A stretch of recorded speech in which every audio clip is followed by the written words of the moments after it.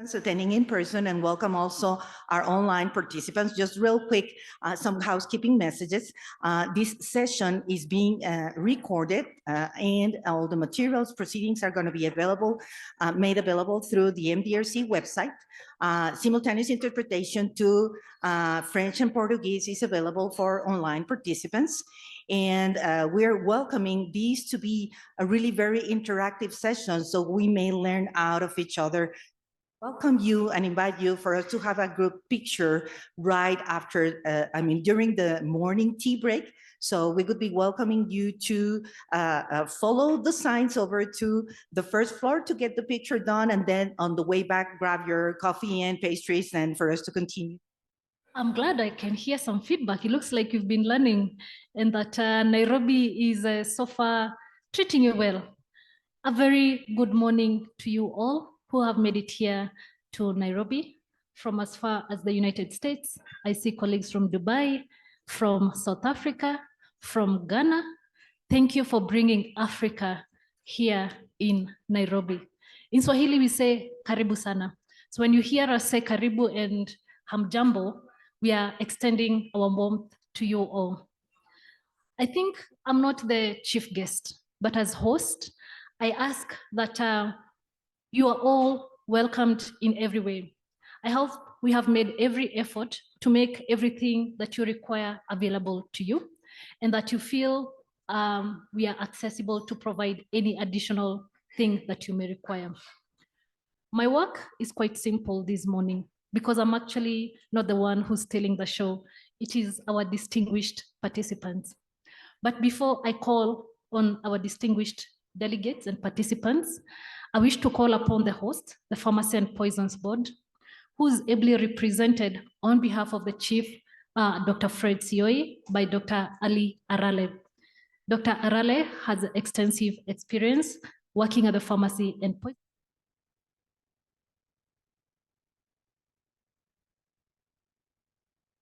He will be giving his remarks today, as I've shared. Our CEO has been called on the presidential directive this morning and could not join us. But still, as hosts, we must be able to represent you. Thereafter, I will be having Alex from AUD and NEPAD, who will be virtually supporting and sharing his opening remarks. We have Noah from the Africa International Development Team, then Leslie, then from the American National Standards Institute. We have Scott representing the US FDA, and I will come back to you as host to keep making you feel welcome in every possible way. So without much ado, let me welcome Dr. Ali to take us through and give us the comments on behalf of the Chief. Thank you. Good morning. My name is Dr. Ali Abdullah Arale. I'm an acting Chief Principal Officer of Pharmacy and Poison Board and senior in the Product Evaluation and Registration Department, where medical device and medical products and medicinal products are all housed. So I'm here today to welcome all of you to Nairobi. And on behalf of my boss, I would like to give an opening remarks. So without taking much time, I'll be reading his remarks. Dr. Fred Sioi, the Chief Executive Officer of Pharmacy and Poison Board, who have been told is engaged elsewhere. So on behalf of the Chief Executive Officer, Dr. Fred Sioi, distinguished representatives from the United States FDA, Health Sciences Authority of Singapore, Therapeutic Goods Administration of Australia, and Brazil's ANVISA.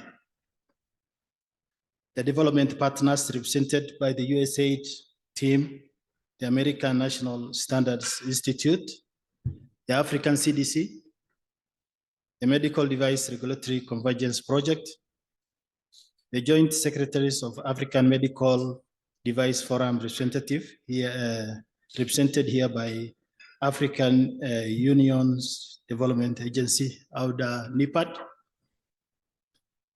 Participants, ladies and gentlemen, the Pharmacy and Poison Board is pleased to welcome you all to Nairobi for this workshop on capacity building for regulation in Africa, led by United States Food and Drug Administration, US FDA, in conjunction with the African Medical Device Forum and the Medical Device Regulatory Convergence Project.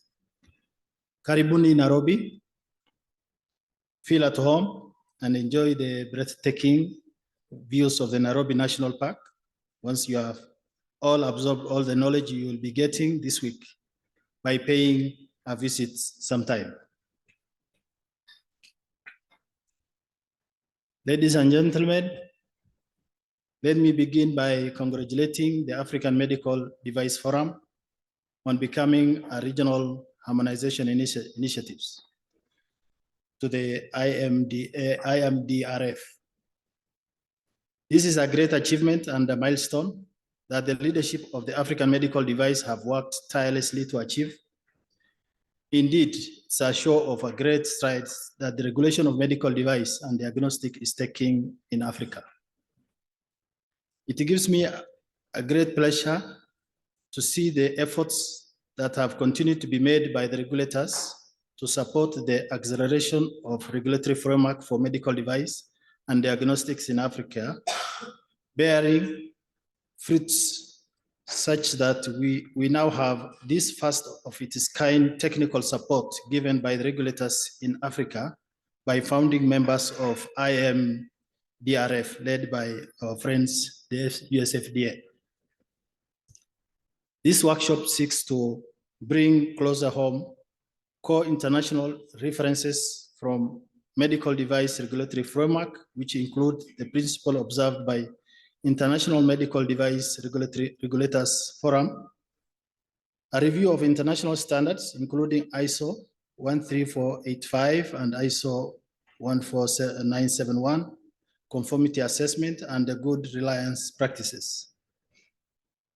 I've also seen that there will be an opportunity to learn the medical device single audit program, MDSAP, a tool that is vital in supporting manufacturers audit the regulators as a reliance mechanism. Ladies and gentlemen, indeed, reliance mechanisms saves the already scarce resources, enable and support medical device to achieve faster regulatory decisions, foster collaboration between regulatory authorities, and ultimately eliminate technical and trade barriers.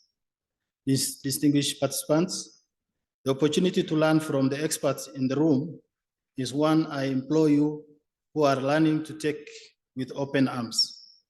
The exchange of knowledge and the technical know-how has long remained a preserve of a few. Yet now we have this opportunity, and we again take the opportunity to thank US FDA for supporting this initiative. The world is now learning and counting losses in equal measure from the COVID-19 pandemic. Losses from lack of preparedness resulted in the countless lives lost as a result of lack of medical device, such as ventilators, as well as few and some cases in African context, a complete lack of in vitro diagnostics that are critical to the detection, prevention, and treatment of a disease such as what we witnessed during the COVID-19 pandemic. The lesson, however, what I wish you bring to your attention, as I see a direct link between strengthening regulatory system and the ability of a regulatory authority being able to respond in a timely manner that will result in effective control and prevention of public health emergency or threat. Thus, we must work collectively to better prepare for the next public health emergency by strengthening our regulatory health system. Ladies and gentlemen, with those few remarks, as your host, I I declare this workshop open and wish you all fruitful deliberation. Thank you. Alex, may I request if you're with us online?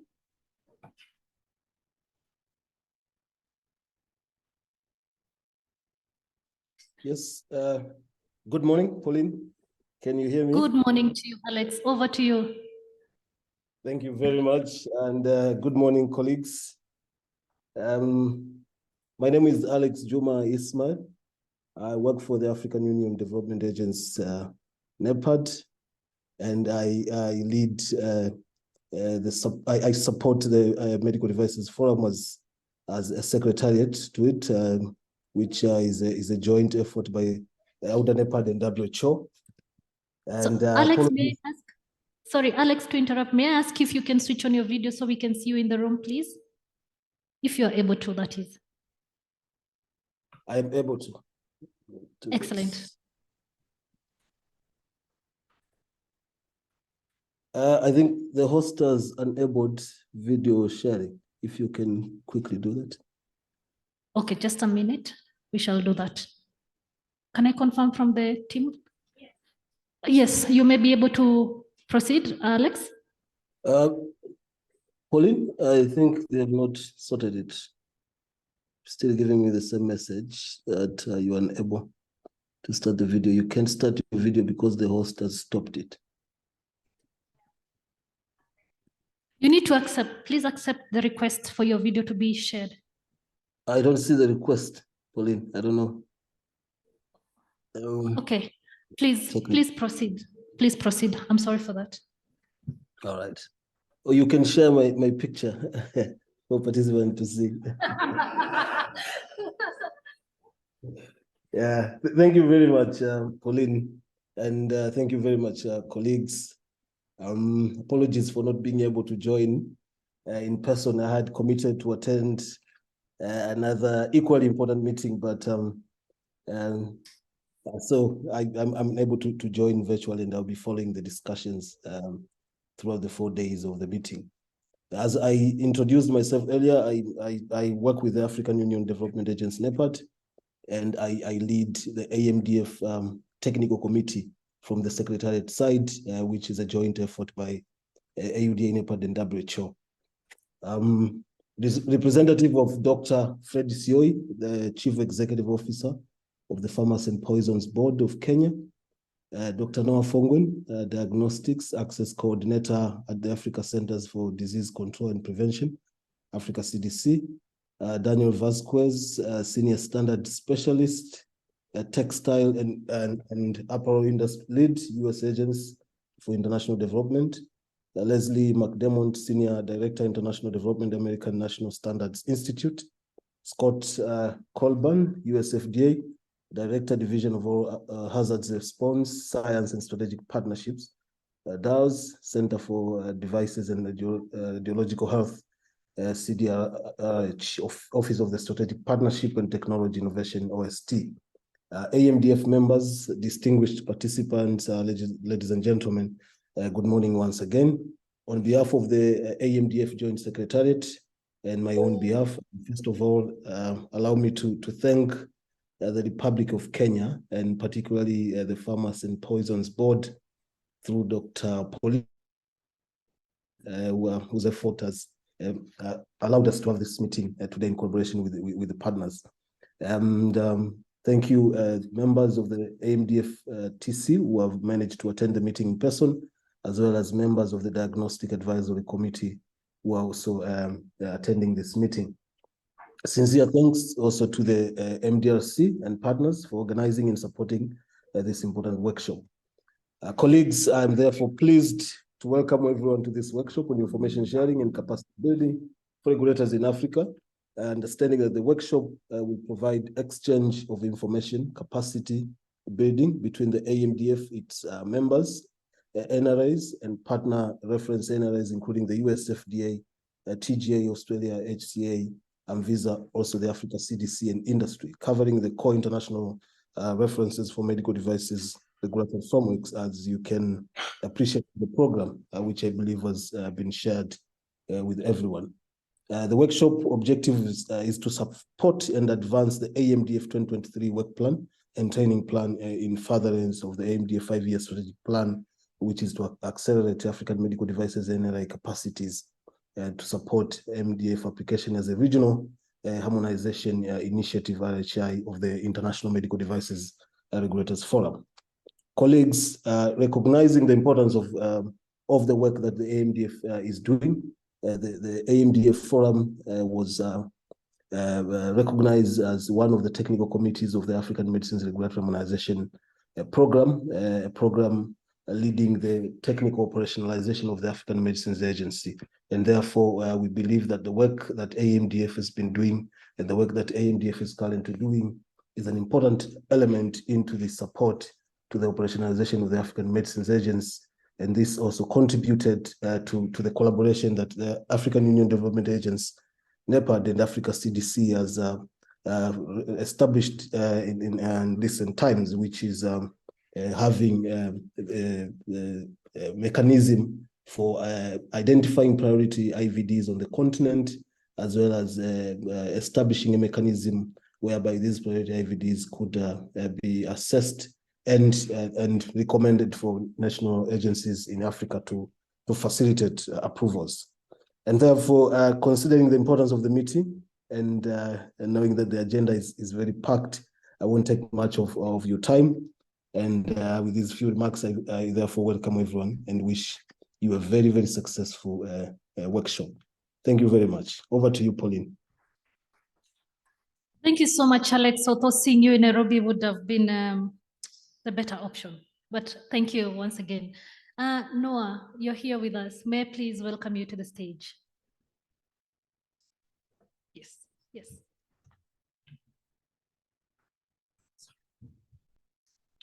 Hi, everyone. Thank you, Pauline. Thank you, the representative of Dr. Fred, who is the CEO of PPB. All protocol respected. I'm Noah Fongwen, and I work as the Diagnostic Access Coordinator for Africa CDC in the Division of Diagnostic Access within the Center for Laboratory Networks and Systems. So the first question that you might want to ask yourself is, why is Africa CDC here? Now, the reason why Africa CDC is here is because as a continental agency, we've seen that there is need to harmonize processes, especially in the space of IVDs, bringing Africa together so that we function as a single and effective unit. That is the goal of the African Union, and that is the vision of Africa CDC, to come together, look into the space of IVD, and see how we can support the AMDF and the AMRH program to make sure that we kind of support their efforts toward harmonizing IVDs. How did it all start?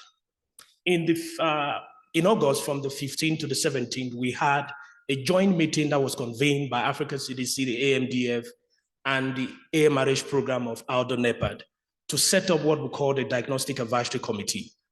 This Diagnostic Advisory Committee is going to be pivotal, is going to kind of be a key mechanism that Africa CDC is going to use to provide that laboratory support, to provide that technical laboratory expertise at a continental level in the way of supporting the AMDF and the AMRH program in moving forward with regulatory harmonization. So as Africa CDC, what we want to see is that we want to make sure that we stop working in silos. We want to make sure that tests are introduced in a fast way, in an efficient way, in a way that what is happening in Kenya is the same thing happening in South Africa, the same thing happening in Nigeria, and we make sure that there is that unity across Africa.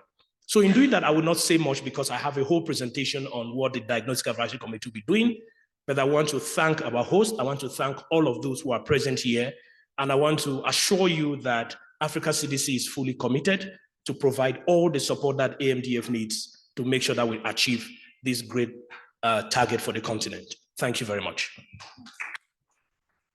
Thank you very much.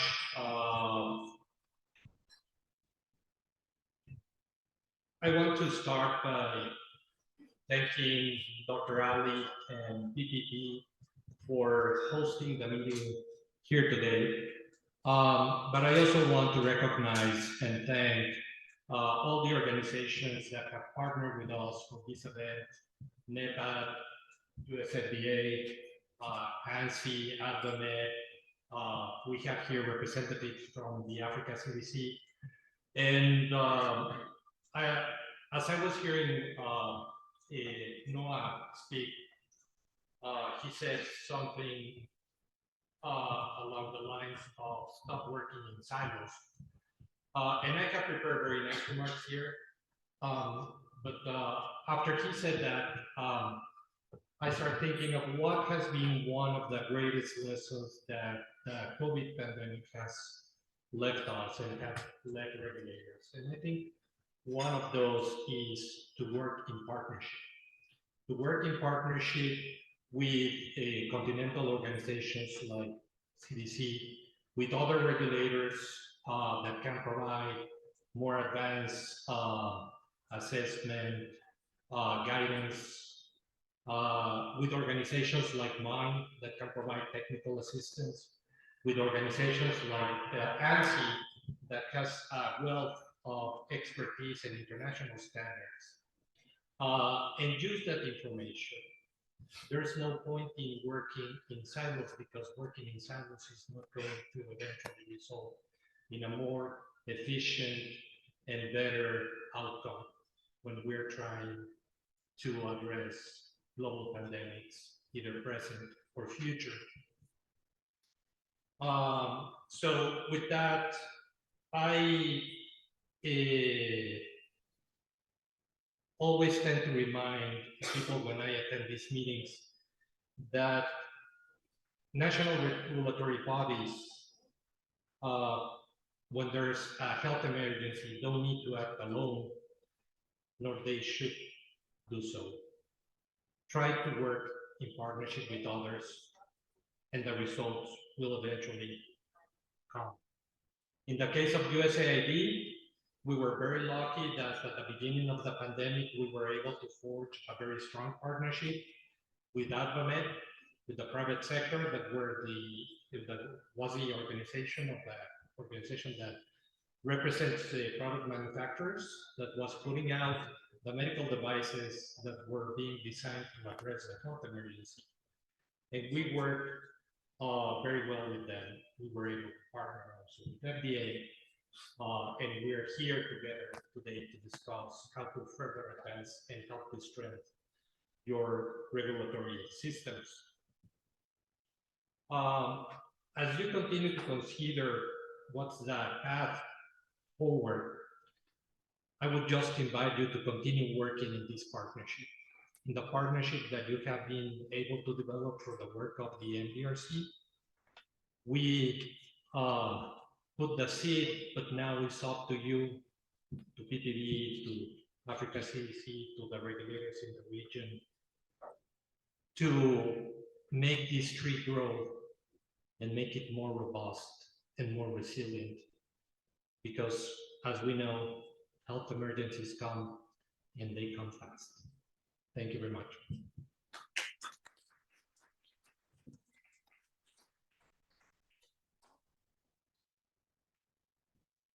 Thank you, and good morning, everyone. My name is Leslie McDermott with the American National Standards Institute, or ANSI.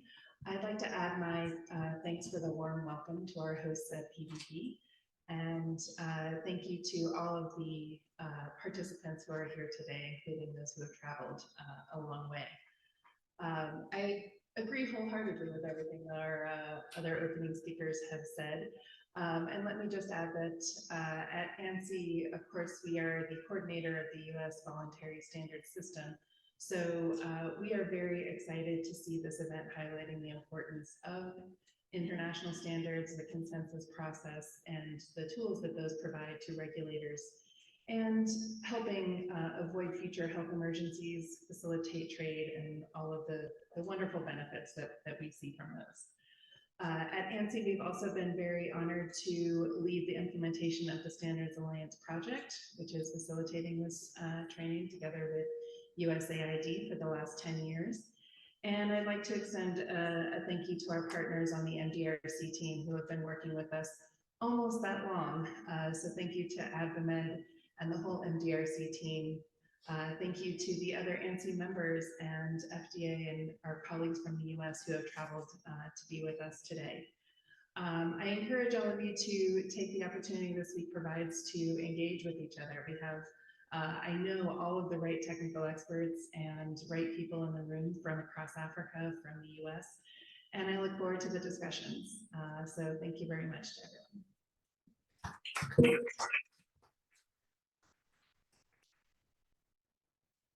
Good morning, everybody. Thank you. Just wanted to make sure you heard Pauline in the beginning to say this is a very interactive week that we want to have. So my name is Scott Colbert. I'm with the U.S.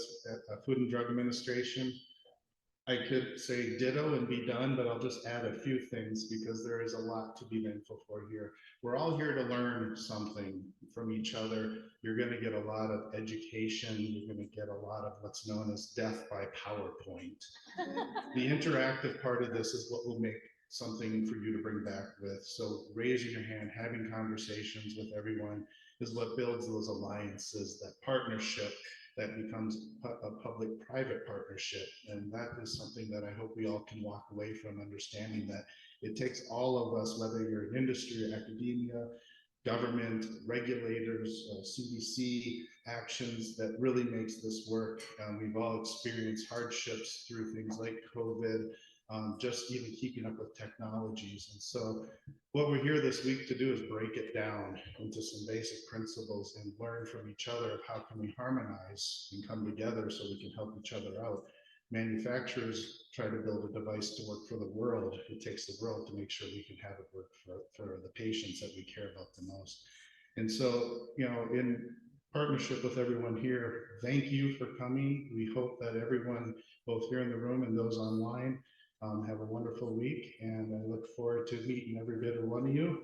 Hope to shake everyone's hand here and see smiles on faces and not the droopy eyes of some of us that are on jet lag time. So thank you very much and have a wonderful week. Thank you.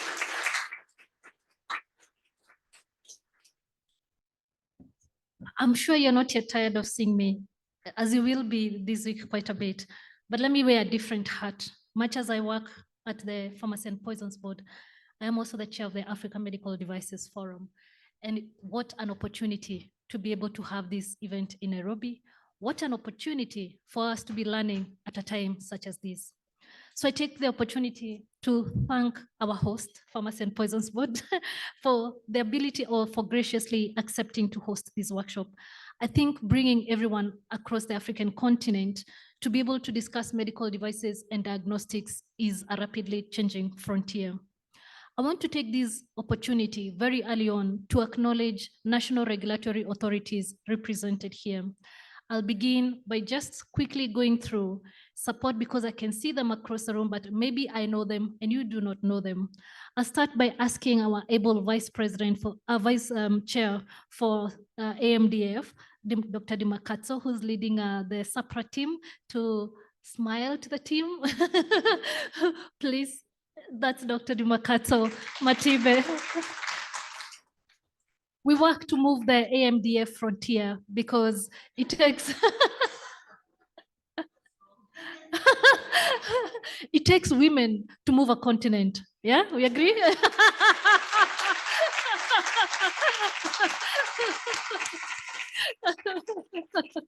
Thank you so much for bringing the team here. We have the able representation by Zambia's regulatory authority by Frank. He will be arriving later this afternoon, so he's not here with us. We have Ghana FDA. Joseph, where are you? Excellent, and yes, please go ahead. Thank you. We have 5 of you here, yes?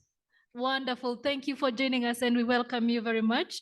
We have a Botswana's Bomra represented by Dallas Butler Gang. Please lift a hand. Thank you so much. We have our neighbors whom we visited last week, and now we want to bring it a notch higher. Tanzania's medical device and medicines and medical devices represented by MDRC. Indeed, we have transcended the language barriers. We have a representation from Central Africa Republic by Miss Marie Teresa, French speaking and supported so. Last but not least, I cannot miss Ethiopia, FDA, represented here by Keneni. Please lift your hand so that we can see you. I am convinced that all of us here, I cannot ignore the Pharmacy and Poisons Board. We see our colleagues scattered around, the teams from MEDAC. I see all of us, and please, if you're from PPB, let's see you, and let's see your hand up so that we can, we know that the host is also represented. Don't feel shy, we see you. Thank you very much. So the African Medical Devices Forum has quite the ambitious plan, a 5-year strategic plan that looks to move the regulation of medical devices in the continent by elevating standards, supporting national regulatory authorities to strengthen their systems. This comes in the form of operationalization of the African Medicines Agency. And this is changing. Just last week, we had the 27th country, which is Tanzania, depositing its instruments for ratification. And this single move is looking to bring together one Africa regulatory framework and system, as Noah indicated and communicated. So the task ahead for us is cut out. It means that regulatory convergence is a tangible outcome for Africa. And thus, this is what we are going for, bringing together everyone so that we can be able to benefit. This capacity building workshop signifies this ambition in many ways, where the exchange of technical information, building of skill sets that are transferable for our use in our daily work in NRAs, as well as access to highly trained expertise and the experiences in the room from the distinguished speakers and representative is going to help us move a notch higher. I believe we will, at the end of this week, be speaking a different language in the regulation of medical devices. So let me not take too much of your time now as I pave way for what lies ahead. We have a very engaging agenda, and I ask that you take the opportunity to reach out, to network, know the people or the person next to you by name, and get contact so that any other question you may have from here on, you're able to quickly get an answer and the support that you need. Thank you so much.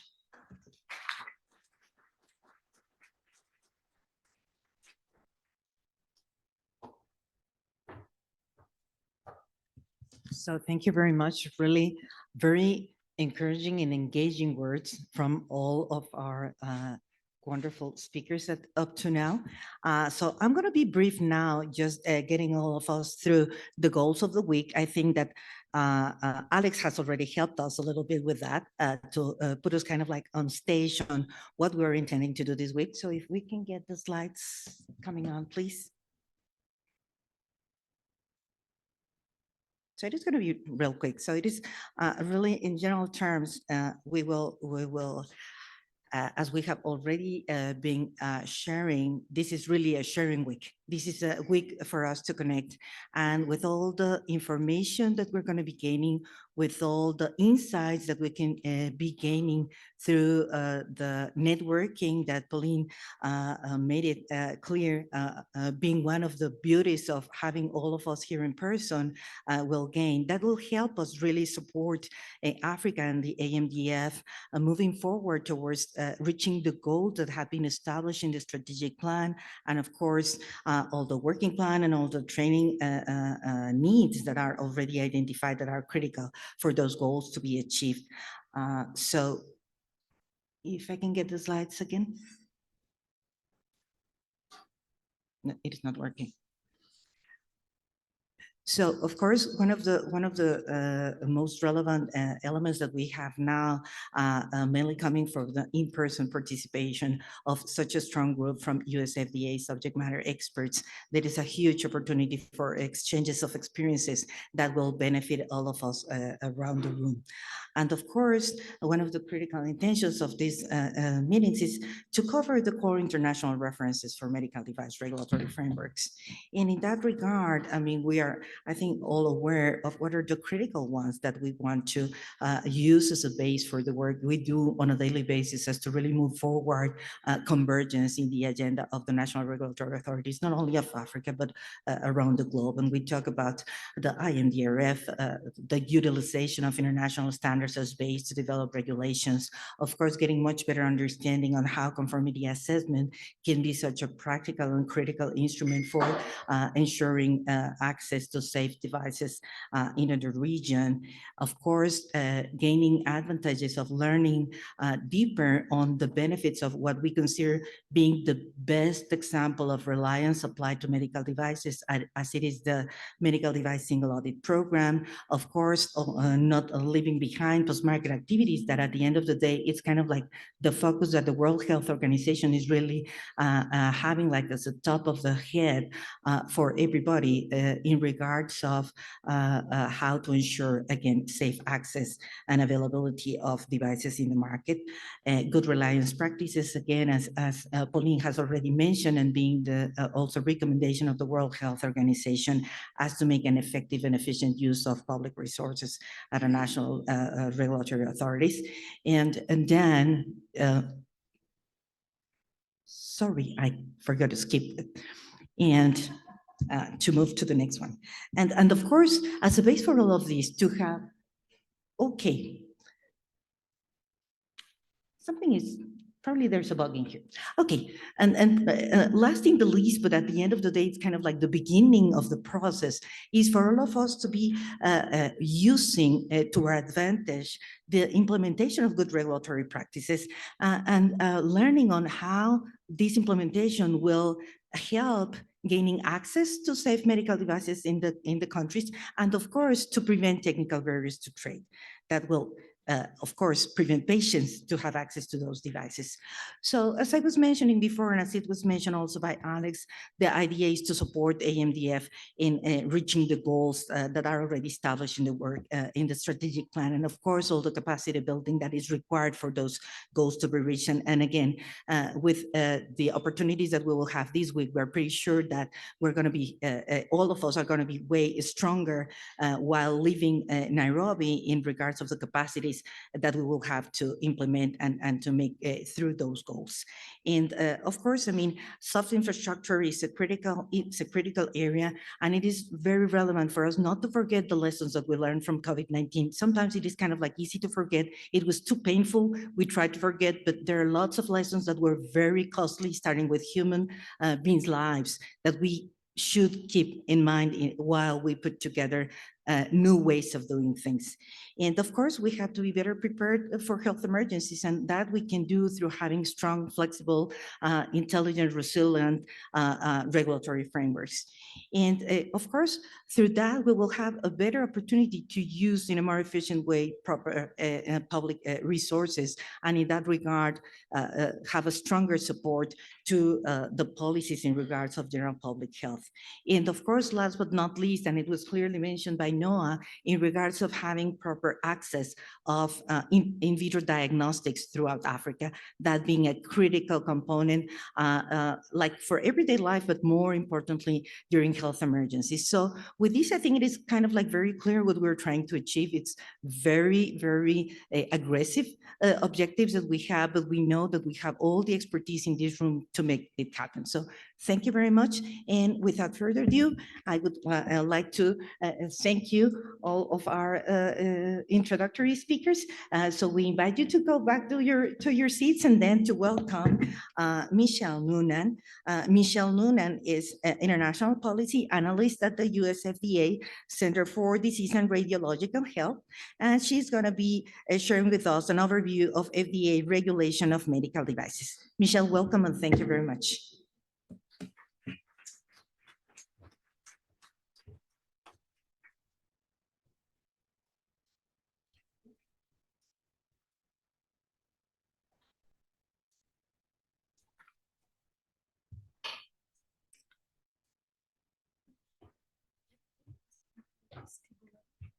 Hi.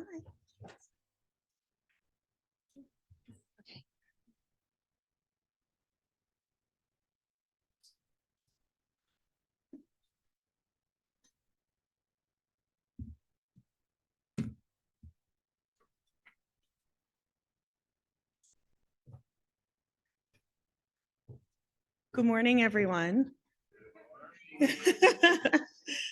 I'm so happy to be here in the beautiful country of Kenya. Happy to be back on the continent of Africa. I can't even tell how many times now I've been here, but this is my first time in Kenya. So I am very happy to be here. I want to just start by saying, throughout this week, you're going to be hearing a lot about reliance. We're going to be saying that word over and over again. And it can be difficult, though, to rely on something if you don't understand it, if you don't have a good background of it. So that's what the purpose of a lot of the presentations that you're going to be hearing today and throughout the week will be to provide that background to you. So my presentation, I'll be going over kind of a very quick overview of FDA, a little bit of background on that, and how we regulate medical devices. So just a quick agenda. We'll go over FDA's mission and structure, CDRH's mission and structure, how we regulate devices, the evaluation process, and if there's time for questions, we can take some of those. So this is the US Food and Drug Administration's mission statement. I won't read it all to you, but as you can see, we regulate much more than just medical devices. It really runs the gamut with human and veterinary drugs, biological products, ensuring the safety of our nation's food supply, cosmetics, and products that emit radiation, in addition to medical devices. We also have the responsibility for regulating manufacturing, marketing, and distribution of tobacco products. So why does the FDA exist? Well, we were formed in 1906.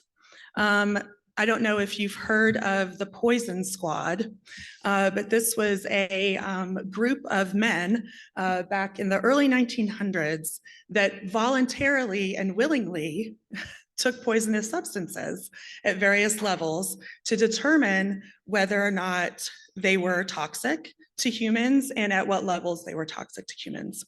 So Dr. Harvey Wiley was an American chemist who led this squad, and it led to the passage of the Pure Food and Drug Act of 1906. So we have our roots way back in the early 1900s. And Dr. Wiley was the first commissioner of FDA. Our authority subsequently increased to include the evaluation of drug safety prior to approval. And this came out of the sulfonamide disaster. During September and October of 1937, over 100 people in 15 states died as a result of taking this drug, which was used to treat strep infections. The drug was normally available in tablet or powder form, but in order for it to be able to be taken more easily by children, it was mixed with diethylene glycol, which is used to make antifreeze. It was not tested for toxicity.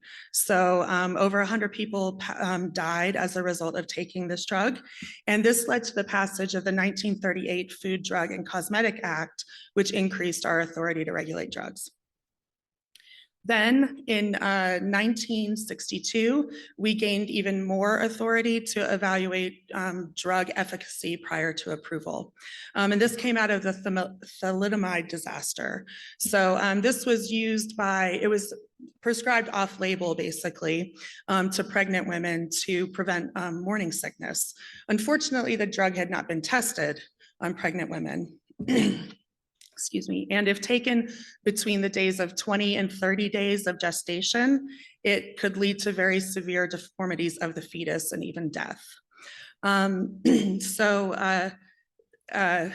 Pauline mentioned it takes women to lead the continent and the world, right? Due to the efforts of a pharmacologist named Frances Oldham Kelsey, she prevented the drug from being approved for prevention of morning sickness in pregnant women. And this prompted many countries, including the US, to enact stronger laws and rules for testing and licensing of drugs. And then in 1976, that is when the FDA gained the ability to have pre-market approval of medical devices. And this came out of the Dalcon Shield, which was an IUD that was on the market in the early 70s, IUD used to prevent pregnancy. There was a design flaw though with this. And as you can see, the string that is on the Dalcon Shield, it was made of a porous multi-filament string, which could introduce bacteria into the uterus of users, which could lead to sepsis, injury, miscarriage, and death. Modern IUDs use a monofilament string, which don't pose this risk. So over 300,000 lawsuits were filed against the manufacturer of this device, and this eventually led to the passage of the Medical Device Amendments to the Food, Drug, and Cosmetic Act in 1976. And this mandated us for the first time to require testing and approval of medical devices. And then in 2009, we gained the ability to regulate tobacco products as well. So that's a little background on how we came to be and why now we regulate medical devices. So this is our org chart. It's very busy and hard to read, I'm sure. But as you can see, we have many different centers, all that regulate our various products that we regulate. Thank you. So I won't go through all of it. There's a lot there. But most of the people from FDA here with this week are from our Center for Devices and Radiological Health, which Dr. Jeffrey Shuren is our center director. We also have colleagues from the Office of Policy, Legislation, and International Affairs as well. So these are our FDA main activities. Product review and approval, approval of clinical studies. We also inspect manufacturing facilities. We do post-approval monitoring. We also regulate importing and some exporting of products. We conduct basic and applied scientific research, and we do education and outreach as well. So what do we not do that you think that we might have done? That was a complicated sentence, wasn't it? We don't test new drugs.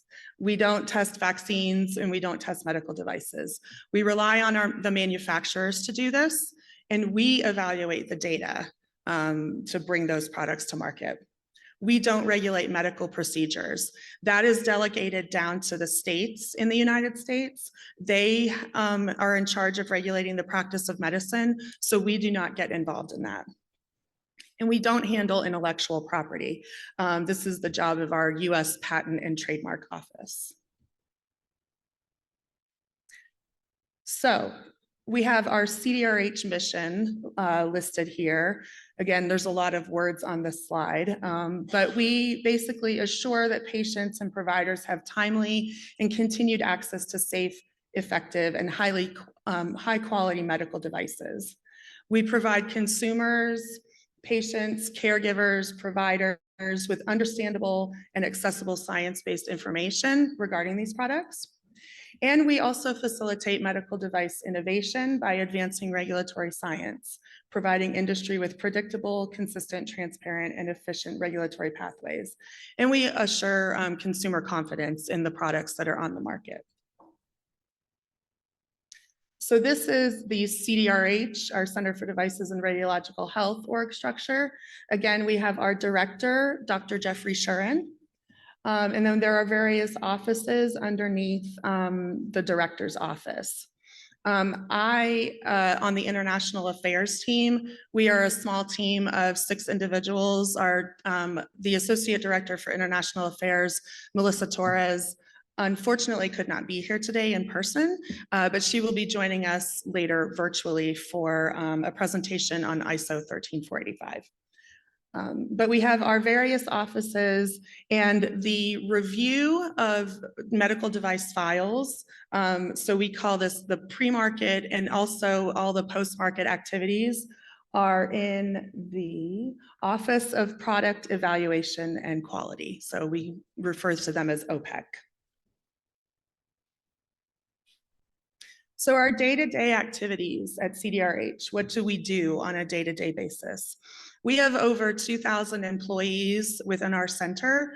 FDA has, I think, 6,000 employees total, if I'm not 18, I was totally wrong. 18,000 employees within FDA. We have our headquarters offices that are in Washington, DC, but we have offices all over the country, including Alaska and Hawaii, that conduct our field activities as well. So the review of our, the files for medical devices, those occur at our headquarters offices in Washington, or outside of Washington, DC, Silver Spring, Maryland. But we review medical device and combination products. So combination products would include devices that are combined with either biologics or drugs. And we do those reviews in conjunction with their respective centers as well. We evaluate scientific data.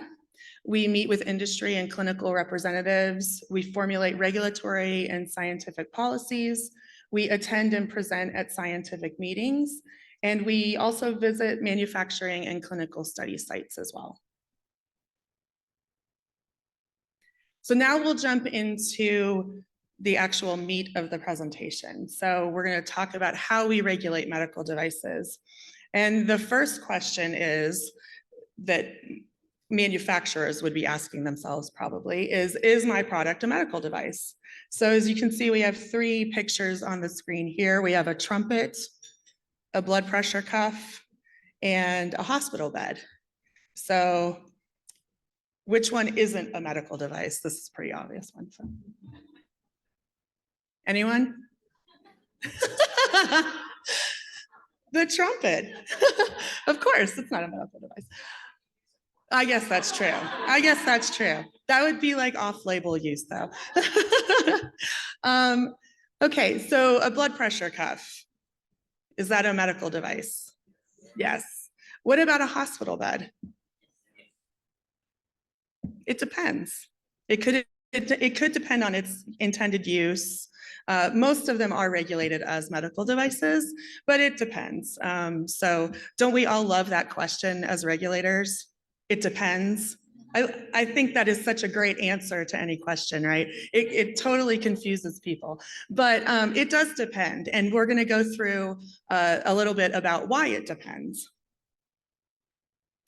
So again, a lot of words on the screen. I'm not going to read through all that because my subsequent slides break this down a little bit. But Section 201 of the Food, Drug, and Cosmetic Act defines what a medical device is. So let's break it down. So first, a medical device is an article, item, or an item such as, and not limited to, an instrument, a machine, an implement, an implant, an apparatus, and also an in vitro reagent. So the next thing to ask is, what is its intended use? So if it is used in the diagnosis of disease or other conditions, or in the cure, mitigation, treatment, or prevention of disease, or intended to affect the structure or any function of the body, then it is considered a medical device according to our regulations in the US.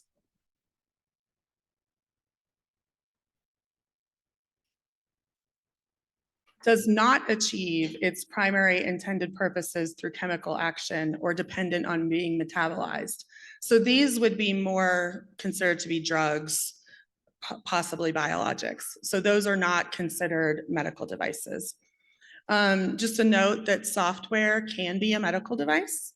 There are certain software functions, however, that are excluded pursuant to Section 520(o) of the Federal Food, Drug, and Cosmetic Act.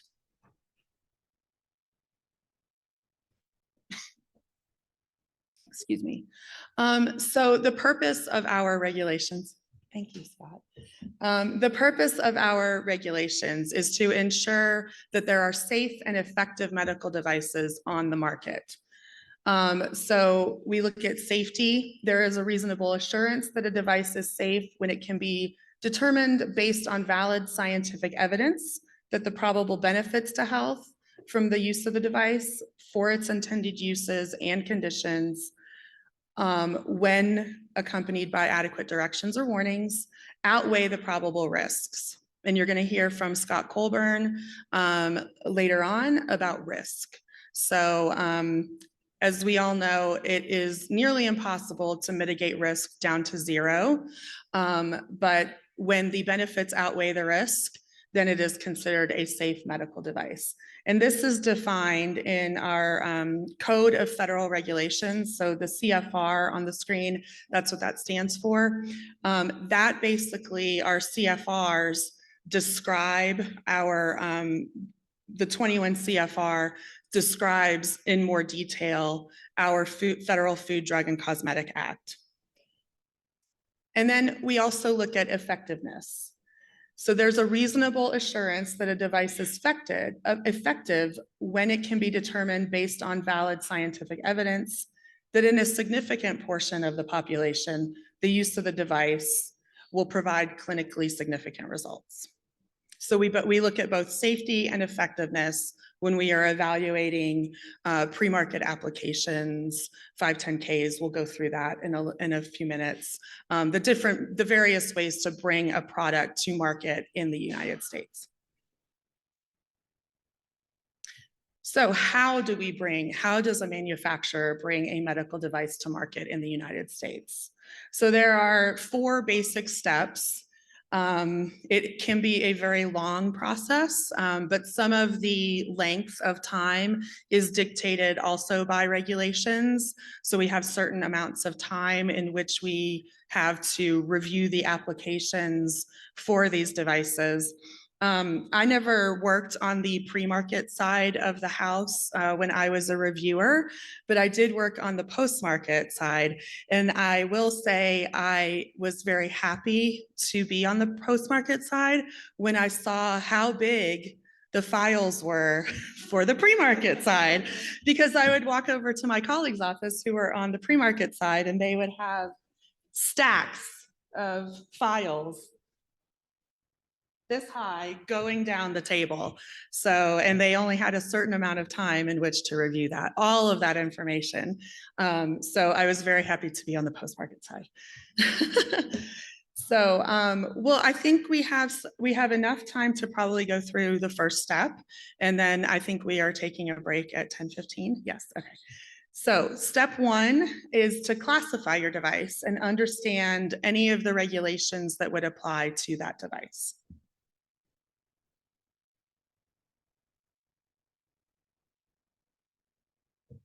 Excuse me. Okay, so device classification depends on the intended use, as we talked about, and also upon the indications of use. Device classification in the United States is also risk-based. We will go through the different risk classifications that we have. There are 3 of them. So this is based on the risk that the device poses to the patient and or the user. That's one of the factors that we consider when we're trying to determine the class of the device.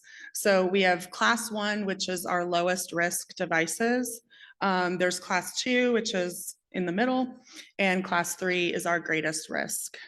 The classification of your device also determines how much regulatory control there is over that device. So we look at intended use and indications for use. So intended use, the general purpose of the device or its function.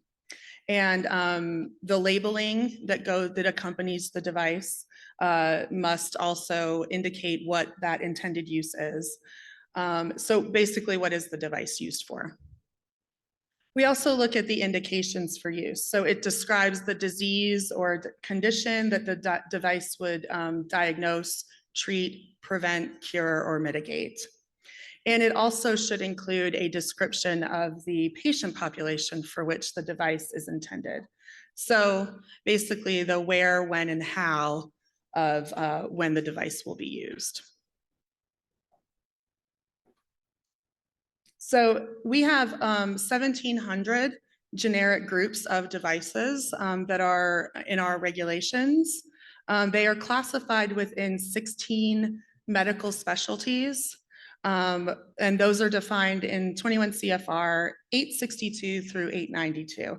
And you can see we have all sorts of different medical specialties listed here, ranging from cardiovascular to orthopedic, to OBGYN devices, and also radiology. So this is just an example of our regulations and a product code. So we also assign product codes to medical devices. And product codes, for the most part, tie back to a regulation. And I know I'm throwing a ton of information at you. I am going to walk you through, well, I'm going to try to walk you through our various databases that we have. What a 510K is in a few minutes. And it has the product code DWL. Now, in contrast, medical support stocking for general medical purposes, it is considered a medical device, but it is class 1. And class 1 is which risk level? Is it highest or lowest? Lowest. Good. Okay. Thank you. And it is exempt from a 510K. So meaning that you don't, the manufacturer of this product does not have to come in with an application to the FDA to put this device on the market. So it's exempt. And I'll talk more about exemption. Just because they're exempt from 510K doesn't mean that they don't have to follow our regulations. There are some regulations that still apply to exempt devices.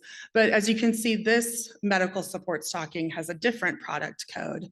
And again, we talked about intended use and indications for use. So that's why they're considered two different types of devices. So we have our product classification database. I don't know if it would be possible for someone to click on that link. And if we have an internet connection, I can just show you what the database looks like.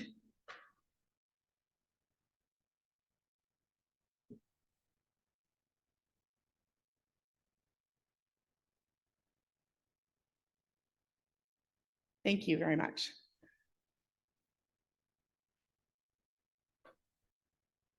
Great.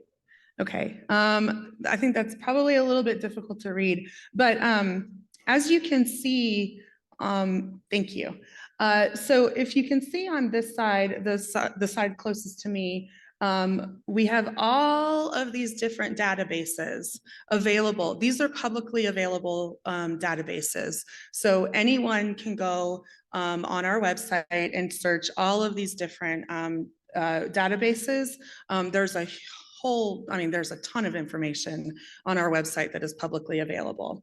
But for the product classification database, you can search by any of the fields that are in that search database. So let's say, I can't even read that, but let's say you have a question about, I'll just use a blood pressure cuff. Is a blood pressure cuff a medical device? You just type in blood pressure cuff in the device field and you can hit search. And then it would show you the product code, the review panel. So which medical specialty does that device fall under? It would also, if there is an associated regulation number, it would tell you what that is. And then you could click on that and you could read the regulation. It also talks about the device class and it would give you the product code as well. So this is one of our many searchable databases that's publicly available. I encourage all of you to take a look at that. Like I said, there is a ton of information on our website that can help, help you with whatever you might need. So, oh, I'm sorry, I'm not in my slides. Thank you.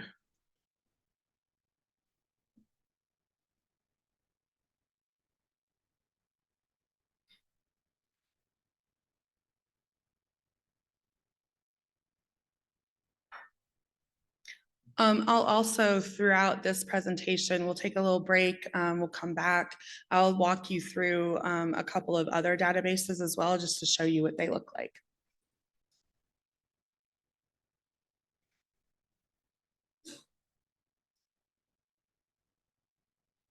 I don't seem to have the ability to advance my slides. Okay, thank you.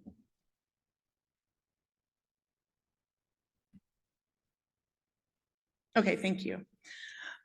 So again, we talked a little bit about classification risk, the classification system risk categorization. And we will go through what general controls and special controls and also pre-market approval. We will go through that more in depth in a few minutes. But as we can see, class 1, lowest risk, class 2, moderate risk, and class 3 is our high-risk devices. I think, should we pause for a break? Yes, okay. So we will pause for a break and then we will come back and continue. Thank you.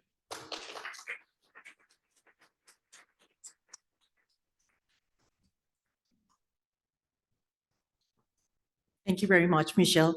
And we have a slight change in plans. We were thinking about having the photo group now, but we are switching it for the afternoon break. So everybody's welcome to step out and have some coffee, tea, and get ready to come back a little later. So we are having like 15 minutes break. So for our online participants, we will be back in 15 minutes. And thank you very much.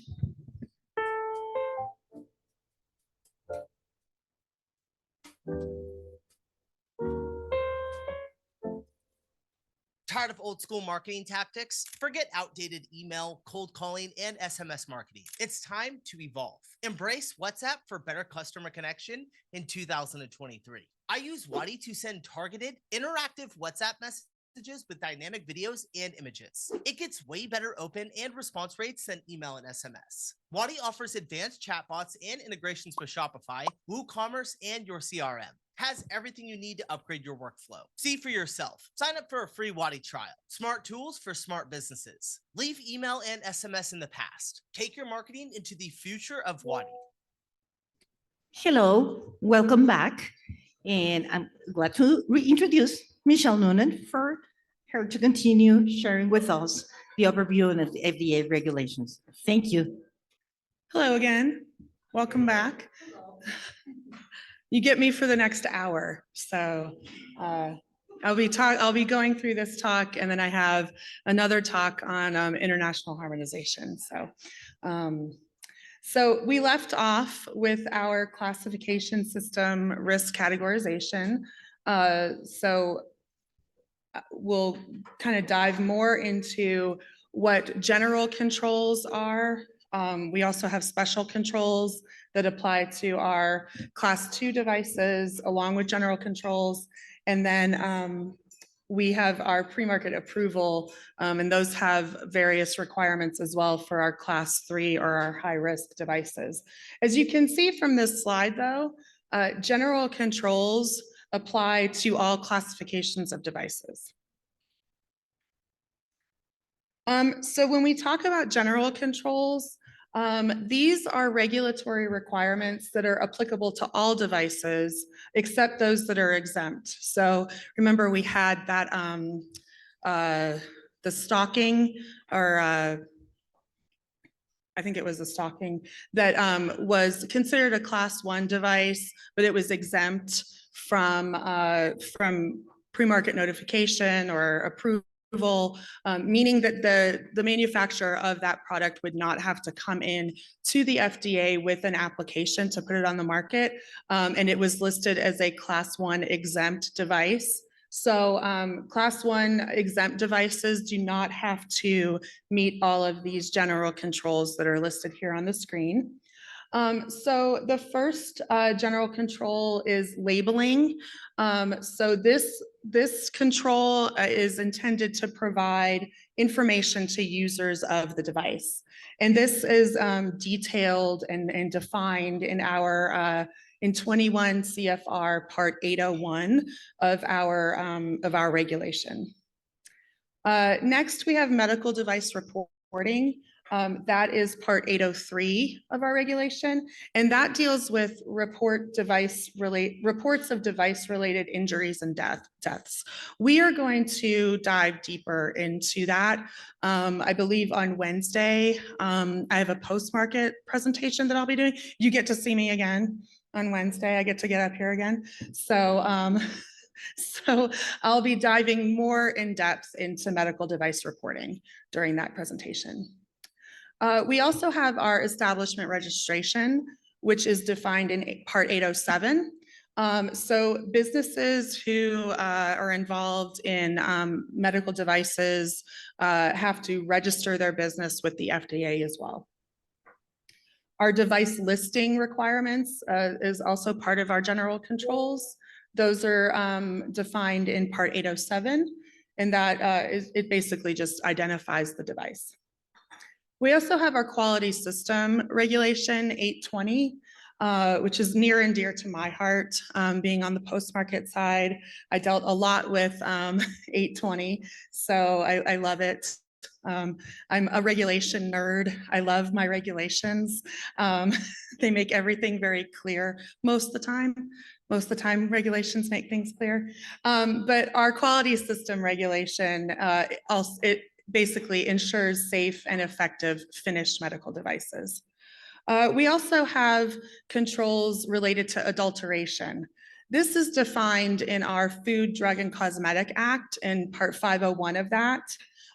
This deals with contaminated, I love the definition. It's so fun. 501 talks about contaminated, filthy, putrid, or decomposed substances, or intention of committing fraud. So it's a very wide definition that we have. But this, being that it is in the FD&C Act, not only applies to devices, but our FD&C Act is our federal Food, Drug, and Cosmetic Act. And so it applies to foods, drugs, medical devices, biologics. So it's defined in our act versus 21 CFR, the Part 800s really deal with our medical devices specifically. We also have general controls related to misbranding. Those are in Section 502 of the FD&C Act, and that is related to if a manufacturer provides false or misleading labeling for their product. So all devices, except those exempt, must comply with all of these general controls. So then we also go into special controls. So these apply to our Class 2 and our Class 3 devices. So these are applied when our general controls are insufficient to regulate that device. And they're usually device specific, and they can include everything from performance standards, post-market surveillance, sometimes patient registries are also needed for specific devices. If there's any special labeling requirements, those are part of our special controls. Pre-market data requirements are also included in that, and any guidelines. So Class 1 medical devices, these are, again, our lowest risk devices. They are managed sufficiently by the least amount of regulatory controls. So not that they don't have any regulatory controls, there are still controls that apply, but it's the least amount that apply to those. These typically don't require a pre-market submission to the FDA. So examples of this are adhesive bandages, like the Band-Aids that we buy, our IV stands, sunglasses even are considered Class 1 medical devices. So our class 2 devices, again, we're kind of moving up in our risk. So these have general and special controls. And we talked about the special controls on the previous slide. These typically require a 510K submission. And I'm going to go into more depth about what a 510K submission is in a few minutes. But these examples of these types of devices would be surgical masks, which we're all familiar with right now, especially after COVID, powered wheelchairs, syringes, things like that. So those are examples of our class 2 medical devices. So a little bit of a higher risk if they don't work as intended. So that's why those are considered our class 2 devices. And then we have our class 3 devices. So this means that the general controls that we talked about earlier, along with the special controls, while they apply to these devices, they aren't sufficient enough to assure safety and effectiveness. So more controls apply to these devices. These are our highest risk devices. These typically require a pre-market approval or PMA, or an HDE, which is our humanitarian device exemption application. These are typically devices that support or sustain human life. So examples of these are heart valves, coronary stents, implantable neuromuscular stimulators. As you can see, if these devices don't work as intended, there is a lot of risk associated with that. There could be death or serious injury. So that is why we apply the most amount of controls to these types of devices. So now we're going to move into steps 2 and 3. So we talked about step 1 already. How do you bring a device to market in the United States? We have to classify our device and understand any of the regulatory controls that might apply to those devices. Et nous devons comprendre tous les dispositifs médicaux appliqués à ces médicaments. Et nous devons alors comparer ensuite les soumissions avant le marché et to the FDA and interacting with us during the review. Sometimes during the review, the reviewers will have questions that they need clarifying information. So you may receive a formal letter from the FDA. This typically would stop our review clocks in some cases until we get more information that we would need to review that application. There's also opportunities as well for manufacturers to have conference calls, meetings with the review team. We want it to be an interactive process. It helps us understand better what the manufacturer intends. And it also just it can make the review process easier. If you're constantly having to send formal correspondence back and forth, that takes time. It can stop that review clock. Like I said before, we have outlined in our regulations how long we have to review these sometimes very voluminous submissions that manufacturers submit. And I think actually they're submitted electronically now. Back when I was a reviewer, which wasn't that long ago, but we all received paper copies, and we have our document control center, which is in our building on our White Oak campus in Silver Spring, and it is a fascinating place to just walk into.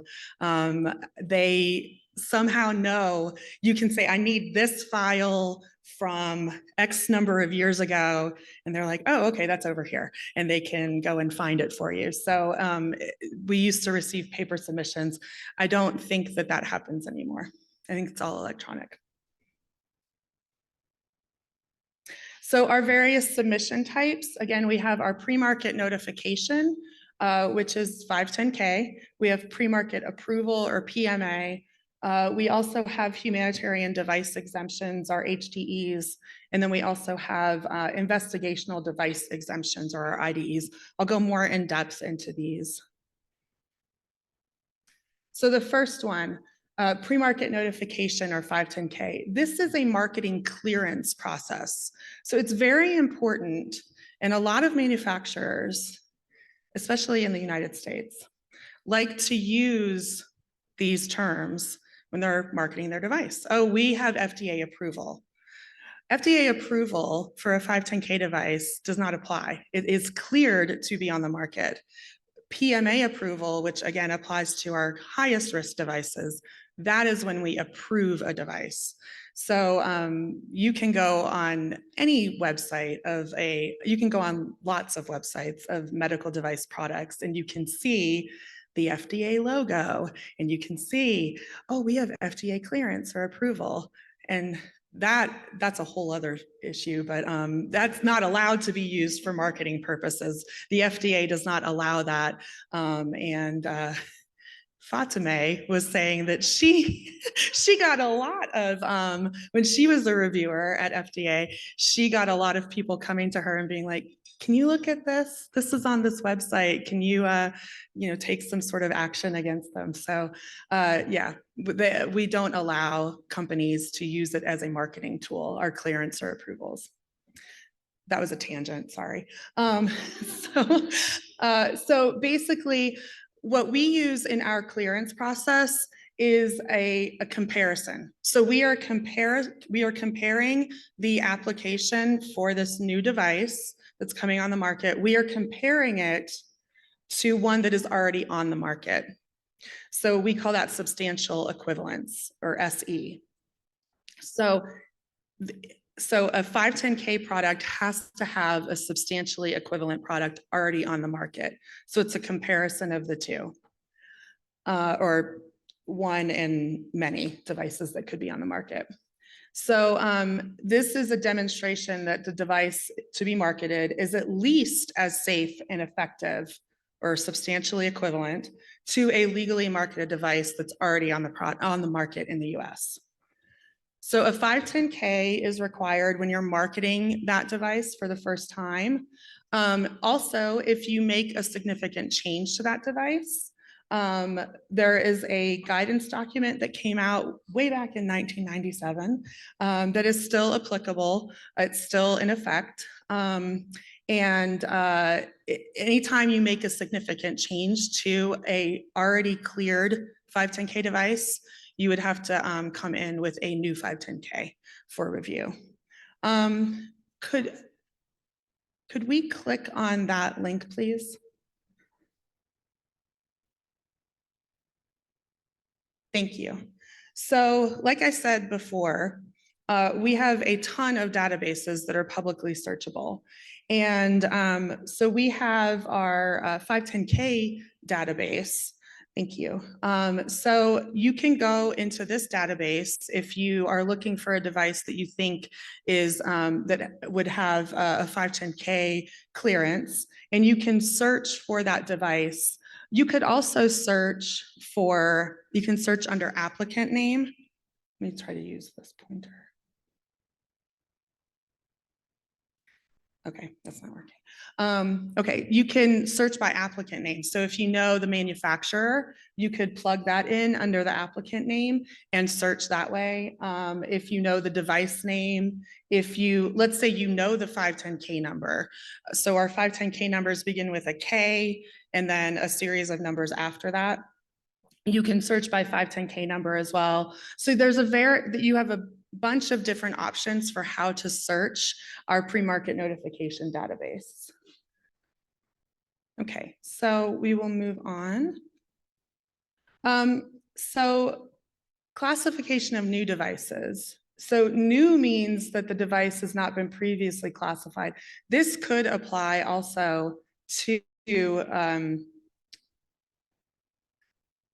this will make sense in a minute, I promise. So by default, if it's a new device, these are classified as class 3, automatic. If it's a new device, we consider it a class 3, basically until the manufacturer proves otherwise. So we would have to, so we would expect a PMA or pre-market approval application to come into us for this type of device. The regulatory burden, however, may exceed what is actually necessary for that device. So we have an option. It's called de novo, and I'm going to explain what that means. So de novo is a classification process for a new novel device whose type has not previously been classified, which it again utilizes a risk-based strategy and is used to classify the device into class 1 or class 2. So a manufacturer has a new device. According to the FDA, that's going to be a class 3 device. So then the burden is on the manufacturer to prove to us, no, this isn't a class 3 device. We don't need to comply with all of the requirements, and we don't have to come in with a pre-market approval. And here's why. We're going to prove to you why. So they're going to prove to us that it should actually be a class 2 or a class 1 device. So after we go through our review process, and let's say we grant that, if we grant the de novo, the new device then will be legally marketed. It is subject, again, to post-market requirements that would be applicable to that device and the class. So it could be general controls, or it could be general and special controls. The new device, however, would establish a new classification. So, and the device that is cleared by a de novo then becomes it can become a predicate device. So it can then be a device that serves as a device that would be substantially equivalent. So if a new device comes in, you could say, okay, this is substantially equivalent to this de novo approved or cleared device, excuse me.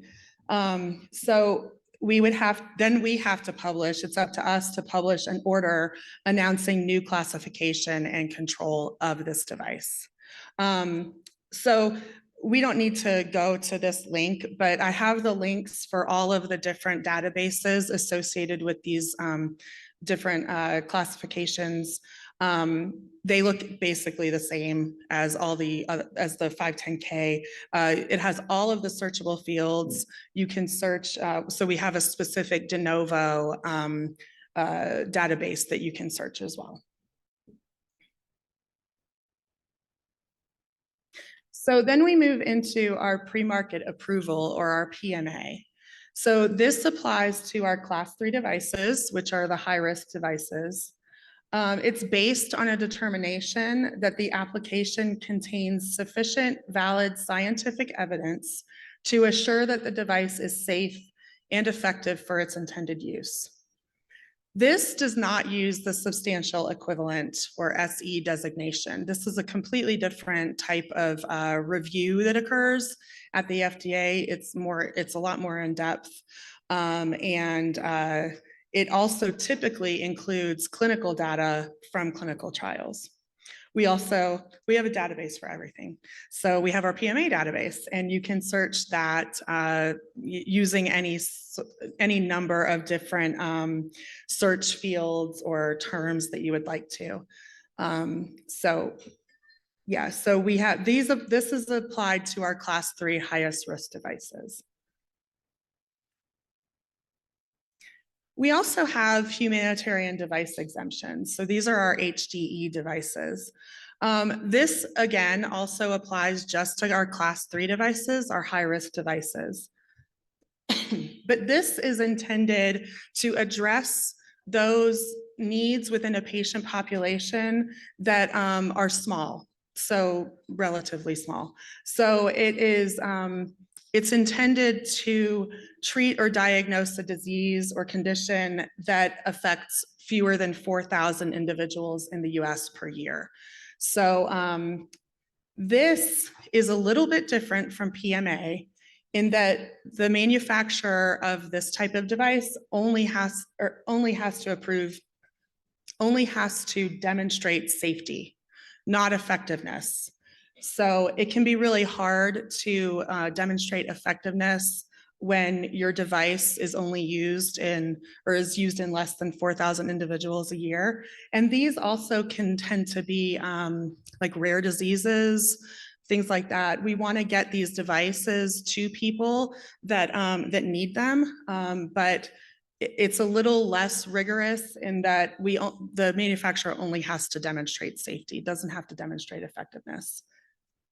It does need to demonstrate a probable benefit, but again, we're mainly focused on safety with our HTE devices. And we have a database for that too. So you can go to our database. Hopefully you'll have all of these slides with all of the links in them, and then you can kind of play around in our databases and see what you can find.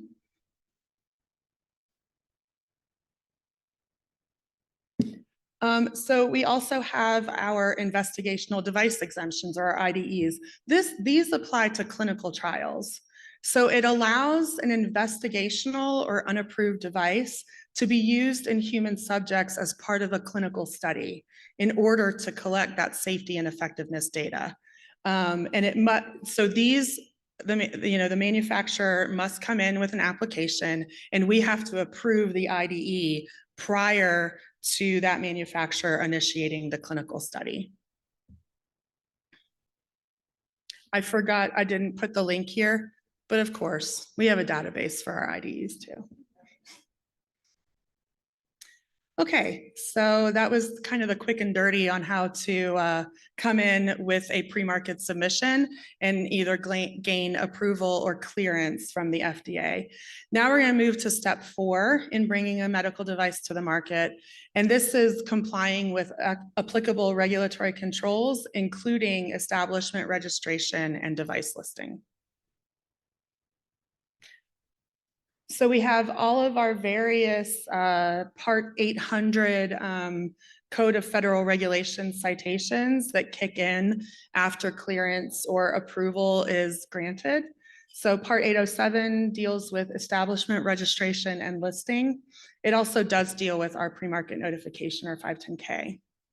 Part 814 deals with pre-market approval, or PMA. Part 812 is our IDEs. We have 4 parts up there that deal with medical device labeling. We also have our 820, that's the one near and dear to my heart, our quality system regulation. We have 821, which is tracking, and 803, which is medical device reporting. And there is a link here on the slide to our CFR Title 21. You can search through all of that, and you can, if you are so inclined, you could actually read the regulations and see what they say. So Part 807, again, deals with establishment registration and medical device listing. So it's an electronic registration system of medical device establishments. And we also require US agents for foreign establishments. So foreign establishments that bring their device into the US have to have a US agent or representative, and they are also subject to registering with the FDA. We have our electronic medical device listing as well, and there is an annual registration fee for anyone that is required to register. We don't, unfortunately, we don't, well, fortunately for the FDA, we don't grant waivers for this. So, and we have a database for that too. So this is a good tool if you are wondering if a device is, if an establishment or a manufacturer is registered. So registration applies to the establishment. Listing applies to the device. But you can search by any of these fields here to try to find either an establishment or a device and figure out if it's registered and listed within the US. So CFR 820, 21 CFR 820 is our quality system regulation.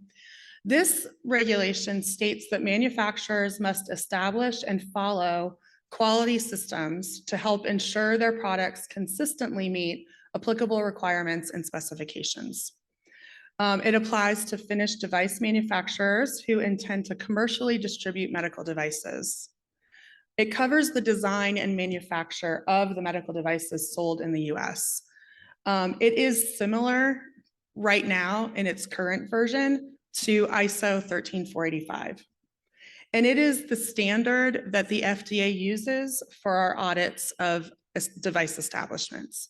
So we can go out and do inspections of device manufacturers, and we use 820 as our standard to ensure that they're meeting all the requirements, and that then ensures that their device is safe and effective for use.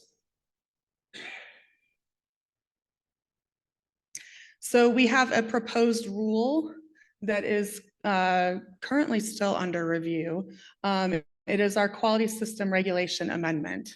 So on February 23rd of 2022, we published a proposed regulation to amend our device current good manufacturing practice requirements of the QS regulation to incorporate the international standard. So it's pretty exciting actually, because the 820 hasn't been updated in a while, and it actually it doesn't match up completely with ISO 13485. Like I said earlier, it is similar to it, but it doesn't match up completely. So we are trying to update this. It is now November 6th, 2023. It's still not in effect yet. Regulations always take time, but we are hopeful that it's coming. So this action, though, if finalized, would harmonize quality management system requirements for FDA regulated devices with requirements used by many other regulatory authorities around the world. So this is a very good thing, and we're very excited and hopeful that this will happen.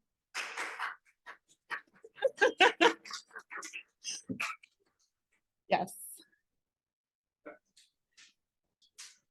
I love that. I'm glad that everyone sees the value of that.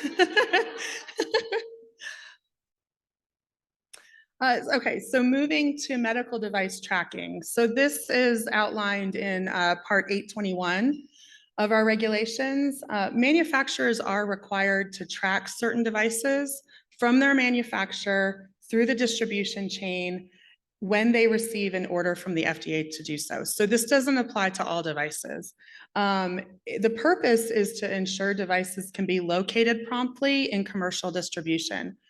So this mainly applies when the device, if it were to not work properly, could pose serious risk to the user or the patient.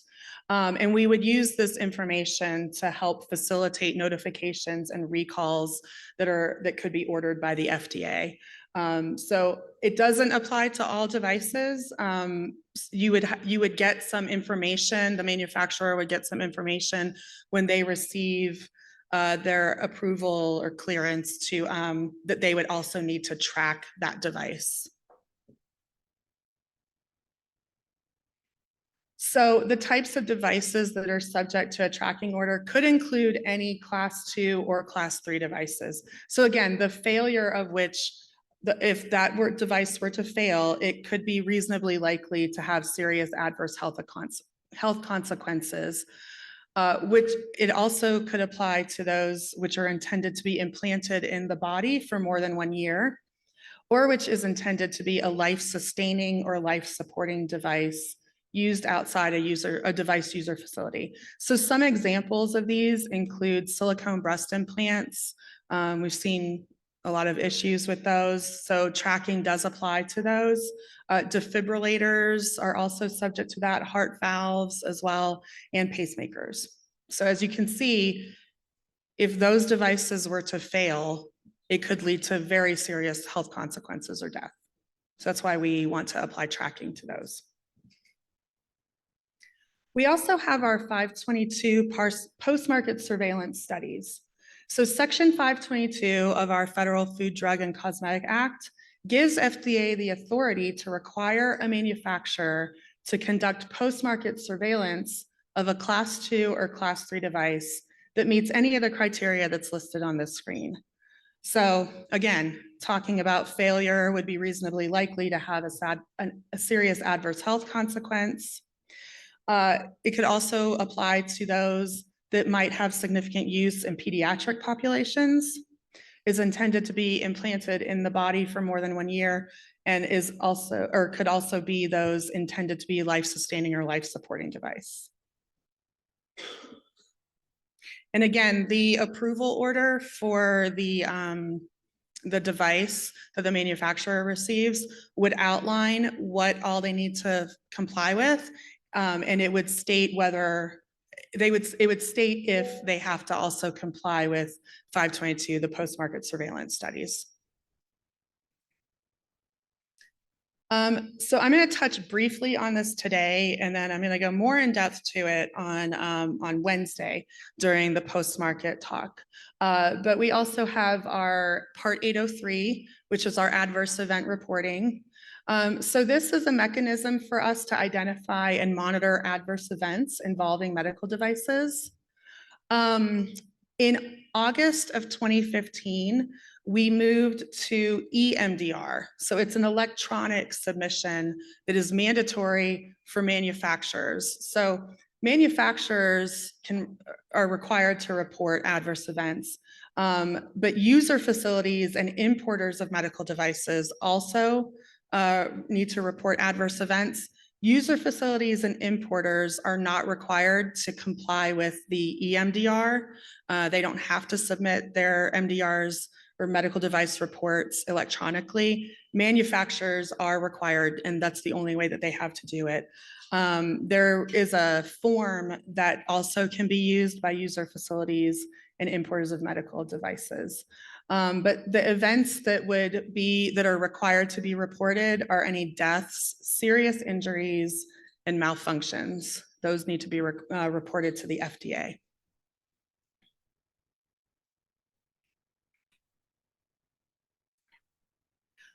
So I want to also touch briefly on our electronic export certificate issuance. So there's been some changes to this that have kicked in, or that are going to kick in January of 2024. So export certificates, it's not necessarily a requirement on the FDA's part. This is a lot of other countries require export certificates. So when they are importing a device to their country, a lot of countries require these certificates that need to accompany that product. We don't require export certificates, but we issue these because we know a lot of other countries require them. So we are transitioning to an electronic version of all export certificates. I know that is a significant change. We've been issuing paper, actual physical certificates, and that is changing. We have our paperwork reduction acts that apply. And so we're trying to reduce that. We're also trying to make it just easier to track these types of things, basically. So they're going to be issued starting in January, the beginning of January of next year. They're going to be issued as a downloadable PDF through our CCATS system. So that's the CDRH Export Certification Application and Tracking System. So our old process was that they were printed on security paper and mailed. So not maybe the most efficient process. So that's another reason why we're moving to this electronic export certificate. I believe, yeah, it does have a QR code on the certificate. So the e-certificate, excuse me. So you can, use that, use your camera on your phone or whatever, go to that QR link and it will take you to the validator website, the FDA Export Certificate Validator website. So that way, that it is a valid certificate. There have been some concerns expressed to us about this because we were printing those on security paper, so it's fairly easy to tell if it was a fake certificate, basically. There's been some concerns expressed about this electronic system, but we do have our validator website, and so we're trying to, help encourage acceptance, basically, of this. It's a new process, and as we all know, new processes sometimes takes people a little bit to get on board with those types of things, but we think this is going to be a more efficient process. So I want to talk very briefly about our industry education resources. So our website, our FDA website, there's a wealth of information on our FDA website, our publicly available one, that covers all of the products that FDA regulates. But we also have a ton of information on our CDRH specific website, and you can get to that through the FDA website. There is CDRH Learn. So this is multimedia industry education. There are over 80 modules contained in CDRH Learn, and this includes everything from videos to audio recordings, PowerPoint presentations, how-to modules as well. It is mobile friendly, so you can access CDRH Learn on your portable devices as well as a laptop or desktop. The website is listed here. So I encourage you to go there and take a look at what all is available. It's publicly available to everybody. We also have our device advice. This is a whole section on our CDRH website that is text-based education. It provides comprehensive regulatory information on all sorts of pre-market and post-market topics. And this is run by our division that we refer to as DICE. It's Division of Industry and Consumer Education. So they have a ton of information on that as well. And there's more information about DICE down here. You can contact DICE if you have a question. We have consumers, manufacturers, foreign governments can all contact CDRH through DICE if you would like to go through them. They also actually have people who will answer the phone. It's quite a concept, isn't it? So the hours are 9 a.m. to 12 p.m. East Coast time in the US, and then 1 to 4:30 Monday through Friday. I didn't put that up there, but it is Monday through Friday. But yeah, you can actually talk to a real live person and ask questions that you might have, or you can email them. So I worked in that division for a little while, and it was a lot of fun because you get to interact with people from all over the world, and some of the questions could be very interesting. So yeah, I encourage you to utilize all of these resources that we have available to you. There is a ton of information out there, so please utilize it. And I can also give you my team's email address as well. I forgot to put it on the slide. My team lead will not be happy about that, but the website, or I'm sorry, the email address, if you want to take it down, is CDRH International, all one word, at fda.hhs.gov. And that reaches our team, our international affairs team, and we can answer questions that you might have. We can also put you in touch with the people that you might need to reach out to if you have specific questions about a specific device or anything like that. So that concludes this presentation. You're not done with me yet. I'm still staying up here, but I hope that I didn't go through it too quickly. I know I threw a ton of information at you. This was just a very quick rundown of kind of how, you know, we call it TPLC, total product life cycle, how you know, the life cycle basically of how we regulate a device. And we're going to go more in depth into some of these topics throughout the week. And we're also here, our FDA team is here. If you have questions you want to ask us during any breaks or anything like that, please feel free to come up to us and talk to us. We're a friendly bunch, I promise. So, okay, thank you. Okay, so now we'll move on to international harmonization and the International Medical Device Regulators Forum, or IMDRF. Actually, we're gonna pause for a second, and if there are any questions that you might have, we'll have a little bit of time to take those if you'd like.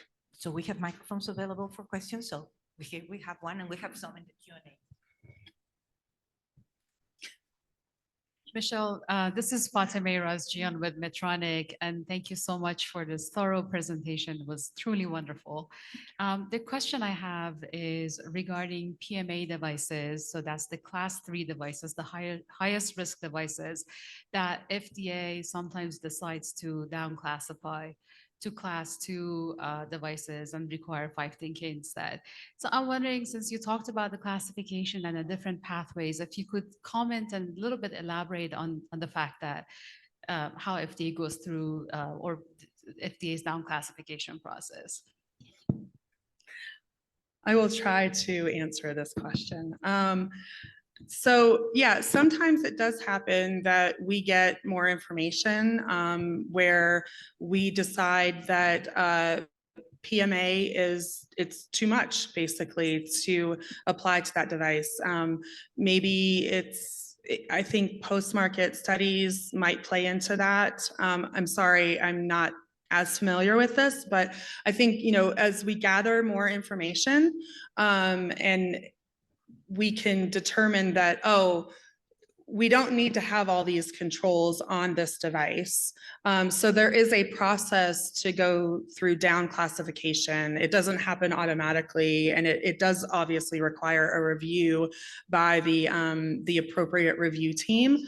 But yeah, sometimes we can down classify based on more information that's provided to us. So yeah, it is possible to have that happen to a device. Yeah, so then we would require a 510K application to come in, and then they would be granted their clearance rather than an approval as we do for the PMA. So, yep, thank you.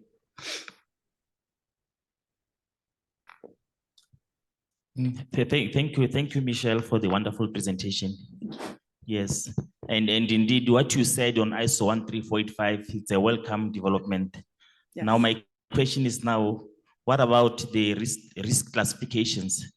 Because I know AMDRF is your baby together with other stringent regulatory authorities, but you are still using 1, 2, 3. Others we are using A, B, C, D, yeah, as per AMDRF.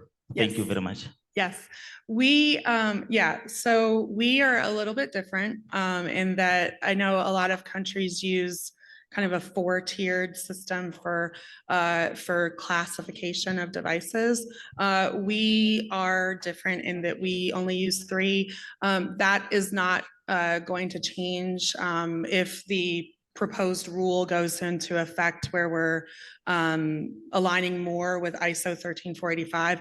And there is going to be a talk later on. Melissa Torres is going to be joining virtually, and she's going to go more in depth into ISO 13485. The proposed rule does align 820 with 13485, but it's kind of a I don't want to talk too much about it because I don't want to preempt Melissa's talk, but it is kind of a 1345 plus. So it's 1345, and then of course there's more. We are going to require more things to apply to those devices. But one thing that won't change, unfortunately or fortunately, or however you want to look at it, is we won't be changing our classification scheme for devices. Yeah. Yep. Right. Thank you very much for the great presentation. My name is John Odaitete, Food and Drugs Authority, Ghana. I'm not too sure I got the reason you gave for the devices considered under the humanitarian device exemption. I think you said it's similar to the PMA, but they don't need to demonstrate effectiveness. Correct. I want to find out why. I didn't get that quite clear. Sure. So rather than effectiveness, when we're talking about our HDE devices, we want the manufacturer to demonstrate probable benefit. The reason for this is it can be very difficult to demonstrate effectiveness when you have a small population available to do clinical trials on. We also, effectiveness can be a fairly high standard to meet for devices. When we're talking about probable benefit, these mainly apply to devices that are used in populations that have rare diseases. So there's been a benefit approved or a benefit demonstrated by using this device, but the effectiveness standard is a higher standard than benefit.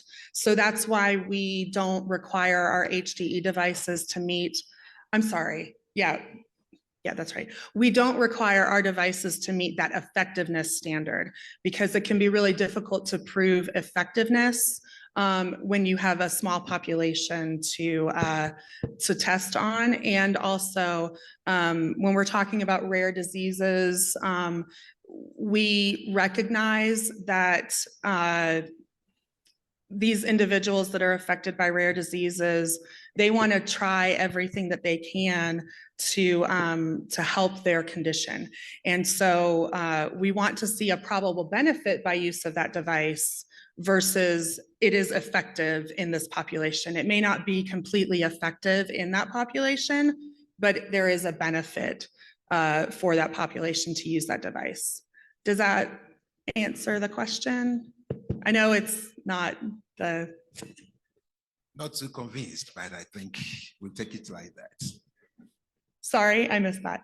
Yeah, I'm not too convinced because it's the effectiveness. We are interested in the effectiveness. So if there's no need to prove effectiveness, then why allow that? That's my question. Anyway. Well, again, the HDE device is only intended to treat a device or a condition that affects a small population. So we're not talking about heart disease or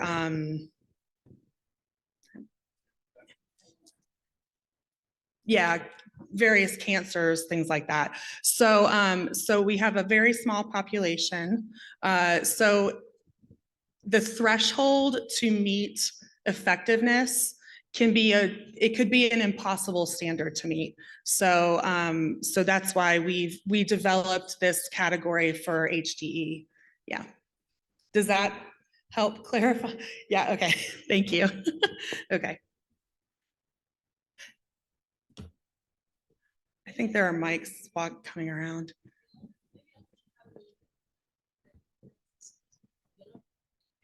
There are certain documents that are not expected to be submitted, but the product has to be effective. So perhaps maybe, you know, the wording is generic, but for example, you will not have all the clinical data when the product is submitted. We're looking at real world data at that point. So that's what it means. I think the confusion was there is no effectiveness. So how do you know that it's used to diagnose this if you're not, or it's used as a medical device for this therapeutic or clinical condition? So it's a matter of, we're saying with PMA, you submit the following document, A, B, C, D. Yes. But with the humanitarian, there are certain documents that will not be available during that process. If we look at the issues of COVID, there were no clinical evidence in some instances, so real world data was used. Thank you. Just thought I support on that. Yes. Thank you. Thank you.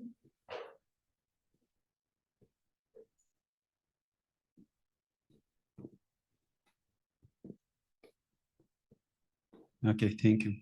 My name is Kanani from Ethiopian FDA. Okay, I have a number of questions. It's I mean, it's a greatest opportunity. I'll try to for us, answer of all course. of them. It's a great opportunity for us, of course, because it's for me, it's the first, it's my first time to meet US FDA people face to face. So in case I can get data or information related to what you have presented from the official website of US FDA, I skipped all those. And my first question is the one you asked. You already have the a number of database for medical device classification, for establishment, registration, and device listing. Related to the classification database, you do not have rules, I mean, in the form of guides on how to classify a device based on its intended use and its contact and part of the body that is contacted. So in case of the classification rule, I think you do not have guide. I couldn't find from your website too. In case you have it, please let me know.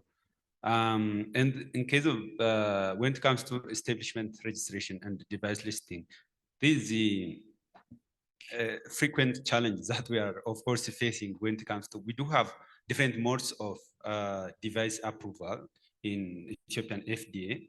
The first, the approval pathways. The first one is for those devices which have already been approved by the stringent regulatory authority, one of which is, of course, US FDA.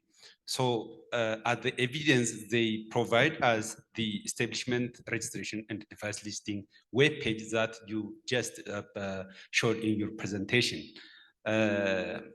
In that notice, I also saw, even right now, it says that doesn't mean that this establishment has been inspected by FDA or this product has been approved by the FDA.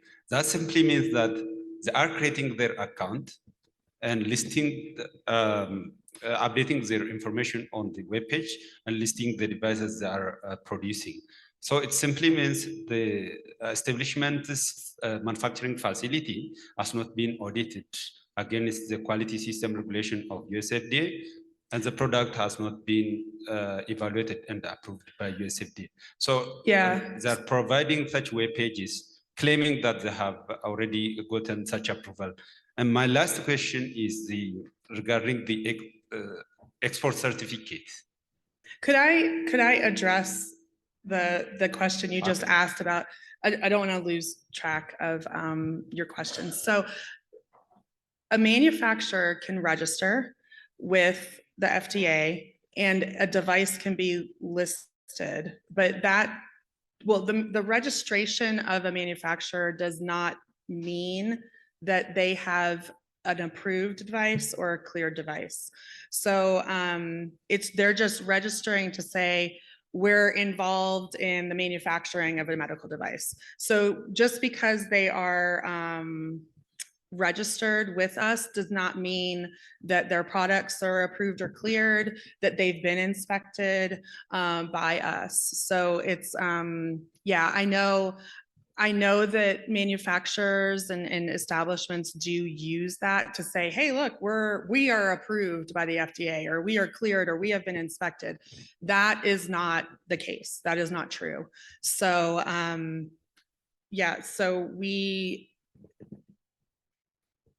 just because a manufacturer is registered does not mean that they have approved or cleared devices.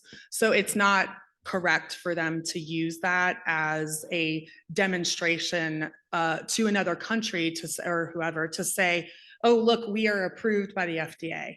That is not true. It's false. It's completely false. So we do see this a lot. We see manufacturers, we see establishments using that, and also using it as a marketing tool on their websites to say, hey, look, we have FDA approved devices in our manufacturing site or whatever, and that's not the case. So it's important to not only check that database, but then to go into our other databases as well. So to either go into our 510K database or our PMA or whatever, to make sure that that device is cleared or approved. So it's not enough for them to give you the establishment registration and say, we're good to go. Not necessarily. So does that answer the question? Yeah. I know we see this all the time, unfortunately. Yeah. Yeah. And sorry, your next question. My last question is regarding the certificate of export, the export certificate. Okay. I think it's not similar to free sale certificate, is it? The pre-sale? Free sale certificate. I'm not actually Look, familiar with as that. I've said before, when we categorize an application, we categorize them into two, the application ways. I mean, SRA and non-SRA applications. Okay. And one of the evidence that the product has been evaluated and approved by the SRA is free sale certificate. That simply means the product is being marketed in US. So they provide such certificate. So from my experience, I want to ask you that when they provide such certificate, which is authenticated by the Foreign Affairs and the Ethiopian embassy in the US, we try to search from the 510K database or PMA database based on the risk of the device. Mhm. And then in most cases, we do not find such manufacturer and such devices from the database.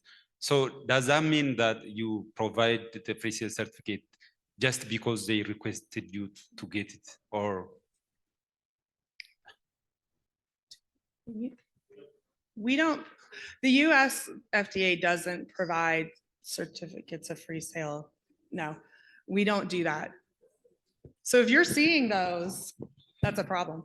But we do not issue those. And the only reason that we issue an export certificate, it's not for our requirements, it's for other governments who require that, you know, per their regulations. So that's why we issue an export certificate, but we do not issue certificates of free sale. Let me try to clarify. In Yes, Brazil, you use the same name, free sale certificate or certificate to foreign government. Yeah. Okay, it's the same for us. Okay, let's say it's the same. Export Yes, certificate they and a say free it's the same. certificate are Yes, the same thing. So you issue the export certificate after clearing the product or approving the product or not?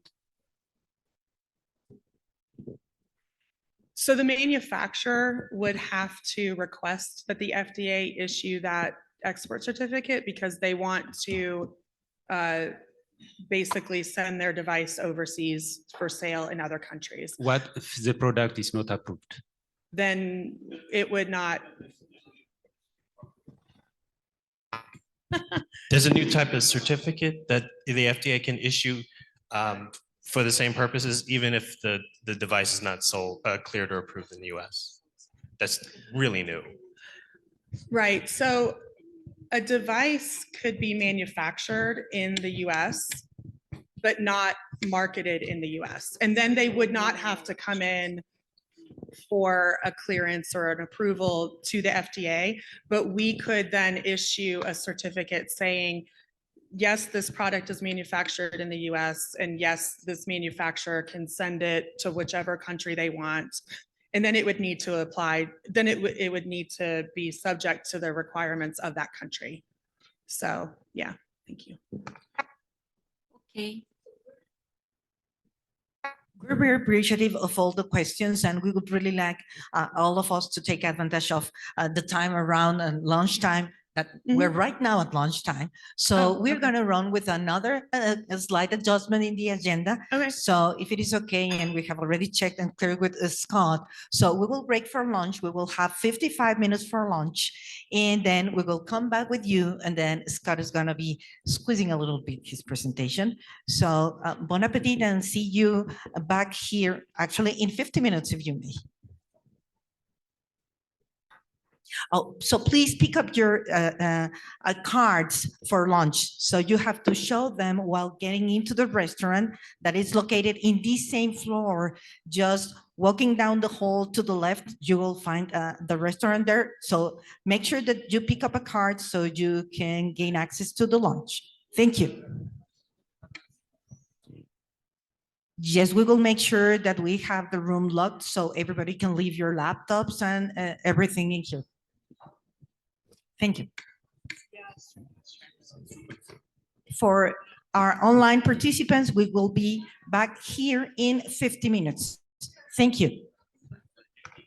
Thank you, Sandra. I have a request. Yes, who is speaking? This is Alex. Oh, hello, Alex. Yeah, could you please share with me the flyer that is being projected here now, so that we can circulate it for to allow more participants to join this one? Yes. There you are. Yes, and okay? for moderators to please also look at the hands online. I was raising my hand, unfortunately, Yes. for 30 minutes.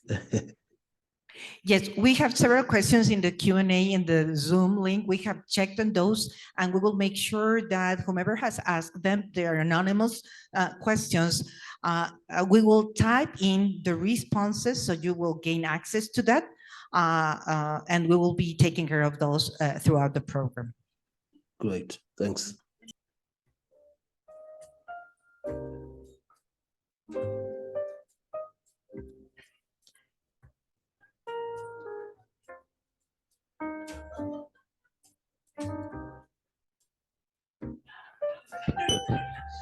Hello. Hello. We kindly invite you to come back here to pick up your lunch card. We are really short for lunch.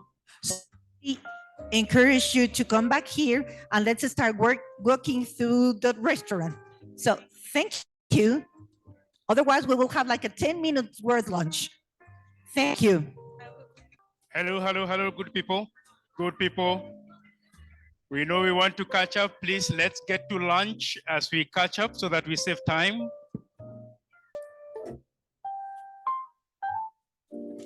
So welcome back. Wish you all had enjoyed lunch.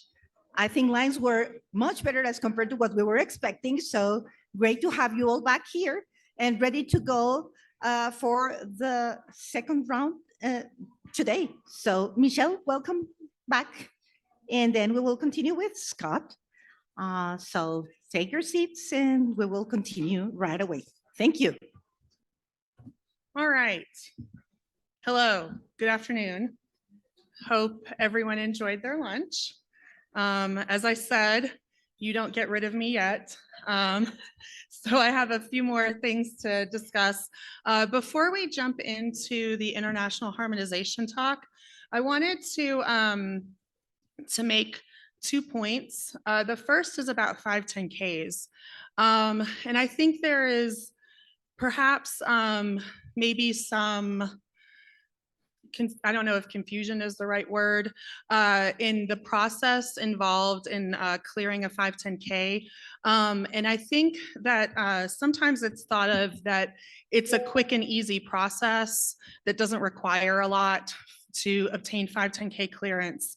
And I want to clarify that and say that that isn't true. It can be a very stringent process to go through a 510K clearance. It's not just a rubber stamp that a manufacturer gets, you know, for clearance in the United States. It can be a pretty involved and rigorous process.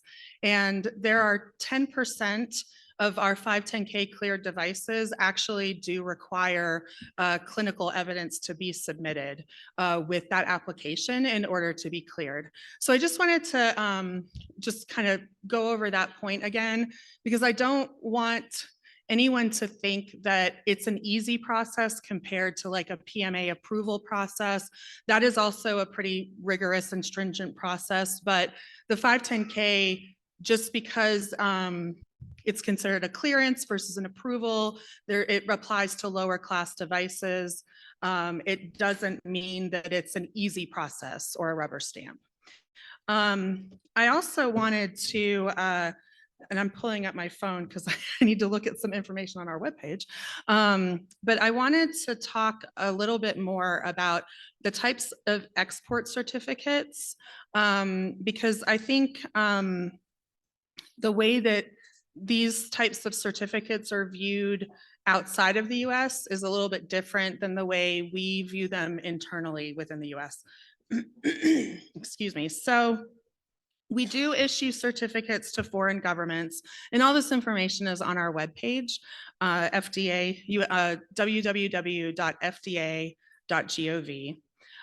So a certificate to foreign government, it's for the export of medical devices that can be legally marketed in the US and that are in compliance with the requirements outlined for medical devices in the Federal Food, Drug, and Cosmetic Act.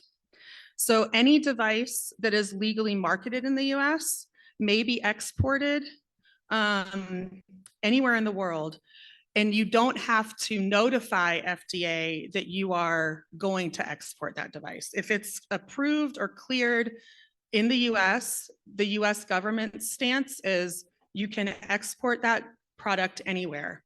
Now, other countries may have requirements that need to be met in order for those products to come into your market. But from the US standpoint, if it is a cleared or approved device, it can be sent anywhere in the world. So let's see what else. There is also the certificate of exportability. That falls under section 801E1 of our Federal Food, Drug, and Cosmetic Act. That is the difference between the two. There is the certificate to foreign government, which I just talked about. Then there's the certificate of exportability.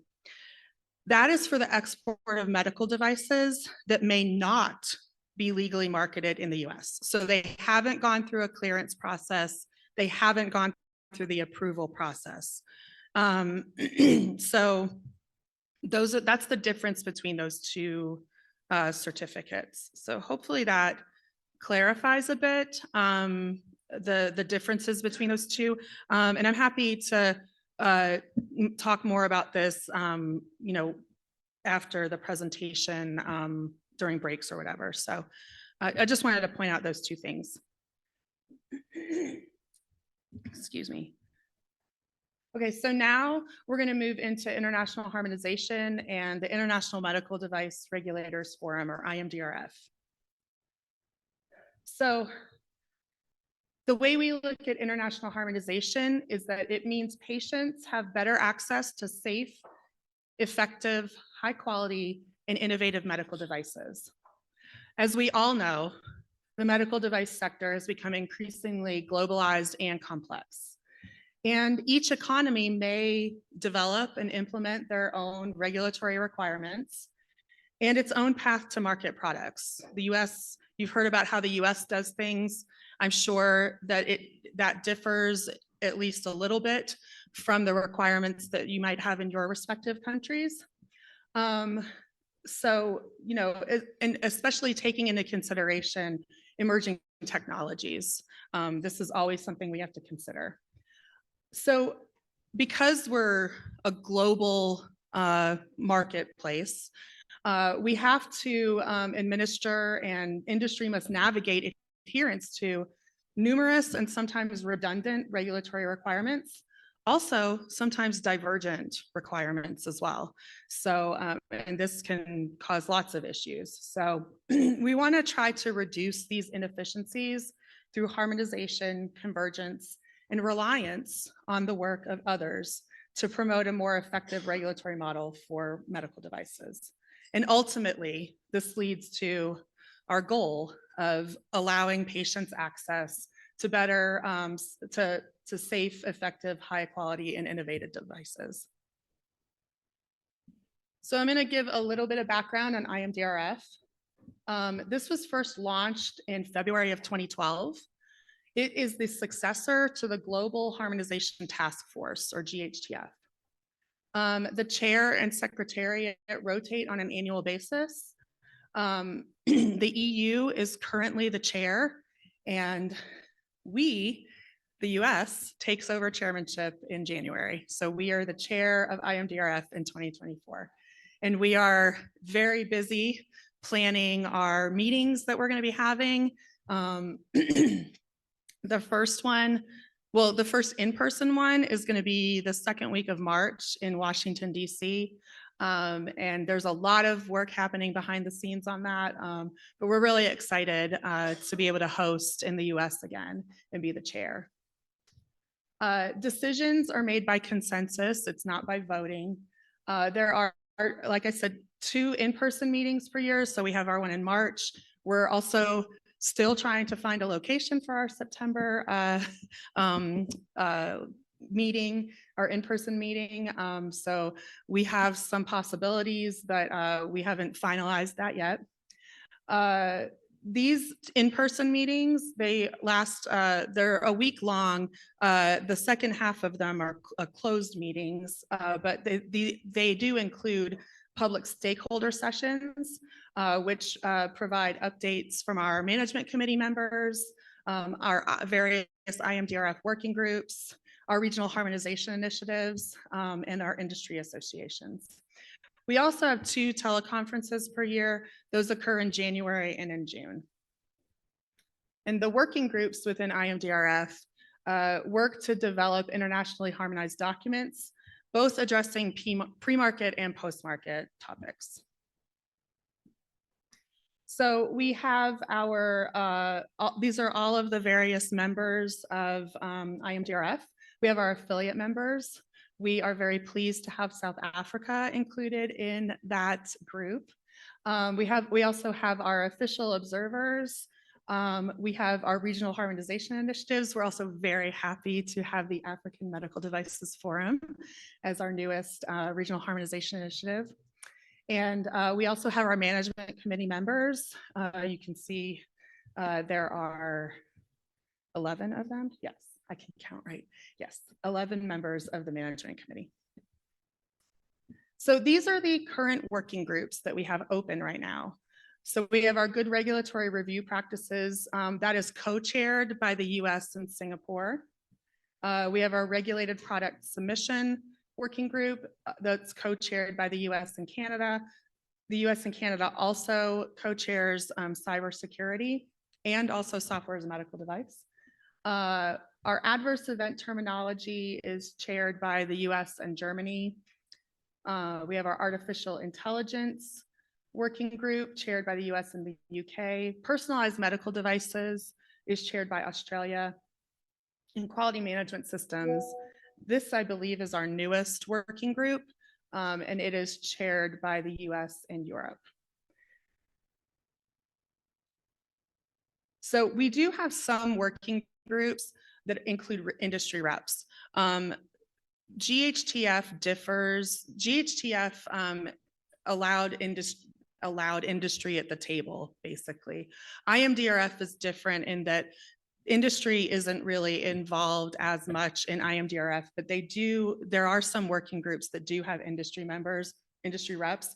They are not, though, part of the management committee. They're not any of the membership categories that we have. They're not involved in IMDRF in that way. We do have harmonized documents that are created by each working group within 12 to 18 months. Okay. These are a list of our closed working groups. The IMDRF Management Committee decides to close a working group when something's already been implemented. For instance, MDSAP is something that was already, it has been implemented. I don't remember exactly when it was implemented. 2012. Thank you, Neil. So that there's no need for a working group for that anymore. That's a program that's already been implemented. So you can see we have several closed working groups in IMDRF. So I want to talk a little bit about the benefits to IMDRF membership and engagement. One of the benefits to this is to gain a perspective from regulators around the world. As you saw, we have our affiliate members, we have official observers, we have our management committee, we have our RHIs, regional harmonization initiatives. And those, it really runs the gamut between how these different countries that are involved regulate medical devices. Some have a complete reliance model. Some are on the other side of the spectrum and they have well-developed regulations and a very stringent process for how to regulate medical devices. So engaging with IMDRF allows a forum for you to interact with those and gain perspectives from the different regulators. So it really, you can have access basically to all these different regulators from around the world.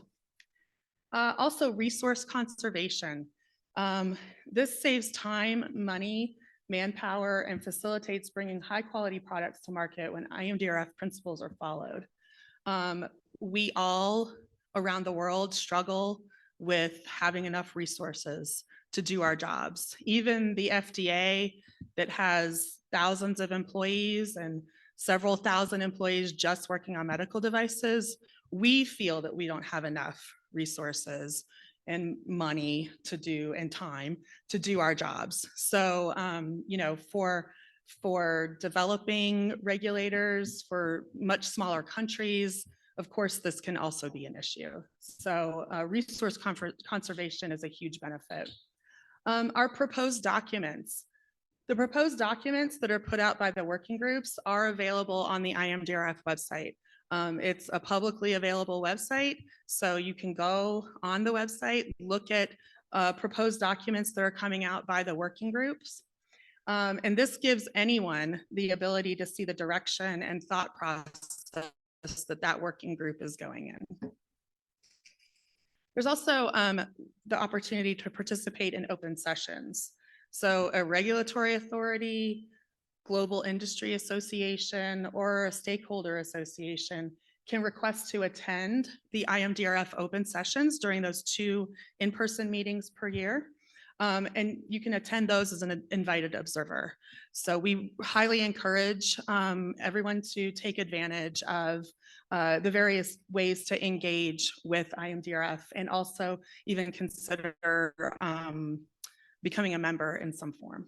And we'll go through the different levels and what's required for membership. So how to participate?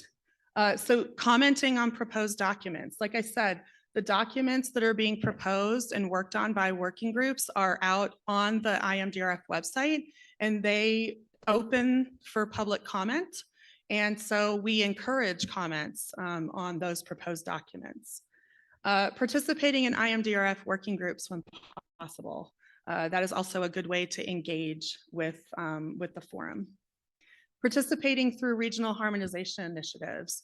So for this group, the African Medical Devices Forum, participating through them, working through them, contacting the representatives, and then they are already a member of IMDRF and they can bring forward concerns or suggestions that you might have. Applying for affiliate membership. This is our newest membership category. And so we really encourage countries to apply for affiliate membership and then attending the IMDRF meetings as well. Oh, and the meeting, this slide hasn't been updated. The meeting in Berlin occurred towards the end of September. That was an in-person meeting. That's the last one that the EU is hosting.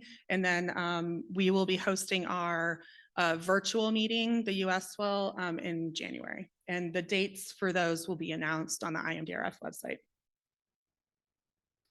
So how do we implement IMDRF documents?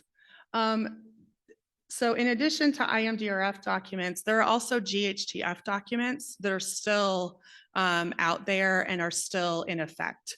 Some of those, there is a There are some of those that are in the process of being updated, because like I said, GHTF was the precursor to IMDRF, which formed in 2012. So some of those documents may be a little out of date and need to be updated.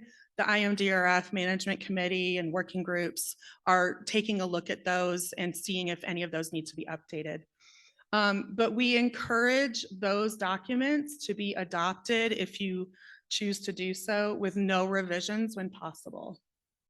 That can create divergent regulations around the world, requirements around the world. So we really encourage, if you're going to adopt those documents, to adopt them as is. Participation and engagement in IMDRF is key to ensure that requirements and documents do not conflict with jurisdictional requirements. So again, we really encourage participation in working groups, attending meetings, commenting on those draft documents, and applying for membership. Those are the ways to ensure that these documents are not conflicting, or conflicting if they have to conflict in the least burdensome way as possible. So like I said, we have various membership categories, and there are links on the slide to the IMDRF standard operating procedures. So you can take a look at those. There's also a link to the membership application form. I'm going to go through each category and what they mean. So an affiliate members must be a regulatory authority, must have a recognized commitment to the objectives of IMDRF, demonstrated by implementation or a plan for implementation of the IMDRF documents. And also committing to provide annual updates on the implementation of IMDRF documents at management committee meetings. So I stated earlier that we have 4 meetings per year, 2 are in person, 2 are virtual, and we have our members, our affiliate members, come in and provide maybe a 15-minute presentation on activities that they're undertaking and how they're implementing IMDRF documents and whether they're current activities. So that's for the affiliate member. Official observers, that's another category of membership. Official observers must also be a regulatory authority. They must operate a mature or a maturing system for medical device regulation, which should include the following things listed here. So established laws and regulations for medical devices, building substantially on GHTF and IMDRF foundations and principles outlined in the documents. Proper competencies for effective implementation and enforcement of established laws and regulations, and a system for conformity assessment of devices that build on GHTF and IMDRF guidance documents, and sufficient resources and regulatory expertise to perform its duties. So that's the official observer category. There's also some more requirements listed here, contributing to scientific or regulatory innovation in the field of medical devices as demonstrated by development of guidances in emerging technical and regulatory issues, having that capacity available to contribute resources and expertise to the objectives of IMDRF by participating in our meetings, by participating in working groups, and providing input to document consultations. So, and participating in the meetings and in working groups over the last 2 years as an observer. So, and also having a recognized commitment to the objectives of IMDRF demonstrated by implementation of the documents put out by IMDRF. So a member, IMDRF membership member, it's a little redundant, but must be a regulatory authority and have a regional influence, participating in all of the management committee meetings, including the teleconferences for the last 2 consecutive years, participating in working groups as an official observer, having been an official observer for last 2 years prior to the application of membership. And again, having that sufficient capacity to chair the membership committee. So this is to become a member of the membership committee. Having sufficient capacity to chair the management committee and providing a secretariat. So the management committee, whoever takes over as chair is also taking over as secretariat for that year. So, and we don't have anyone here from the EU, but I think that they can attest that pretty much everything that they did in DG Sante, which has responsibility over medical devices, the medical device specific people in that group, pretty much all they did was AMDRF this past year. So I think they're very happy to hand the baton over to the US and then run screaming from the room, I think. So yeah. From a US perspective, we use and recommend AMDRF technical documents. So we got to walk the walk and talk the talk, right? So we use and recommend these technical documents. For example, the document called Principles of Conformity Assessment for Medical Devices, this was a document actually issued under GHTF. So if it had been issued by AMDRF, you would see AMDRF at the beginning. But this document provides an overview of the elements of a medical device regulatory framework. And there are 5 conformity assessment elements included in this document. So the first one, quality management system or QMS. There must also be a system for post-marketing surveillance, technical documentation available, declaration of conformity to the document and also the regulations, and registration of manufacturers and their medical devices by the regulatory authority. So I mentioned at the beginning of my last talk about how we talk about reliance a lot and how it's easy to stand up here and say reliance, reliance, reliance, but without understanding whoever you want to rely on, without understanding their system, it doesn't make sense to rely on that, right? You need to have an understanding and a background. But it is a key strategy for regulatory authorities, especially considering resource constraints. We talked about resource constraints. We all have them, no matter how big or small our countries are, our governments are. And opportunities to encourage innovation and improve patient access through international harmonization. And that's it. So thank you. And I'm happy to take any questions if we have time. I don't know how we're doing the time. If it is okay with Scott and increasing his generosity. So we may have like 5 minutes for questions. We do not have any question at this point at the Zoom platform, but if we have questions here with the in-person audience. So we have a question over there, Pauline.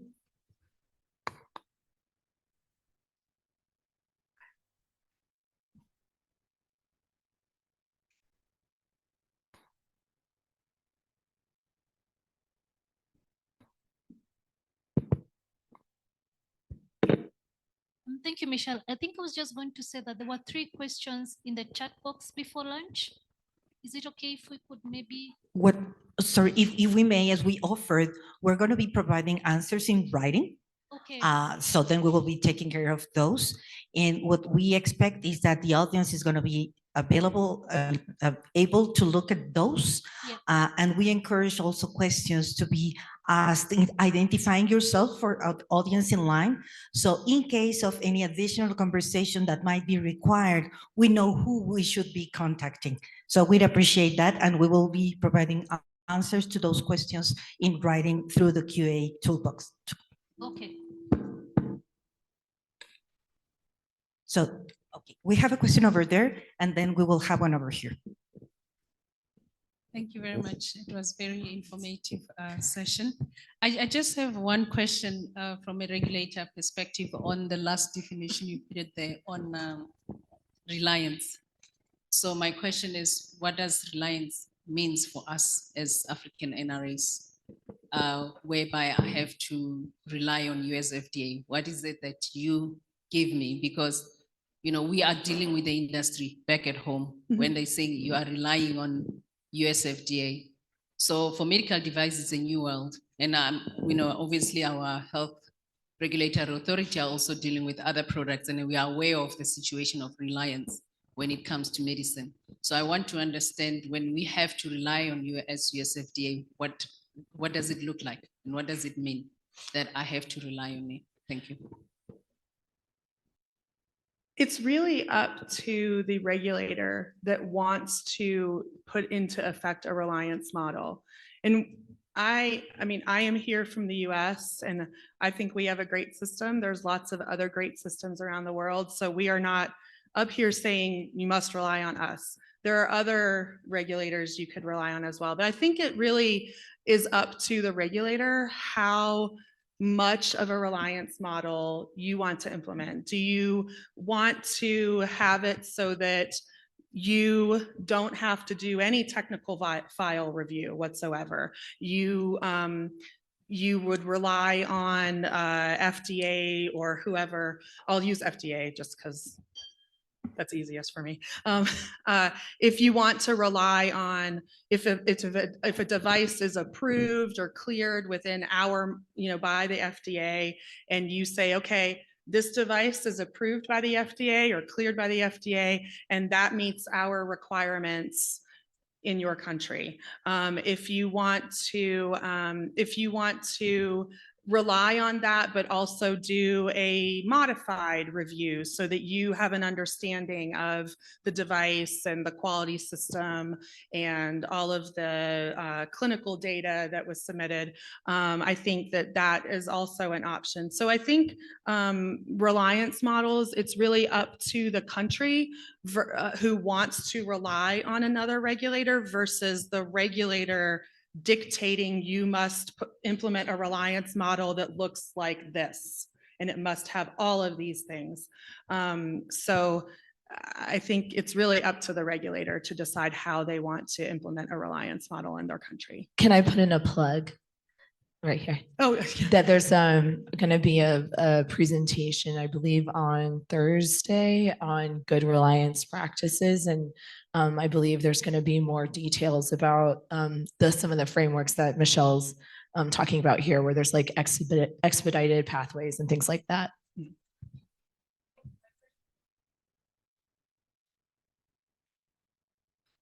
We are the one that are dealing with manufacturer importers of product into our countries. Mhm. So how do we operationalize the word reliance? What does it mean? What is it if we are relying on you? How can you support us? Because with reliance and recognition are not the same.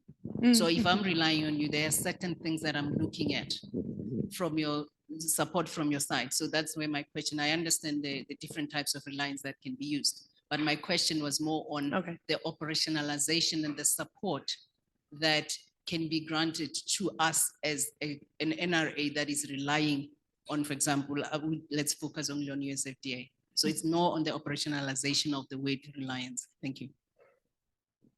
So I think, again, the presentation, I believe, will cover those types of questions, because I think what you're getting at is about the data. And I think the first step is like setting up the framework. I don't know if you want to add anything. Yeah, Kristen and Joseph are our good regulatory. I don't know. I'm going to call you experts. So they are going to address that. So I think that, yeah. And in that regard, and just complementing Kristen's comments, so on Thursday, we will also have TGA, HSA, and Anvisa sharing on how they do implement reliance. So I think that will be very helpful information to get into the response to the question that you have. So how do I operationalize that? And we thought that that was something very, very valuable to be shared with this group, because what we have been discussing a lot is, okay, there's a lot of talking about reliance. There's this guidance from the WHO, let's go for reliance because there's no other way around, really. There's no sufficient resources for all of us to do everything. But then how do we do that? How do we really bring this theory into actual practice? So we will have regulators that are already doing it in two directions. I think the FDA is doing it great when we speak about MDSAP. I think that is the most wonderful example on reliance related to medical devices. But TGA, HSA are already doing it in both directions. They are national regulatory authorities that are being relied upon, but they do also rely upon decisions made by other regulators. So I think those conversations are going to be very, very useful on Thursday. I actually have one more point to add to that, which is we've had one of the reasons why we find these types of events so important, and when folks come to FDA to visit, is because then we have an established communication. So if you do have questions about, like, for instance, all the databases that Michelle presented on in the first presentation, that's a lot of information, and sometimes it's not always clear about, if there's like a different version of a device, that means there's different applications. And we've gotten questions from other regulators like, well, we want to rely on your clearance or approval, but we're having a hard time making sure that the product that we're looking at matches the ones that we see on your website. Can you explain like where we should be looking to clarify the specificity of that product? So basically my point is, the other thing is, once you have an idea about your framework and what data you want to rely on, I think it's also knowing with confidence to like have those communications with an established regulator, who, if it's FDA or whoever. Thank you. Any additional question in the room? Apparently not. Let me just double check. So we do not have additional questions either in the Q&A and Zoom. Michelle, thank you very much. And applause for Michelle, please.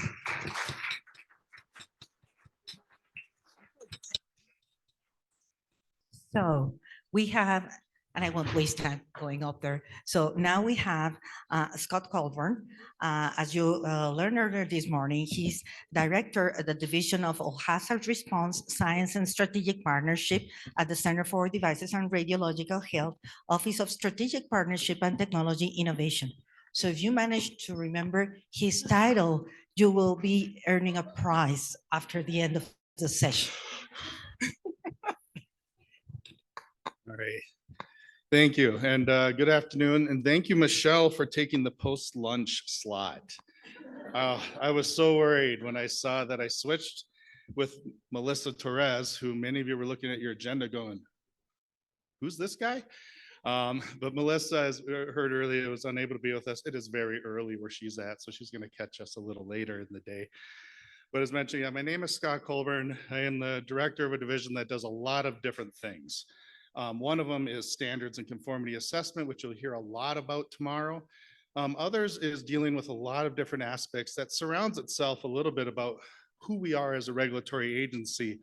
And really, we're a risk-based agency. We make decisions based upon risk assessment, the understanding of benefit versus risk. And so when we deal with other aspects of just even what's in my division on the health of women or pediatrics and special populations or patient science engagement, or all hazard response. I mean, those are all things that are risk-based decisions. And if you think about it, anything we do, we're taking a risk-based approach. Yesterday, I took a 14-hour or 13-hour safari cruise as a very light-skinned Caucasian in the very hot sun area, and I forgot to bring my sunscreen. Hazardous situation. What's the end there? What was that risk that I didn't think about? Was there harm? My back of my neck would say yes. Did I appropriately mitigate my risks? I would say no. Would my wife be disappointed in me? Yes. And she's Filipino. She doesn't worry about that as much as I, but she worries about it with me. So these are the things really when we talk about risk management, it's really looking at this from a real basics principle. I myself am not an expert in risk. I am not an expert in 14971. I'm going to do that right up front. I hold many hats, right? I used to be the director of standards. I'm now the director of a division that has standards in it.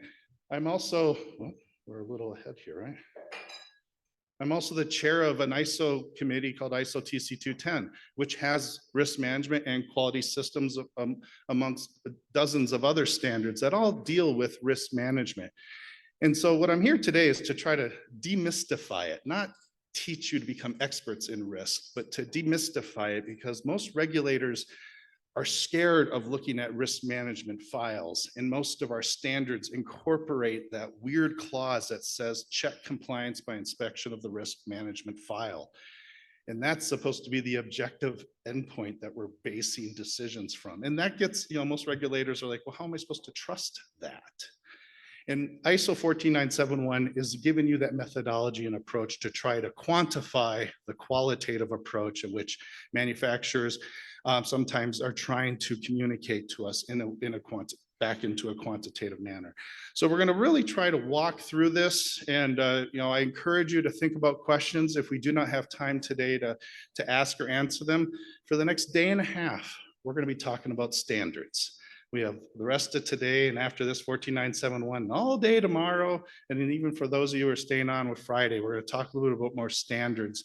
And again, try to get these down in a way that we can think about reliance. Reliance is a risk-based decision model that you have to kind of figure out.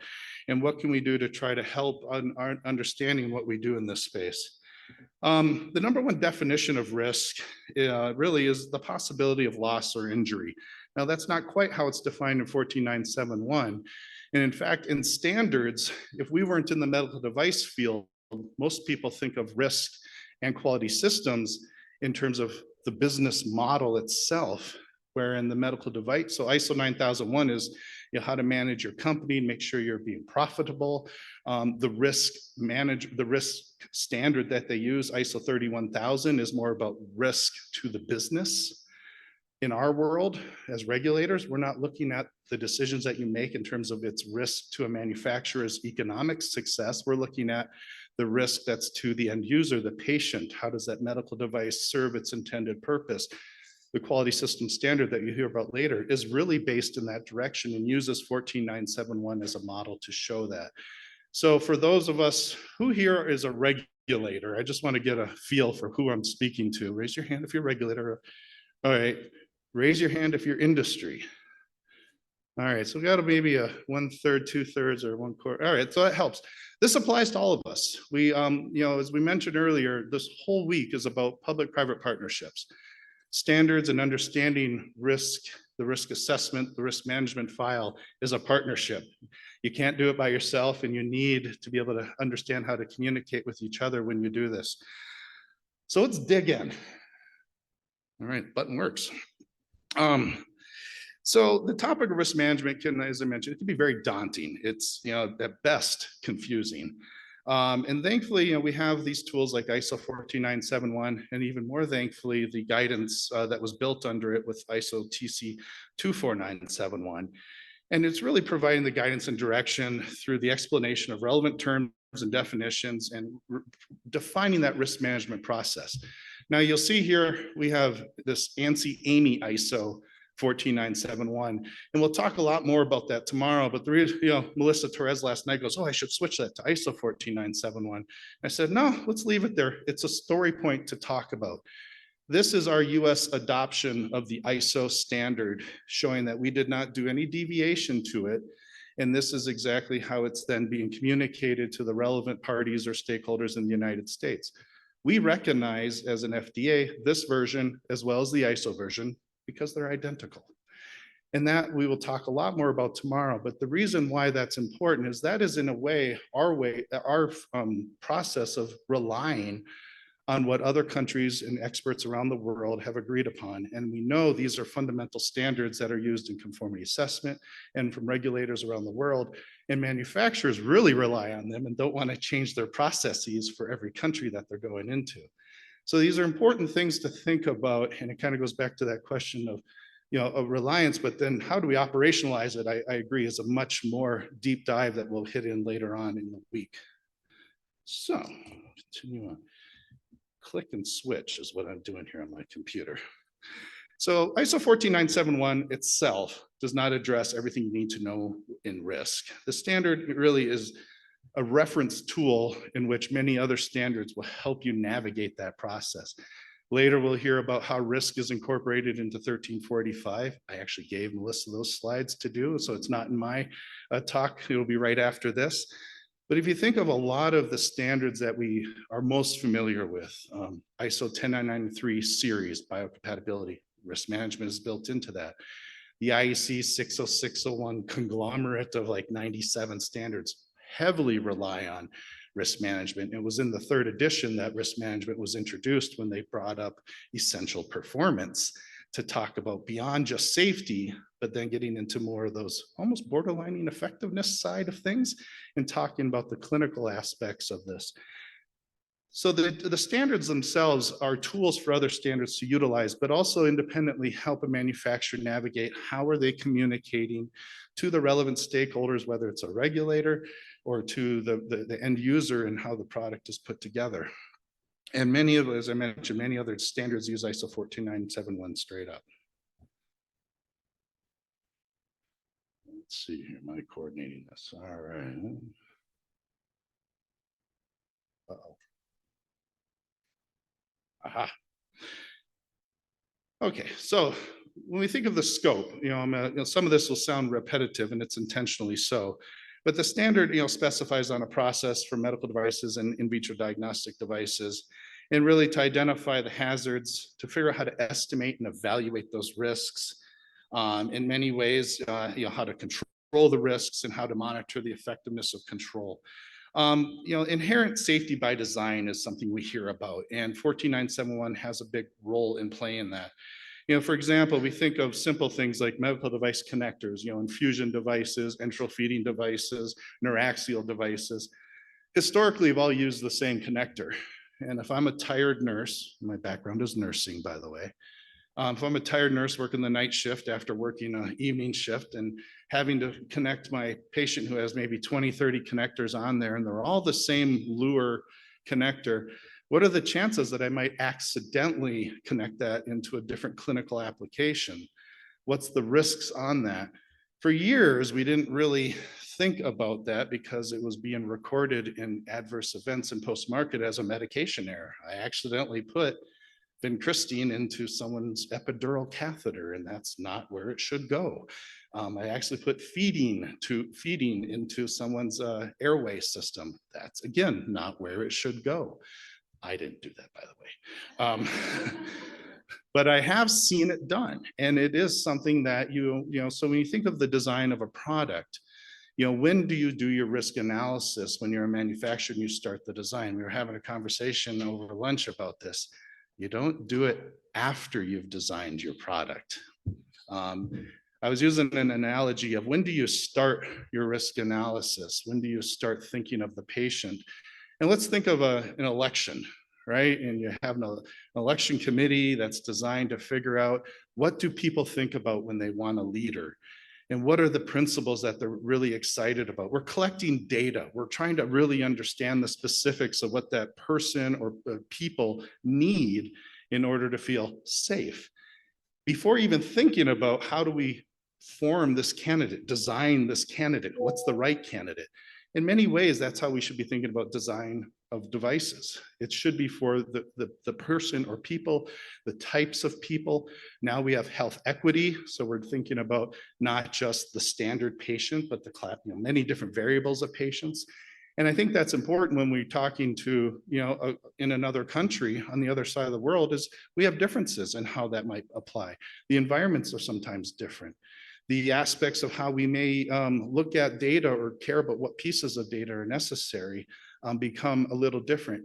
And so that feeds into that reliance model as much as understanding how the standard is done. But the manufacturer is trying to figure that out from a global perspective for you. So it's important for us as regulators to understand how to interpret what the story that's being told when you're doing that check compliance by inspection of the risk management file. And that's really where we're kind of going with this. All very confusing at best, right? Remember, that's what I said, ISO 14971 is confusing at best. But it's a confidence in the competence of the processes where standards builds its foundation. That's why we have conformity assessment. That's why we have accreditations. That's why we use quality systems. It's an important aspect to do. And we all, FDA included, can learn to do it better as regulators. And manufacturers on the flip side can learn to tell their story probably a little better as well. But together is where we need to work on this. Okay, a few things the standard does not do. It really isn't applied specifically to clinical decision making. Although I probably could make an argument in a few standards that it kind of does. In many ways, there are aspects where certain standards are now asking for clinical studies and basing it from a risk management, but it's not in and of itself designed specifically for that.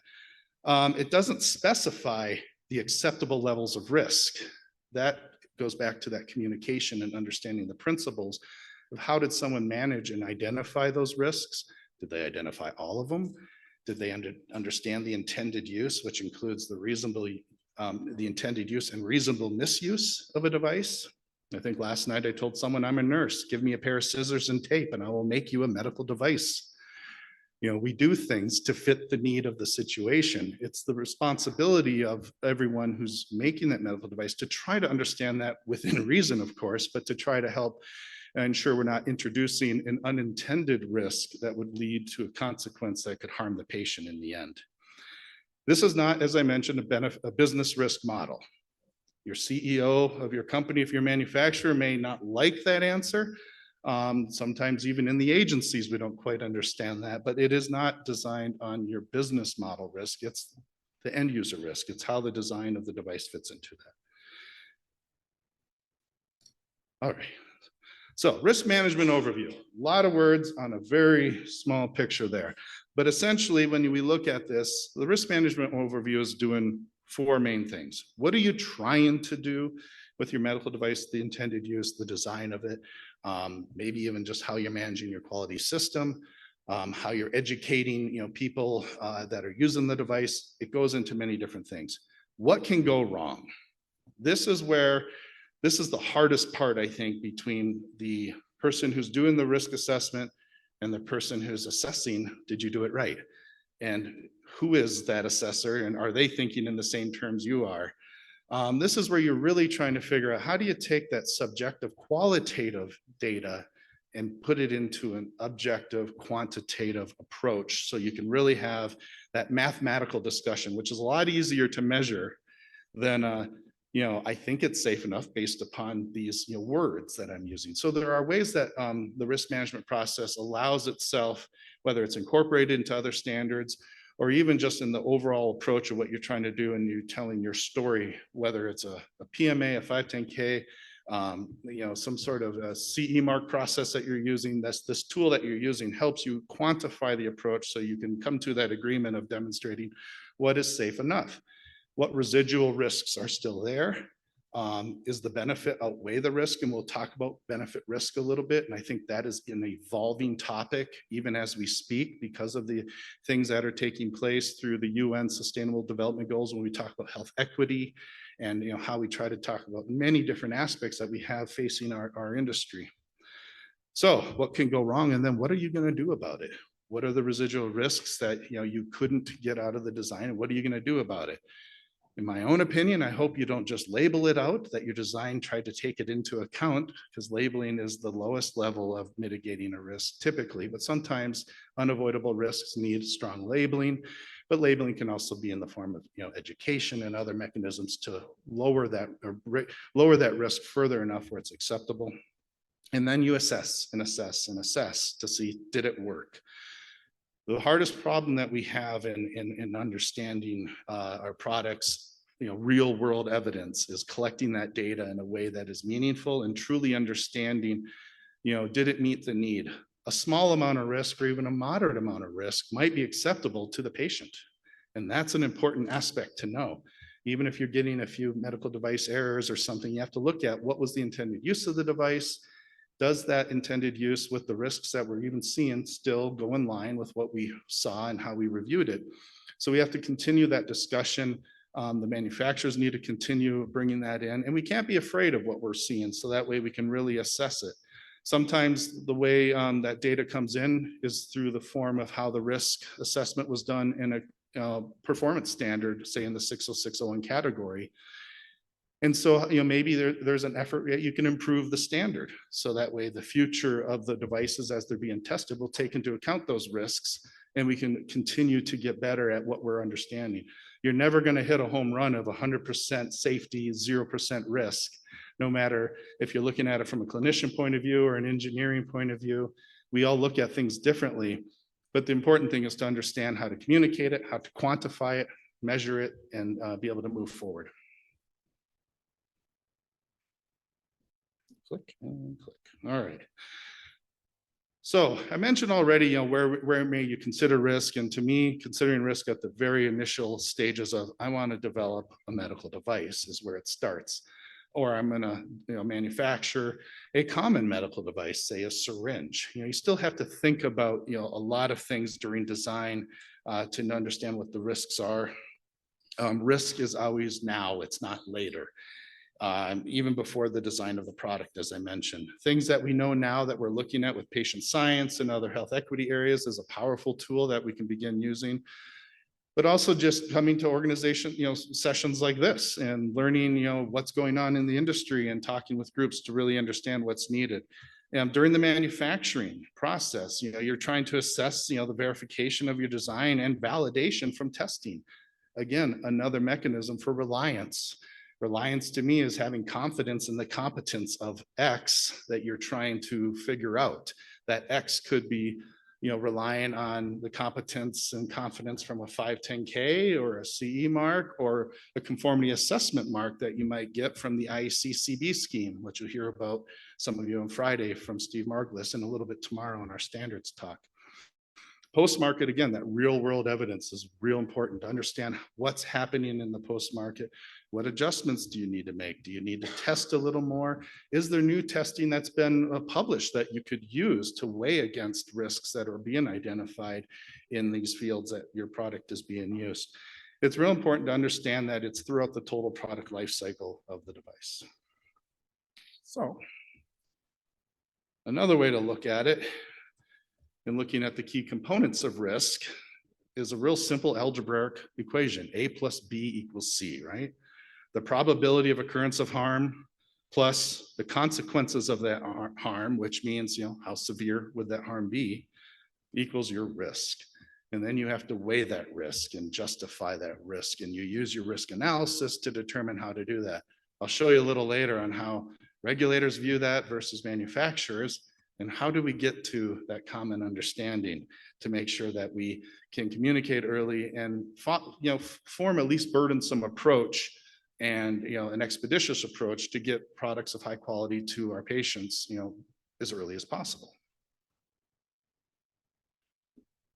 This is the slide I was most afraid to talk about. There's so many little things on there. But this is really the overview of your risk management process. And really, when you look at it, the main areas, it starts obviously at your talking to your top management, right?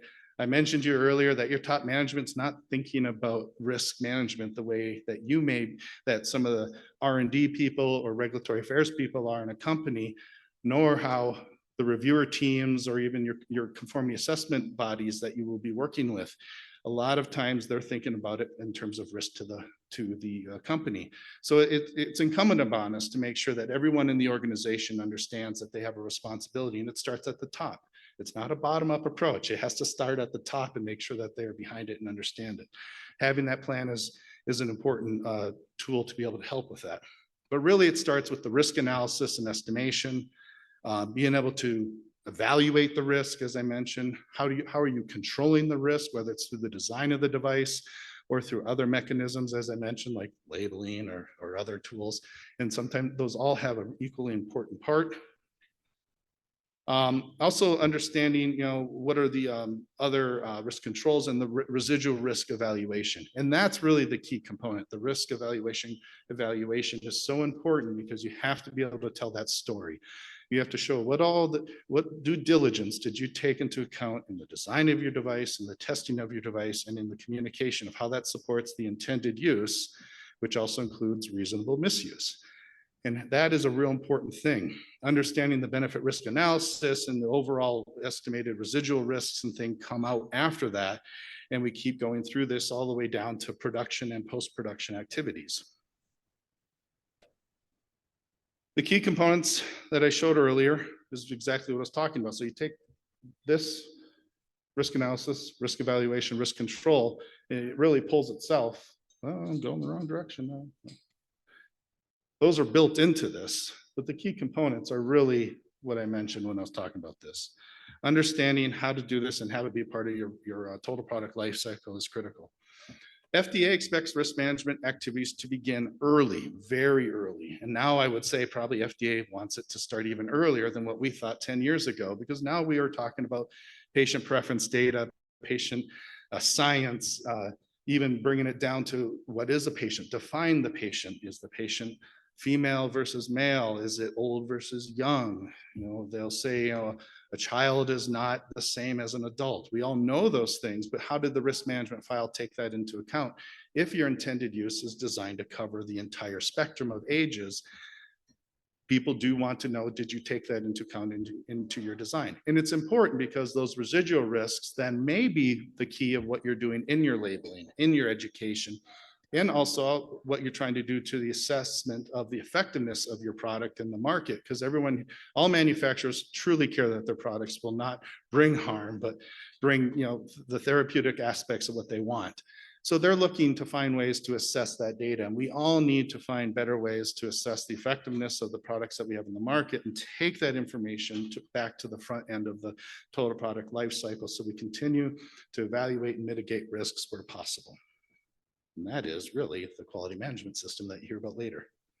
So oddly enough, most of you are realizing 1345 was going to come before this. So we're trying to play with this. You know, where do you talk quality management system versus 14971? So the risk analysis, we've talked about this a few times. Again, I'll admit I'm not an expert in the risk analysis, but what I'll say is, you know, the risk analysis is a systematic use of the available information to identify hazards and to estimate risk. Sounds simple, right? So now let's break it down to see how do we quantify this in a way that we can build it out some. We have some key definitions. We talked about intended use earlier. It's, you know, in 14971, it's use for which a product, process, or service is intended according to the specification, instructions, and information provided by the manufacturer. Very broad, but 14971 again is incorporated into hundreds, if not thousands, of standards in our industry. So it does need to help cover all those different aspects. We really are talking about, you know, hazardous situation, and harm. And hazard is really looking at the potential sources of harm. And we'll do a little exercise later to look at, you know, these types of things. Sometimes sources are always there somewhere, you know, we know they're there. It's whether are you taking the due diligence to really understand where is your product being used? How is it being used? What's the reasonable misuse or foreseeable misuse, as we call it? You know, the exposure to hazards, we're going to have, again, a few exercises to show that. You know, that's that bridge between hazard and harm, is understanding the hazardous situation that could occur. And then the end, of course, is the harm, the potential physical injury or damage to the health of people, property, or the environment. And that's really what we're trying to do with that, you know, how we're looking at risk and what the risk analysis is intended for. A few more key definitions is looking at severity. It's not just that you have a hazardous situation and a hazard, you know, but what's the severity of which that could, you know, be measured towards? And we, you know, that's again where we really are trying to understand the process in which a manufacturer is doing this, and to try to make sure we're being consistent across how we look at it as regulators. A very big challenge, by the way. Probability of occurrence. Okay, you have you know, you see that there's a potential of severity, but is it a 1 in 1,000 chance or a 1 in a billion chance? That changes the game a little bit. Again, because risk is usually never at 0. An engineer might wish it was or want it to be, but in reality, risk is never 0. So how do we look at that and understand what is safe enough? So hazard, hazardous situation, harm, right? Potential source of harm, a shark. Now, some people would be like, I swim with sharks all the time. They're not hazardous. But the sharks are always there. It's, you know, and just because it exists doesn't mean there will be harm, right? We can agree on that. But if you put someone in, let's say me, I could be a big chunky morsel for a shark possibly, and he's hungry or I'm bleeding or something. You know, you're introducing hazardous situations. How are you going to take that situation and see, would this create harm if I introduce this variable? And then of course there's harm. And you look at it, well, did he just nibble on my foot or did he, do something else that could have been a lot worse? But what's the likelihood of that? Even if it was something very bad, let's say that wasn't a show of my foot, but my head. What would that change? It changes the severity, but let's look at the probability of occurrence.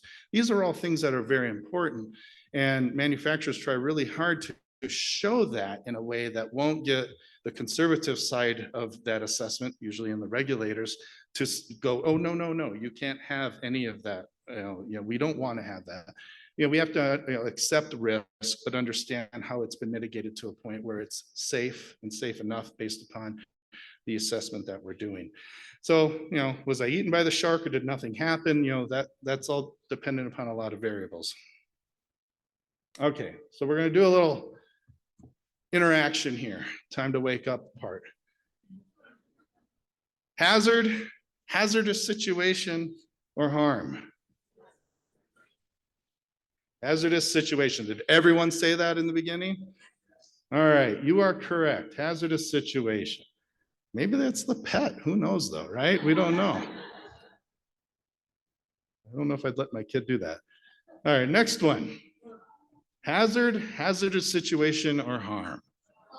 Harm. I couldn't tell you how that happened, but I'm guessing the risk assessment from the car or the stove didn't take that into account.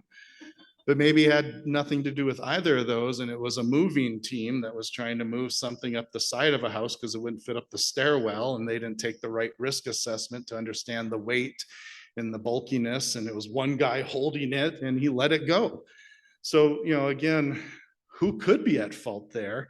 Maybe it's neither, and in this case, if it was a medical device and it was something that was so completely not thought of, maybe it's just part of that practice of medicine. Now, hopefully the probability of occurrence here is way, way low. And in this case, hopefully no one got hurt. But, these are things that we have to figure out, what we're going on. None of these are medical device ones, by the way. They're just designed to figure out, is this a hazardous situation or harm? Hazardous situation. I know a few people were thinking hazard. I'll admit the first time I did too. A hazardous situation. Now, what if that was a whale shark? We always go kayaking with whale sharks. They're very docile creatures. So maybe it is just, we don't know, but it is a hazardous situation because that whale shark could still bump you over. And if you're not a good swimmer, you might not swim well. Might be, something different. I'm honestly not too sure what's happening with that patient, but let's think about what is this? Harm. Oddly enough, this happens. This is why we test for sparks in 60601, because patients wear oxygen and you never know what's going on in the environment. Patients like to smoke when they have oxygen. Typically one sometimes goes with the other. These types of things happen. So you have to figure out what's the mitigation that the hospital needs to take, the medical device manufacturer needs to consider. How do standards play a role in this? These are all aspects of this. Again, wake up after lunch talk, right?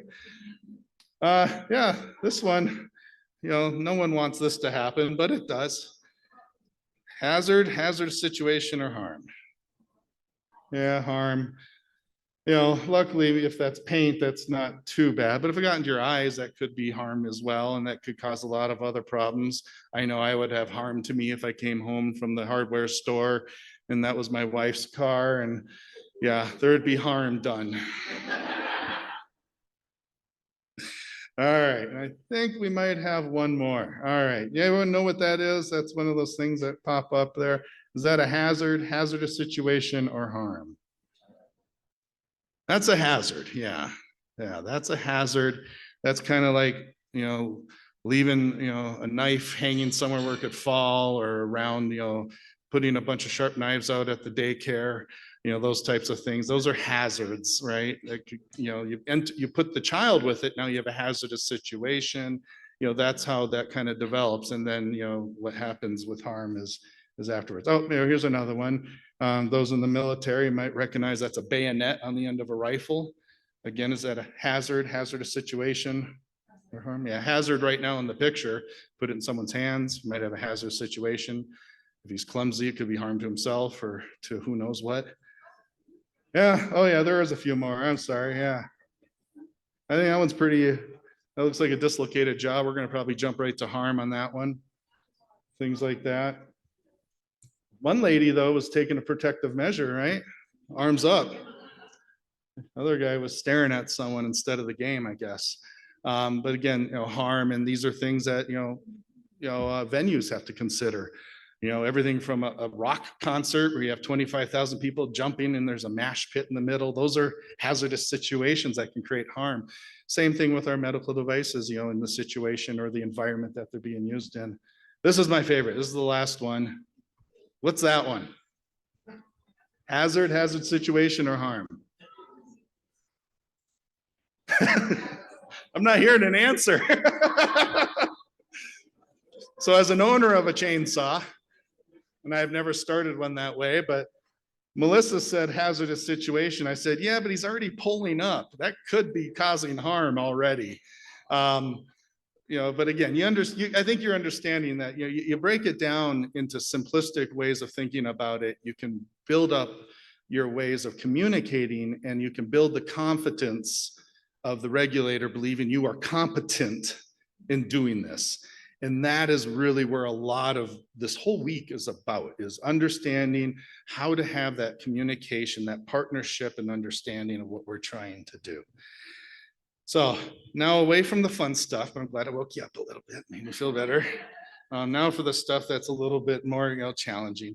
So ISO 14971 and ISO TR 24971 has a lot of these charts built into it in ways that help break it down a little bit easier. But these are all the fundamental risk concepts that are discussed in certain aspects of this standard.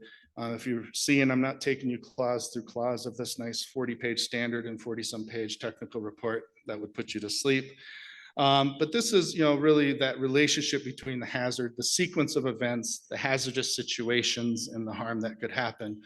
And like I said, we saw some really good, joyful examples on what that means. But it does, the document really requires the manufacturer to compile a list of their known and foreseeable hazards. And that's really where the foreseeable part, the investigation that you did, think of like an investigative journalist. They're really going after it. They're trying to really understand what's going on, what could be happening, putting that whole thing together in a way that makes sense. So it's both normal and single fault conditions. Maybe it's not even single fault. It could be more depending on the type of device. And really, how does that produce those right into the back of a car, head first, right through it? Broke multiple bones and several things like that. How did that happen, right? And what was funny afterwards is the cops were yelling. I went, as a medic at the time, so I and a colleague from Becton Dickinson ran to try to help this person, and the cops are yelling at us to move the patient off the road. You're backing up traffic. The guy just went head first, neck injury, and I'm trying to stabilize his head on the road. Why would they, to move the patient is a definite hazardous situation until we can verify that that hazard didn't exist, because he had other broken bones. Rest assured, if he went through first with his head, maybe he broke his neck. How, again, how do you walk through that? And then, the cops telling you one thing, screaming at you in French. I don't speak French. And what was I doing to try to mitigate it? Was trying to find someone who spoke English and French. And luckily there's a university next by. So we walked through that, and eventually we got the patient taken care of. Luckily didn't break his neck. So walking through and how 24971 and 14971 walk through this, depending on the complexity of the device, we're trying to talk about medical devices, even though all our examples are something else. The hazard can lead to sometimes multiple hazardous situations, and each situation can lead to multiple harms. And that's what is incumbent upon the manufacturer to figure out how to tell that story. That's what's incumbent upon us as regulators to understand how to read that story and feel comfortable enough that the risks have been mitigated to an acceptable level. Manufacturers just hope we all do it the same way. And that is, again, one of those challenges. So it starts with trying to understand, how do we take very subjective approaches of what a risk or risks or hazardous situation and hazards are, and quantify it down into levels that can get us to that simple mathematical equation to discuss it.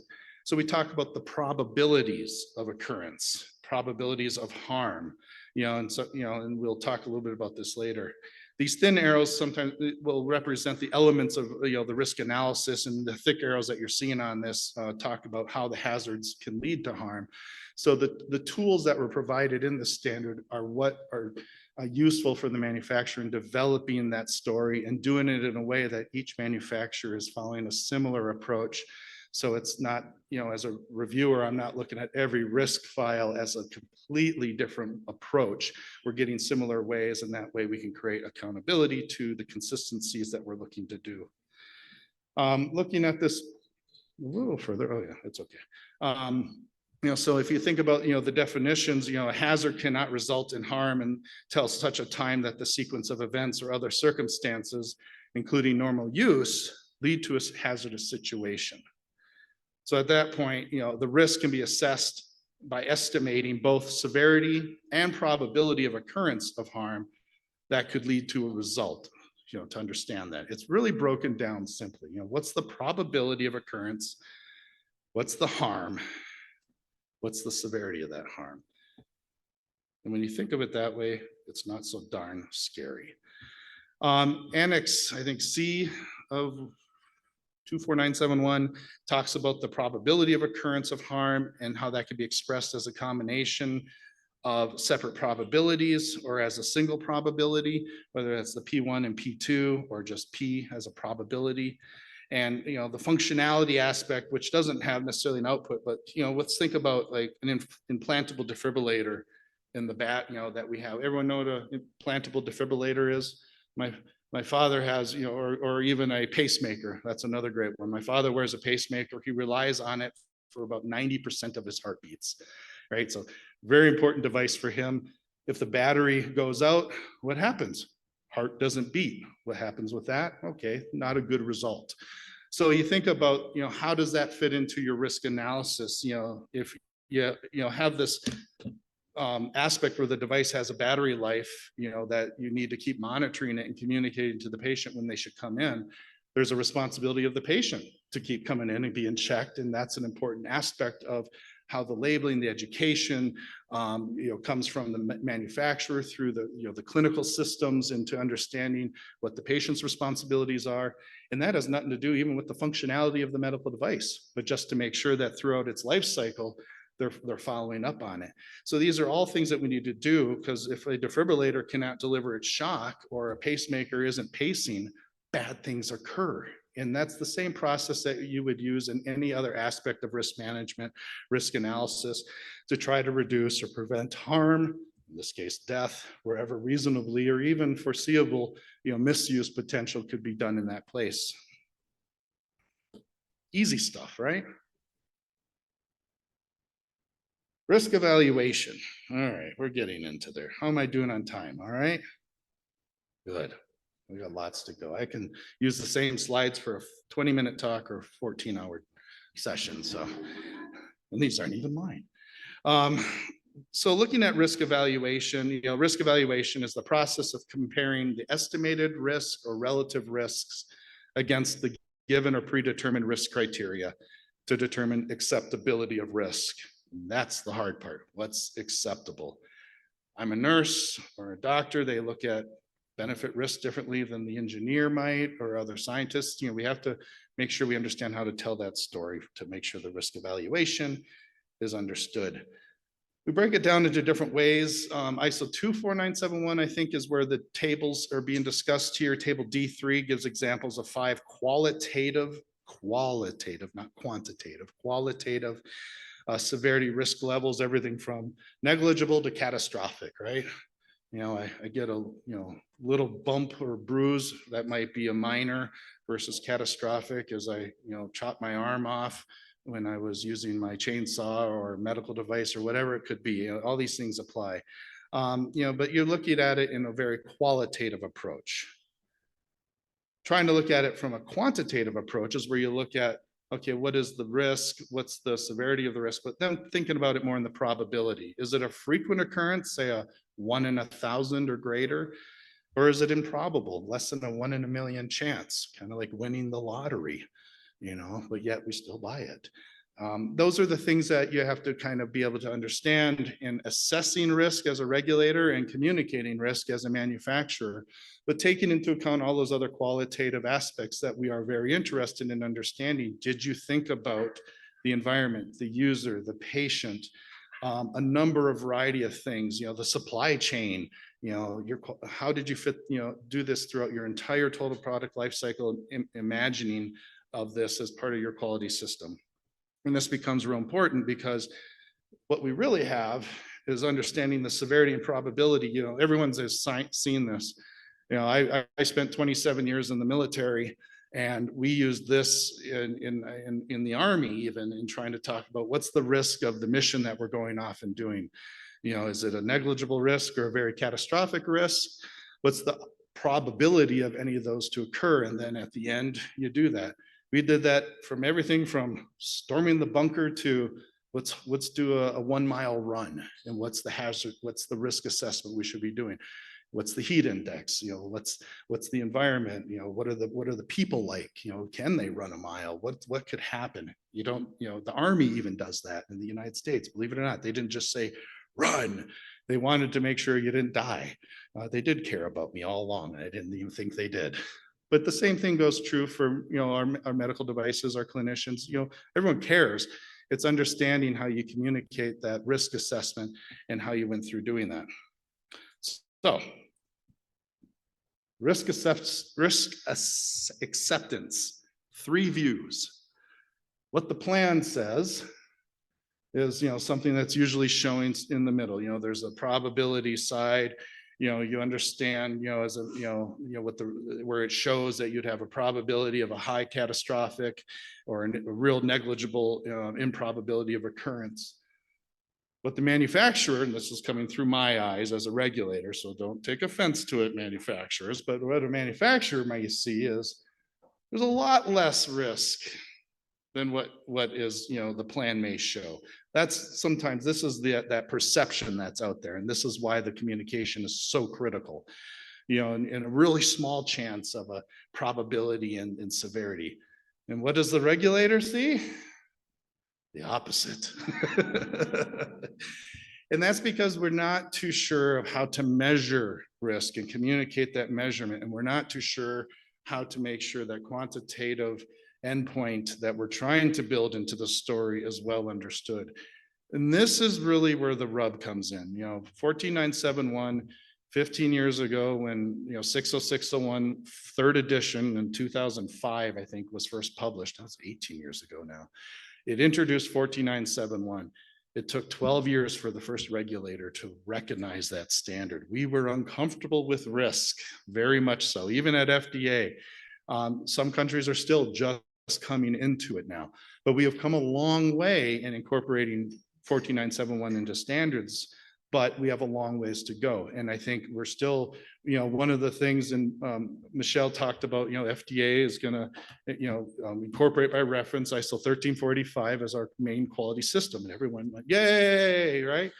What's the one advantage that 1345 does that we don't have in 820 today? It's that we don't really talk about things from a risk assessment point of view in 820, and 1345 does. So we're hoping it helps us bridge into what manufacturers are trying to do globally with where they're putting things into the market. And it speaks well to how things are done in other performance, vertical standards, horizontal standards, and so forth. So this all plays a really good role, and it really fits into everything we're trying to do. So, a mature organization like FDA is going to benefit from it in ways that we can create policy, education, our own internal enforcement, as we would call it, and how to create consistencies on our approaches.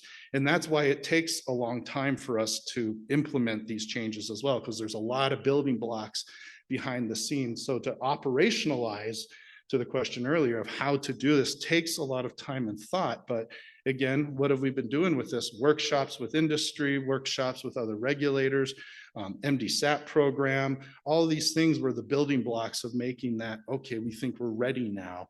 And so that public-private partnership is, the theme of the week, that we should be thinking risk management is behind all of this. Sooner or later, I'm going to be told to speed it up, right? So risk control. Risk control is that process in which decisions are made and measures are implemented by which risks are reduced to or maintained within specified levels. So the mitigations, we hear a lot about mitigations, are your risk controls. What did you do to prevent, reduce the harm, to prevent that injury at the end? Or I mean, to prevent the harm. What did you do to reduce the hazardous situation to prevent the harm? They're inherent in many different kinds of risk controls. You can eliminate the problem. I talked about the small bore connector medical device connection. What did we do with that? The World Health Organization actually helped lead this effort in calling to ISO to develop a set of design standards to try to eliminate the use of the lure, the ISO 594 lure, across all connections that were commonly used. Design standards are by far the worst type of standard I will attest to develop. They're very challenging. They have the potential of reducing or eliminating innovation. And so you really have to think about what is it that you're trying to mitigate before you would do something like a design standard. But there was a lot of evidence to show that we really needed to improve how medical devices were being utilized in the clinical setting. So we all came together and put together the ISO 80369 series, which put together a connector or connectors for each clinical specification that we're still working on to today, even 2 decades after the initial idea was being brought together. But it shows that you can take inherent risks and try to eliminate the problem. Hopefully not through design standards, and maybe more through thoughtful performance standards or other types of standards in which you can gather data, usability and human factors, for example, to really understand how a product would be used in the earliest stages of design development. You can eliminate problems early on if you think about your product in those earliest stages. Protective measures, protecting people from the problem. Think of the guy with the fire going on. Who knows why that happened? I'm guessing oxygen was involved. Probably don't want to eliminate oxygen, but maybe trying to eliminate what caused that fire to occur to begin with is what we need to think about. And then information for safety. And so labeling, instructions for use, big warning symbols, measures in the device itself, if it's electronic, to make sure it would shut down and minimize harm if something was to occur. All these things that can be done in ways that we can think about risk controls. We all had coffee this morning. We had coffee in a different way, but there's coffee mugs that are out there. So let's think about coffee, and no one wants to spill their coffee when they're walking or drinking it on the way to work. Who here drives in their car with a coffee mug, versus holding on to either that Starbucks coffee that has that lid that can pop off. I still think of that lawsuit to McDonald's because the coffee fell out of the cup and the coffee was so hot, it created a burn. McDonald's isn't selling thermoses now to everyone that screw on, but what did they, there was risk control measures. There was a big discussion of what they could do to try to reduce risk. Things like that happen. It's sad to think that something bad has to happen for a risk control maybe to be thought of, but that's the idea of what we're trying to do, is thinking about it as early as possible and what can we do to keep things reasonably as safe as to what we feel is safe enough. Here's some other protective measures, right? My wife always says she's going to wrap me up in bubble wrap so I don't hurt myself when I'm falling over because I'm a clumsy person, things like that. We wrap things up to protect them so they don't break. Fire alarms, hear alarm, something bad is happening. Protective measures, most people have, some sort of fire extinguisher in their house. Some, like campers and other things, it's required. Why is it required in certain situations and optional in other? Maybe it's the probability of the occurrence and the severity of harm that could take place. A camper can light on fire and be burnt down in very little time. It's probably required. That's why it's probably required that they have a fire extinguisher. A home made from brick and mortar with nothing else, well, maybe they're not so worried about it because depending on the wiring and other things, but maybe that county in that state has bad wiring and they have to have it. Things go into the examples, but a protective measure is to have that in the first place to reduce fire. I think that's an important thing. Wiring concepts, understanding of the guardrails on roads, those are all protective measures that we take into account. Not because we're going to assume someone's going to drive off the edge of a road, but it can happen. And, you know, those things do happen, whether it was the person who dozed off or someone who dozed off and hit them. So we try to create protective measures to think of those foreseeable risks that we didn't intend to happen, but could happen. Okay. Going back to the information for safety, one of the beautiful things that we have is symbols out there, right? Global symbols, whether it's in the ISO 7001 or IEC, I forget the number of the standard, but we have a lot of international symbols out there. FDA too recently updated its regulations to allow symbols without adjacent text. Previous to 6, 7, 8 years ago, we required the text of the meaning of the label to be with the instructions for use. And that's really challenging for manufacturers that make a device no bigger than this and have to figure out how to put all those labels on the package that's not much bigger than this, et cetera. So using symbols is a good way to help identify things. Now, in this case, you know, don't be on a wheelchair on a hill where the alligator's at the end is the symbol. So try to watch out. That's a hazardous situation. But maybe it's the guy's pet who's going to ride it after, like the picture we saw earlier. So no harm maybe will come, but it could be a hazardous situation to someone else on a wheelchair going down the hill. So again, the importance, it's not to be, you know, laughable, but the importance is to identify how can you mitigate the risks and communicate what you've done if you couldn't design it out to begin with. The benefits in many cases outweigh the risks, but what are we doing for those residual risks is an important aspect, and labeling and communication education are some of those measures that we can do. All right, we're getting there. We're getting down to post-production and stuff like this. So, you know, post-production and post-production information, you know, what it says is manufacturers has to establish, document, and maintain a system to collect and review information during production and post-production. Has to is a sloppy way of saying must or shall. FDA is not allowed to use those words a lot. But this is a way of saying it is incumbent. This is something that the manufacturer must do. The information, you know, needs to be evaluated during the production and post-production phases, not by the regulator. We will evaluate it, but really by you before you put this into production. And evaluate it. You need to make sure it's being evaluated for safety. Are the unrecognized hazards or hazard situations, are they present? Did you learn something new? Do you have to kind of go back to the drawing board a little bit to make sure, is there something you could do to make the device maybe a little safer, whether it's through labeling or design? But the results of the production and post-production evaluation feed back into that risk management process. And so parts of 1345 you'll hear about later is going to talk about how does manufacturer do this in their process of using, you know, certain elements of clauses 7 and 8 of 1345. ISO 24971 provided some guidance on the production and post-production aspects. I'm not going to get into great detail, but it really just brings this into light of, you know, this is a total product life cycle aspect that you got to think about.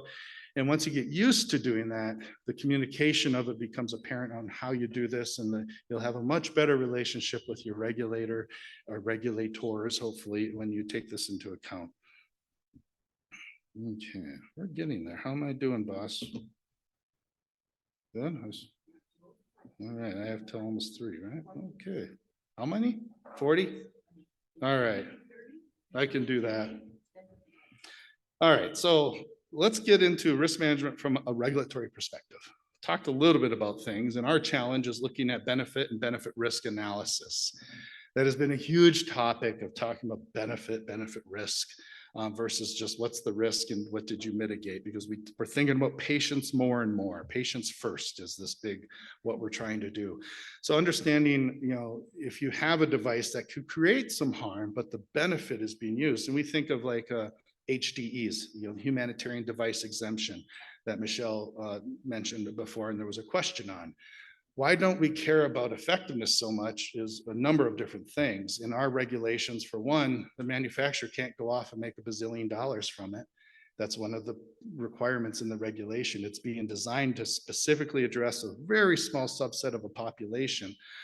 But what we look at is, does the benefit of this device outweigh the risks? And we just saw all what we're trying to do in risk assessment. So we're exempting it from effectiveness, but we're not exempting it from being a safe product, and that the risks outweigh the benefits in a way that we would look at almost any other type of device. And I hope that makes it a little clearer. If we had the risk management talk before she mentioned HDE, that question might not have come up, but I'm going back to say, everything we're doing here really has its roots built into 14971, which is why that device is cited in almost all of our guidance documents and almost all of the standards we recognize. It's used ubiquitously throughout the total product life cycle. So going back, so looking at some of the areas of benefit, that positive impact or desirable outcome on the use of the medical device is a real important thing that we're trying to show here. The benefit risk analysis is a part of that risk management process. And it's in 1497, and it's important from a regulatory perspective because it's used to determine that residual risk and for us to feel comfortable with that residual risk. Because regulators are conservative and we don't like seeing risk, even if it is residual. So understanding it and looking at it from a benefit point of view is really important for us to understand. And that's where your communication and your due diligence of all the work that you did comes into play. And in CDRH about 8 years ago, we actually did an internal group to discuss risk and benefit risk. And we brought in engineers and clinicians. And they looked at it completely different from each other. But it was important for us as regulators to understand why. And what is it that we're really looking for? And what are we really trying to do in the end is protect patients. And that's the important part. It's not just the device has a potential risk. It's what is it doing and how does that measure against what potential risks are there? So having that needs to understand what we're doing. The benefit risk analysis cannot be used to just weigh residual risks against things like business advantage. Remember I said 14971 and 1345 is not about your ISO 9001 and 31000 use of risk. It's not about, are you going to make money from this? Or what's the risk if you have to pull the device from the market? 14971 and 1345 doesn't care, really. It cares about the risk to the user, the patient. That's what the residual risks are really looking at trying to do. We understand that's a hard decision, but that's a different side. That's for a different discussion, a different day, probably not so much for this week. All right, so scenario.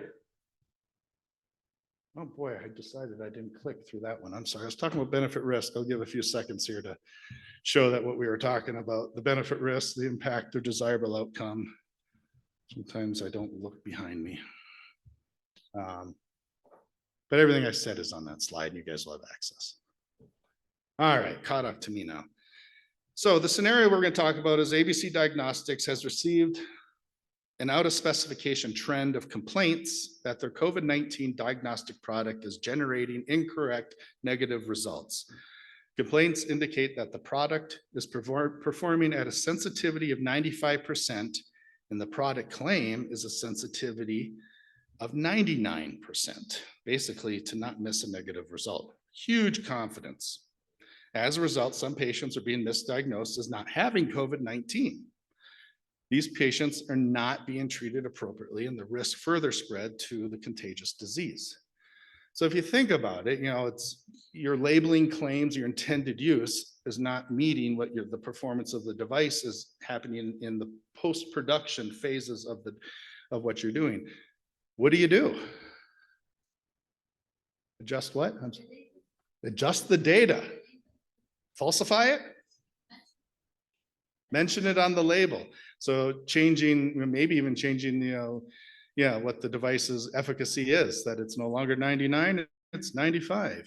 But what does that mean to a patient? Maybe these are over the counter, mailed to the person at home. If I see 95% versus 99, do I still think it's good? Does it mean it's not good? Did the benefit outweigh the risks? I don't have an answer to that scenario because it's not on my next slide, I don't think. But really what you're looking at is what do you do here? So here's your three options. Do you recall the product? Do you leave the product in the field? Or are we not sure? Who says recall the product? 99% efficacy was labeled and it's cleared for that. It's showing 95%. No one's raising their hand for recalling it. Okay, someone thinks so, one person. All right, I won't say who that person is. How about leaving it in the field? There's more than 6 of you in this room, but 4 people raised their hand there. And so I'm guessing about 85 of you are not sure. And that's what we're here this week to figure out, I guess. It's not as easy as it seems though, but it starts with collaboration and communication to try to figure out, is there still a benefit that oversees the risk? Can you change the labeling, but really describe not just what 95 to 99 to 95 is, or what, you don't just change it, but what does that mean? Maybe if you're having symptoms but having a negative test, you go get a different type of test that might be more sensitive. Still take measures to protect not just yourself, but when you have COVID, you're trying to protect others if you're going to go out into the public. Things like that could help mitigate the risks if it's going to be left in the market. Maybe you're the only one selling that product in the country, and if you took it off the market, then there's nothing, right? We've had issues with that with medical devices, and there's pretty bad adverse events going on, something that you might think if it was something as common as, a syringe or a Band-Aid or something, that you could pull it off the market so they could do the correction and bring it back on. But let's use something like a defibrillator or something where there's maybe 2 manufacturers in your country, or maybe just one, and you pull that off the market, now you don't have it. That benefit is gone. So you have to measure that all out, and as regulators, you have to look at what is in your world. How does that supply change and impact positively or negatively the risks that you're trying to mitigate with something like this? Supply chain management is a term we haven't talked too much about yet, but that actually plays a role into this. Every bit as much as if there was a huge earthquake in an area where a lot of medical device manufacturers were. If that stops production, what risk does that bring to your community? You use this risk management process to understand where you're trying to go with this. All right, we're getting there. We're getting there. So regulatory risk-based decisions, say that 3 times fast, right? Regulatory-based decision-making is essential to our approach. As I mentioned, we are really a risk-based agency. We're trying to even modernize our approach and how we do things from our own regulations and policies. We use, the medical device classification system that you heard about earlier from Michelle. We have all the different types of pre-market submissions. We even have emergency type of submissions that are out there.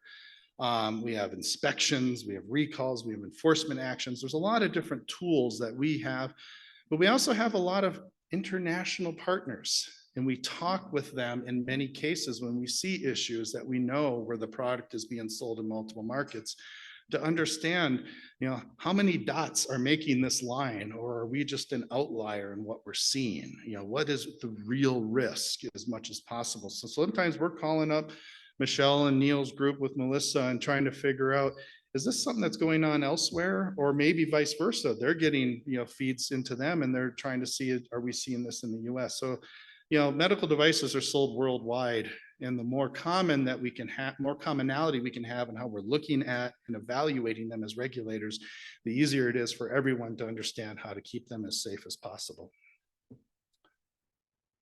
All right, where are we at?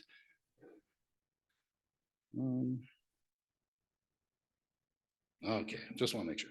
FDA's benefit risk determinations. We talked a little bit earlier about, the different types of submissions. Again, IDEP made de novo 510K. This also applies to other ones in the HDE that I mentioned earlier, where we're looking at the probable risk and probable benefits as supported by valid scientific evidence. We all love to use that word.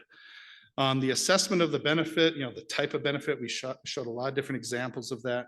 The probability, the duration of that effect possibly can come into play as well, which isn't something we really talked about. We talked about the likely or the severity and the probability, but sometimes you might think about duration as well. And, and that kind of goes into recalls of events or even the duration of the severity of harm that could happen. Those change as we go into it. The assessment of risks, can be done through, severity types, numbers, rates, as we've shown, the probability, duration, and risk of false positive, false negative, as the example as I showed in diagnostics. But you can see where this all starts falling into a real simple process of A plus B equals C. Probability of occurrence, severity equals harm. And that's really what we're trying to get down to. Lots of guidance documents we have. I'm not going to try to have you read those. But I will say the first one on the right, if I can get my eyes even to work, is one that talks about the considerations of uncertainty in making benefit risk determinations and medical device pre-market approvals, de novo classifications, and humanitarian device exemptions, HDE. So we even thought of writing a guidance document on that. We also have it though on a number of different other aspects, because it's not enough for the standard really by itself. The standard is a tool. It's a piece of the puzzle. It's not the entire mosaic. It doesn't complete the picture. So we try to help bring that regulatory perspective by writing guidance documents to bring it into our language, our regulations. How does this fit into what type of device you are, what's the classification, what's the responsibilities that you have. So a lot of different aspects are done with this. And also, as I think Michelle mentioned earlier, there's activities that go on also in organizations like AMDRF, GHWP, to try to do this from a global perspective. And that's where some of those reliance, what we're trying to talk about, coming together and understanding what are your partners doing. Does this work for your organization? If not, should we modernize and update those tools, which might mean that then we would update our guidances, which might mean that the standards would get updated to meet the needs of the global public health approaches that manufacturers are trying to ensure that their devices are safe for. And here we are, GHTF, Risk Management Guidance Document, right there. Really hits those key principles that risk management activities should begin as early as possible. We talked about that. It's not when I've designed this mouse, it's to assess, does this mouse even fit the needs of the user before you design it? As early as possible, at least. Maybe that's not always practicable to get that early in the stage, but as early as possible is really what we're trying to do to prevent problems rather than to correcting them later. As a reviewer, I hated going into labeling as the mitigation when I knew it was just a design issue. And so you really want to try to prevent mitigation through labeling. Nurses don't read labels, most doctors don't read labels, and I'm sure to bet that most patients don't either if it's a patient device. So we really want to make sure the device inherently is as safe as reasonably practicable in how it's used. And that's why home use devices are different than hospital use devices, because a patient's level of understanding might be different than if it's used in a hospital. But that changes depending on the patient and the location of where that patient is. We have education, you have socioeconomic issues, and those are things that all play into that risk analysis, that risk assessment, benefit risk of what you're trying to do. Believe it or not, folks, we're getting towards the end. Summary.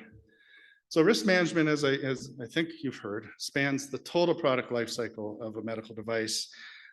These activities must be embedded throughout your quality management system. You're going to hear a lot about that right after me. God, I hope she makes it here, right? You don't want me to give the 1345 talk. But it's a real important aspect to make sure that if you think about your quality management system as a part of your medical device, embedded into it, as you'll see Melissa walking you through it, it will really start making sense. The concepts of risks are included in regulatory requirements as well as international documents and standards. And that's something too that you saw. We use 14971 in our own documents. Obviously standards use it. GHTF thought about using it many moons ago. We know that IMDRF and GHWP use it. I'd venture guess all of you use it as regulators, and I know the manufacturers do.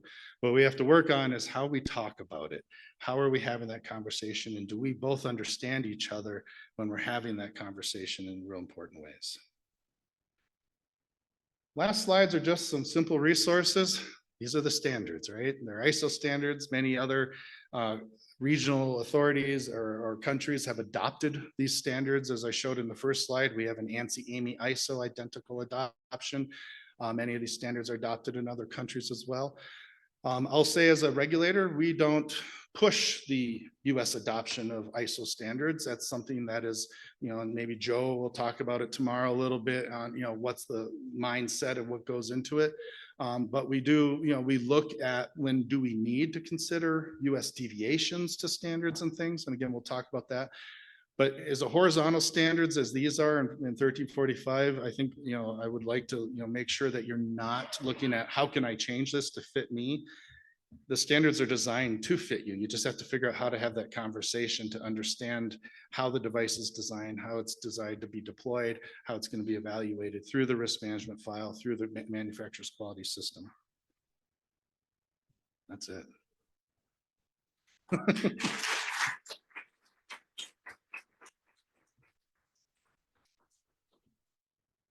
What's next, boss? Thank you. He calls me boss. I tell him I'm the most hated person today, so I love him. So time for questions. And I think it's a lot of information that has been shared that I'm pretty sure that there should be many questions in the room. Hoping my talk was good enough that there were no questions. Oh, yes, it was so clear. From a show of hands, does just understanding risk analysis, benefit risk, does it make a little bit more sense than maybe what it did before you walked in this morning? Yes, thank goodness. I didn't fail. Not at all. They're not going to send me home tonight. So how about we pass the microphone to all the ones that raised their hands Sure. and tell us Oh, why. I didn't see any hands. All right, So, please. could anybody like to share? Tammy, please. I have maybe more of a comment. First of all, that was such an awesome presentation and I love all the pictures and the engagement. So I definitely welcome that. I think one of the things that you touched on though is it is a balance, right? Mhm. I mean, we all have patients in mind when we're either designing them or when regulators are approving them. And risk is also associated with the patient never getting it because the standard is so high, it never Mhm. makes it through to the patient. So I appreciate you raising that point as well, because it is a balance. It's a risk benefit balance. How will the patient benefit from the product? Benefit How- risk balance. I'm sorry? Benefit risk balance. Yes. Benefit. You're still my teacher. But I just thought it was a really important point to make because, it really is about the patient and how do we balance that in order to allow timely access to the safest possible product that is going to benefit them. We have a question back there. Thank you.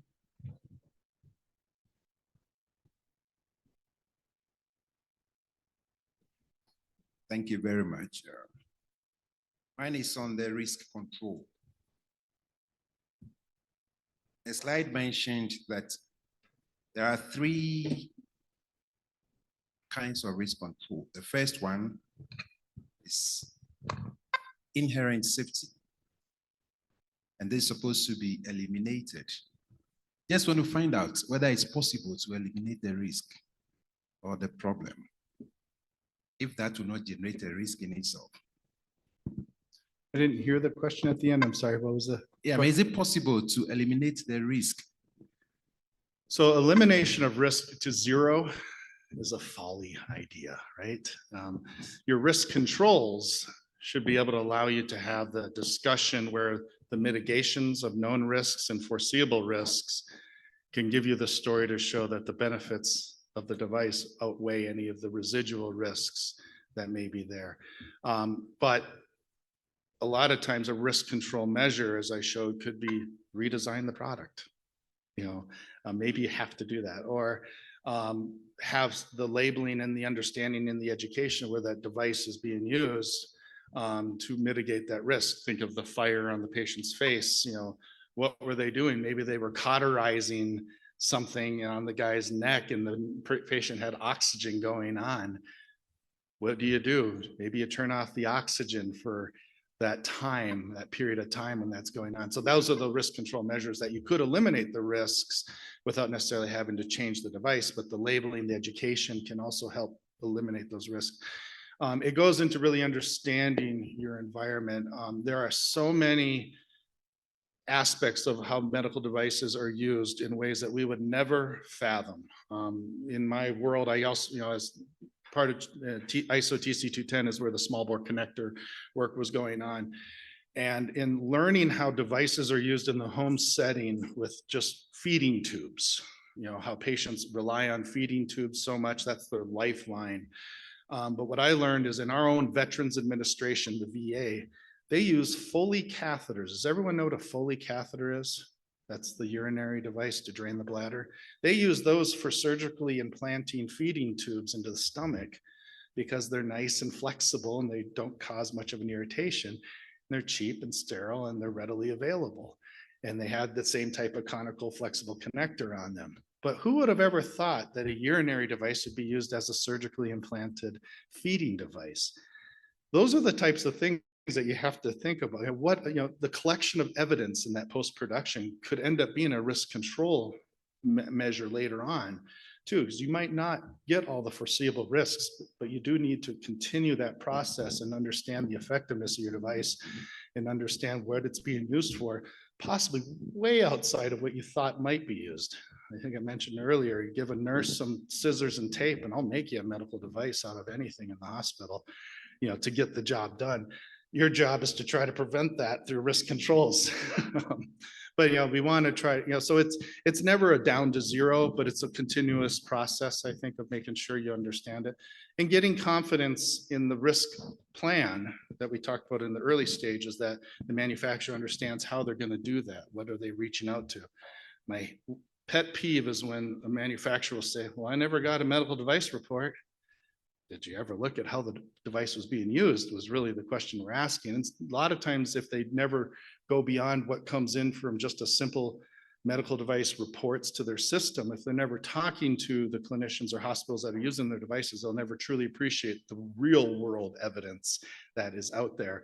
And that's, again, a maturity, I think, of our entire industry is looking into those aspects, which is a risk control measure. Yes. Hi, I'm Tanya Vocht and I represent the South African Medical Technology Industry Association. So in South Africa, and I would imagine for many other countries in Africa, there are actually very few manufacturers of medical technology products. In other words, local manufacturers. The majority of medtech is imported. You've been speaking a lot about manufacturers. And I was interested, would the same level of risk requirements apply to, say, distributors as they would to manufacturers in the US? I would say they're still different, but so long as they're not repurposing those medical devices, which in our world, if a distributor takes a medical device and modifies the labeling or intended use, they become the manufacturer. So it can apply to them depending on what they're doing with that device. Distributors have to look at things probably a little bit different though, in terms of, a supply chain aspect of how, did the, where the device came in from imports, was it stored appropriately? Is the distributor keeping it in circulation that way? So that way when it gets to the end user, it's still safe as tested, as intended, as thought of. So you do want to make sure that the distributor isn't, someone who's also distributing cement in the same box that's going, across the country. That might not be good for the medical device. So those, I guess if that is what you're looking at, that can apply. It is a systematic thing. And I'll be honest, it was years, probably just very recently until the FDA really started realizing the importance of that. And COVID is the one that hit us in the face to really looking at, distribution of medical devices, storage of devices, accessibility devices, and how to work with the distributors in ways to understand that. We have a whole division now that's dedicated to trying to look at the impact of hazardous situations that occur, hurricanes or earthquakes or whatnot, to see does that disrupt what's out there.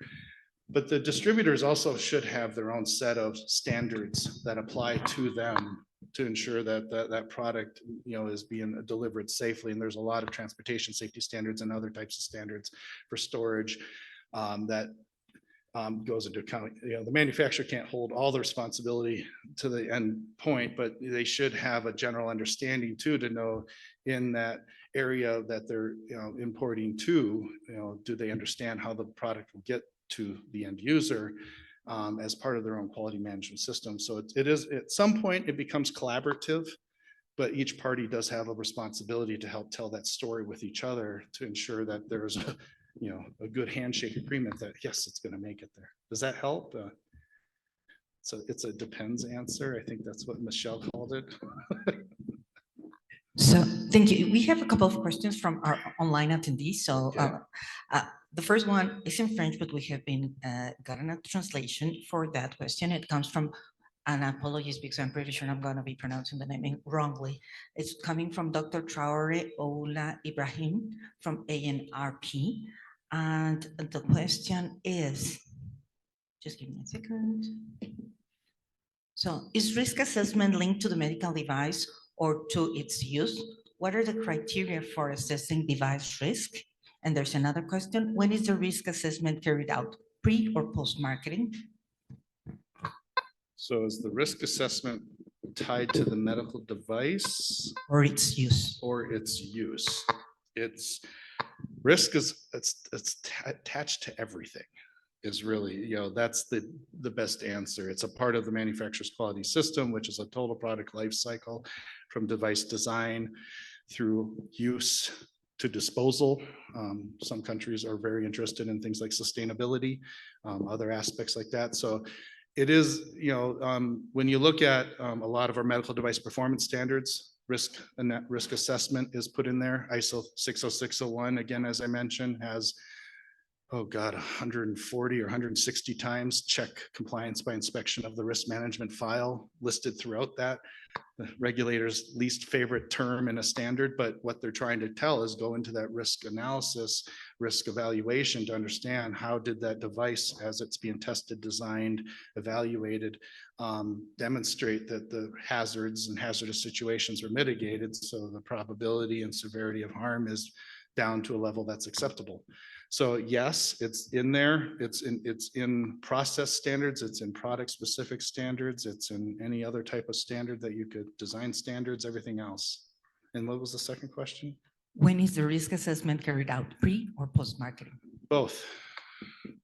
Total product life cycle. It starts when I am going to make a medical device, and it ends with it never ends really. It really never ends because you're constantly evaluating it. Here's an example. You're a manufacturer that relies on some sort of polypropylene from a qualified supplier, and that one goes out of business and you have to change suppliers. Or maybe their raw material was even changed from the supplier you're used to using. Is it your responsibility as the manufacturer to assess the risk of that change? As a manufacturer, yes. As a regulator, you'd want to make sure your manufacturer is assessing all those possible variables, even into the raw materials that could potentially change. One of the responsibilities that manufacturers do is they check out their third-party people that they work with, whether it's a testing house or a material supplier, to ensure that the products and how things are being tested are being done in a competent way. So you have confidence in the stuff that's coming to your place as you manufacture the product or bring it into testing. And that is all, so manufacturers have an enormous responsibility when it comes to risk management. Regulators need to understand how to interpret how they took on that responsibility, and hopefully that you feel that they were competent in their confidence when they come to you as regulators. So it involves everyone, but it involves the whole life cycle as well. Thank you, Scott. We have another question here in the back of the room. Actually, three questions. So let's, if we can make it like short and sweet, so we can go all for the group photo and for the break. We'd appreciate it, and we can continue conversations, of course, throughout the day. So, Scott. I'll try. Thank you very much. My name is Enoch Nyako from FDA Ghana. I think that the ISO or the standard does not, one of the limitations is that it doesn't specify the acceptable risks, if you like. Yes. From a regulatory point of view, or as a regulator, I think that introduces some subjectivity in the review of the document. Do you have any pointers to share in navigating this challenge? Yes. Because, I mean, beyond evaluating the risk by the manufacturer and presenting the documentation, I think that the onus now lies on the evaluator to kind of review and to see whether the risk is acceptable. But the standard doesn't really provide much guide in that. How do you navigate that challenge? The standard doesn't tell you what It kind of gives you a process to discuss how you did it. Other standards might give you the what. Let's use the flammability subclause in 60601, shall not create a flammable, situation in X. So what is the measurement? No flammability aspect. It defined it in there. How do you check for verification is check compliance by inspection of the risk management file. So go back to your risk management file, and one of the risks they identified as flammability. How did they mitigate it? Should result in that there is zero flammability risk based upon how they tested it. So the standard took the response, the vertical standard took the responsibility to try to define the subjective based of try to show what are you doing in your risk management and how are you doing it to what is the endpoint.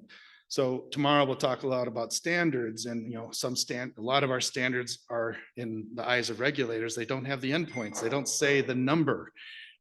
Prescriptive standards is an impediment to innovation and can really limit a manufacturer's ability to get into the market as much as try to tell their story to you. So the story is that risk management file to show you what's the risk, what's the probability and likelihood of occurrence, what's the severity of harm at the end. Standards try to take that on by showing, without maybe putting a measurement in place sometimes, what would be seen as acceptable. In other cases, they will put the measurement in place, but they ask for the risk management file to show how did you get there. So there's a responsibility. It's a big Venn diagram. If you know the Venn diagram, those are things that overlap. And it's, that's where it kind of comes into. If someone just comes in with a medical device file and said, I am declaring conformity to 14971, and that's it, they probably have a lot more to go. They can say they use 14971, but you'd want to see what other tools did they put into that toolbox to show how did they mitigate those risks? How did they come up with the objective endpoints that demonstrate risks are at a reasonable level, benefits outweigh the marginal risks or residual risks that remain. That's in general how it's done. There's not a standard for every risk that's out there. So the risk management file again has to show, okay, there's this risk for, let's say the medical device being used in space. We don't have a standard for that. I don't think. NASA might, but I don't know if we do. But how did they mitigate that is in the risk management file, and that endpoint that they would identify would be built into it. You have to decide in your knowledge does that seem reasonable for the intended use and foreseeable potential misuse of the product. Yes, thank you. This is Dallas from Botswana's BOMRA, Botswana Medicines Regulatory Authority. Yes, just a follow-up question from the one that was asked by my colleague from Summit.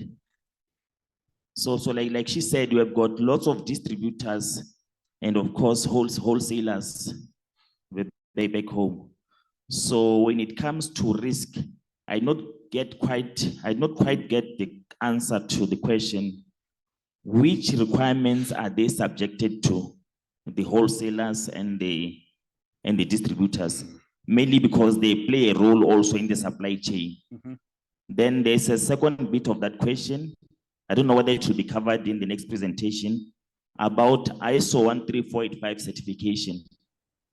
So are they also subjected to ISO 13485 certification or requirements with some exclusions? Is it something that the conformity assessment body can give to say, okay, I'm giving ISO 13485 to these distributors with exclusions of these clauses that are relevant to manufacturing?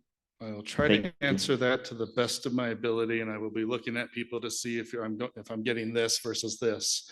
The answer for distributors would being responsible to say 13485 would be no, unless they become or are designated as a medical device manufacturer. 1345 applies to manufacturers of medical devices. Now, if the manufacturer is distributing that device to its endpoint, And I don't know if I could think of a situation, like if a CT machine is distributed by the manufacturer itself to the end user versus using a moving company. You know, there may be a case if the manufacturer is in charge of that distribution, then yes, they would have to, that would apply to them as the distributor. But if the distributor is UPS in the US, right? That's what we're used to, or something. That type of distributor would not fall underneath even that aspect of it. We have a whole nother department in our government, though, that does deal with distributions and distributors. There's a relationship that manufacturers need to have and understanding how their products are being distributed. Going back to I would hope my medical device that's coated in a pharmaceutical isn't in the same bin as, you know, a bunch of, you know, dusty cement and stuff. That would not be good for distribution. So there is responsibilities, you know, that parties have. But there are a set of standards for supply and distribution that apply, or that should apply. There's conformity assessment and certifications that distributors usually have to be qualified to distribute certain types of sensitive products. Think of like blood donation. You know, can't just take a bunch of blood that was donated. If we all did a blood donation, I can't just take that in my car and in a paper bag and then go all the way to across the country. You know, there are standards in place as a distributor of how to maintain the quality and the safety of that product that are inherent, but that's not under 1345 or under the quality systems that would be for a product like that. It's another realm essentially that goes beyond this, but there are qualifications, and you know, it's the second time that questions come up, so maybe our group here can come up with, you know, some knowledge on where that comes from, and maybe even ANSI could help us, you know, some sectors that deal with transportation of goods and other things. Let's see if we can provide an example tomorrow in how we think of standards. There's another question, but I don't know if there's a microphone. We have 2 minutes, right? Is there, you had a question there? There's a last question. So. Okay. It's on. Okay, my question is regarding the detectability, one of the risk assessment parameter. You only used the probability of occurrence and the severity of the harm to the patient or the user. So in most cases, of course, your presentation was taken from ISO 14971. And then that standard does not consider the possibility of the risk being detected. So in most pharmaceutical products risk assessment process, they also use possibility of detectability at the third parameter to determine the risk of a product. So the possibility of detectability of risk? Yes. I think that would fall underneath the identification of risks. So being able to go through and you know, it starts, and that's why, you know, when does risk assessment start? As early as possible. That kind of falls into how do you identify the risks? You're right, 14971 doesn't tell you how to identify risks. You know, that's a whole nother course probably. But you know, when you look at, you know, the device, you know, I like to use a needle or something, you know, what are the risks that you could be associated? Yeah, the 14971 doesn't tell you that, but a lot of times this is where product standards become very important. A group of experts who make those devices sit down and identify what are all the possible risks, what are the hazardous situations, what's the potential, you know, for harm that can occur. That's decided and discussed in those product specific standards, and they use risk management as the tool of how to identify those risks. What's the probability and likelihood of those risks, and what are the quantitative endpoints or objective endpoints to help communicate that in a declaration of conformity and test report as a part of your as part of a manufacturer's device, you know, device file to discuss that. So I think what you're showing is that what your question really asks is, you know, how does 14971 detect risks for a particular medical device? The medical device standard uses risk management to help do that. In the absence of a medical device standard, the manufacturer needs to find a way to tell you that. And a lot of times they'll use another medical device standard as a recipe or an outline to help do that in a way that would be familiar to the regulator. Thank you very much, Scott. We have another question in the Zoom platform, but we will reply for that in writing if it is okay with you. Sure. And then we're going to be stopping right now. And we would appreciate, as you remember, we're having the group picture taken now. So if you can kindly follow Stephen Bipes over there that has his hand raised and go straight to the first floor to the terrace so we can have the picture taken. And then by the time we come back, everybody can pick up tea, coffee, and some food so we can continue, because we have Melissa Torres already connected in the line, and we're very appreciative for her understanding we're running a little bit late, so let's try not to have her holding for a longer time than the strictly needed. Thank you very much. And Thank Scott, you, thank you everyone. very much. Thank you.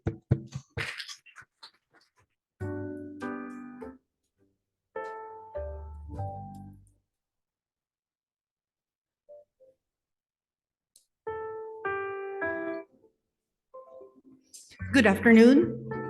So welcome back from our break, and thank you for what I am sure it is going to be a great photo shooting, even though it was challenging with the sun just to arise, but I'm pretty sure that it is going to work.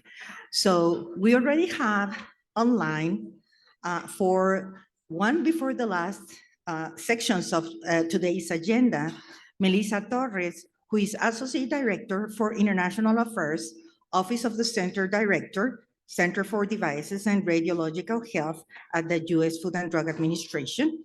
Melissa, without further ado, the floor is yours, and thank you very much for joining us today.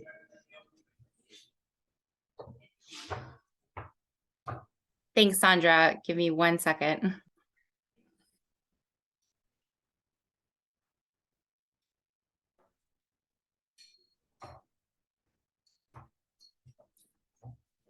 Sure. Can we have the next slide deck on screen, please?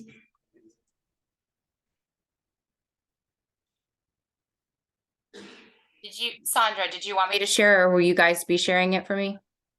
We are going to be sharing it. Okay. In case something goes wrong, we will let you know, but okay. Things have run smoothly regarding screen sharing, so just a second.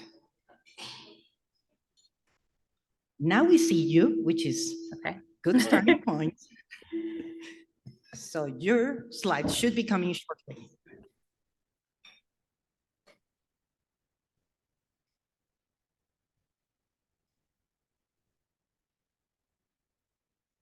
Okay, there you are. All right, sounds great. Thanks, Sandra. So thank you for the introduction, and my sincere apologies for not being there in person. It was going to be a difficult trip for me. So thanks to my team of colleagues that are there, and thank you, Scott, for covering the last presentation. You did a phenomenal job. So I will be covering the quality management systems for medical devices. And this is a lot of information. So I'll start by saying that I'm not going to cover every single section of the standard. I am going to try to highlight some of the larger sections of the standard, the more important sections of the standard, and then give some opportunity for you all to give me some questions. Being there, I had hoped to do some activities, but unfortunately, virtually, it becomes a bit challenging. So with that, next slide. So I'll start off with some basics and what is a quality management system. So the QMS is the organization structure that includes the planning, the processes, the resources, and documents or records that you have to achieve the quality objectives. And I'll talk about what that is in a bit. Quality objectives are what top management sets, and that can be how do you meet customers' requirements, how do you meet the applicable regulatory requirements, how you establish and maintain that QMS, or how you can actually improve a product. I see there's a comment about not being able to see the slides virtually.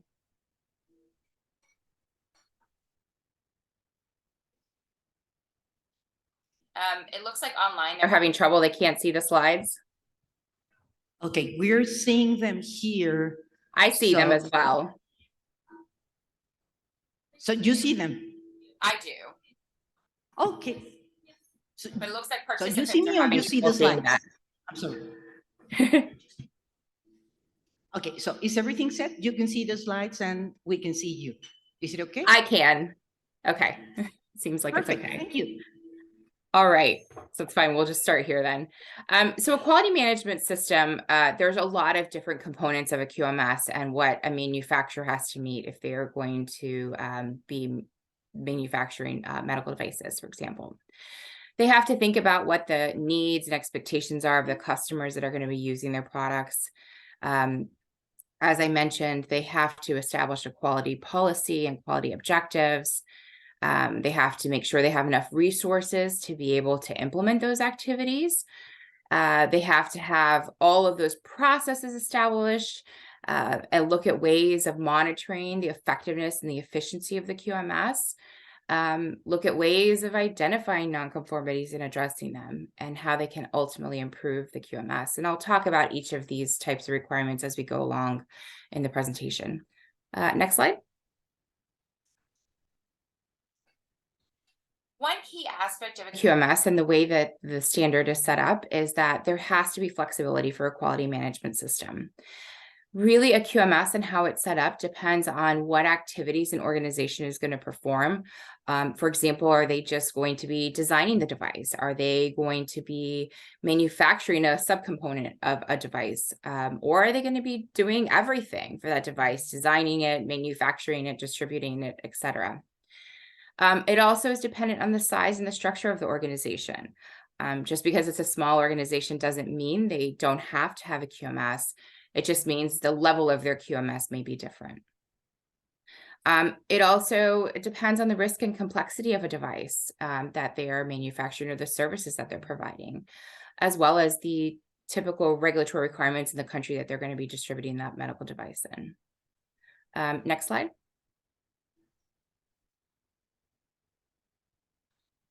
So these are the standard, and I have these two documents up there. This is the actual US adoption of ISO 13485, but it's the same as the international version. It's just a US adopted version of that standard. ISO 13485 is what I'm going to cover, and we'll talk about, as I said, sort of those higher level clauses, those more important concepts within the standard. And there is an accompanying handbook as well that provides extensive guidance on each one of those clauses. What are the expectations? And that's also available as well. It's a practical guide for how to implement a quality management system. And one thing to note is that many regulatory authorities around the world actually use ISO 13485 within their regulatory framework. Next slide.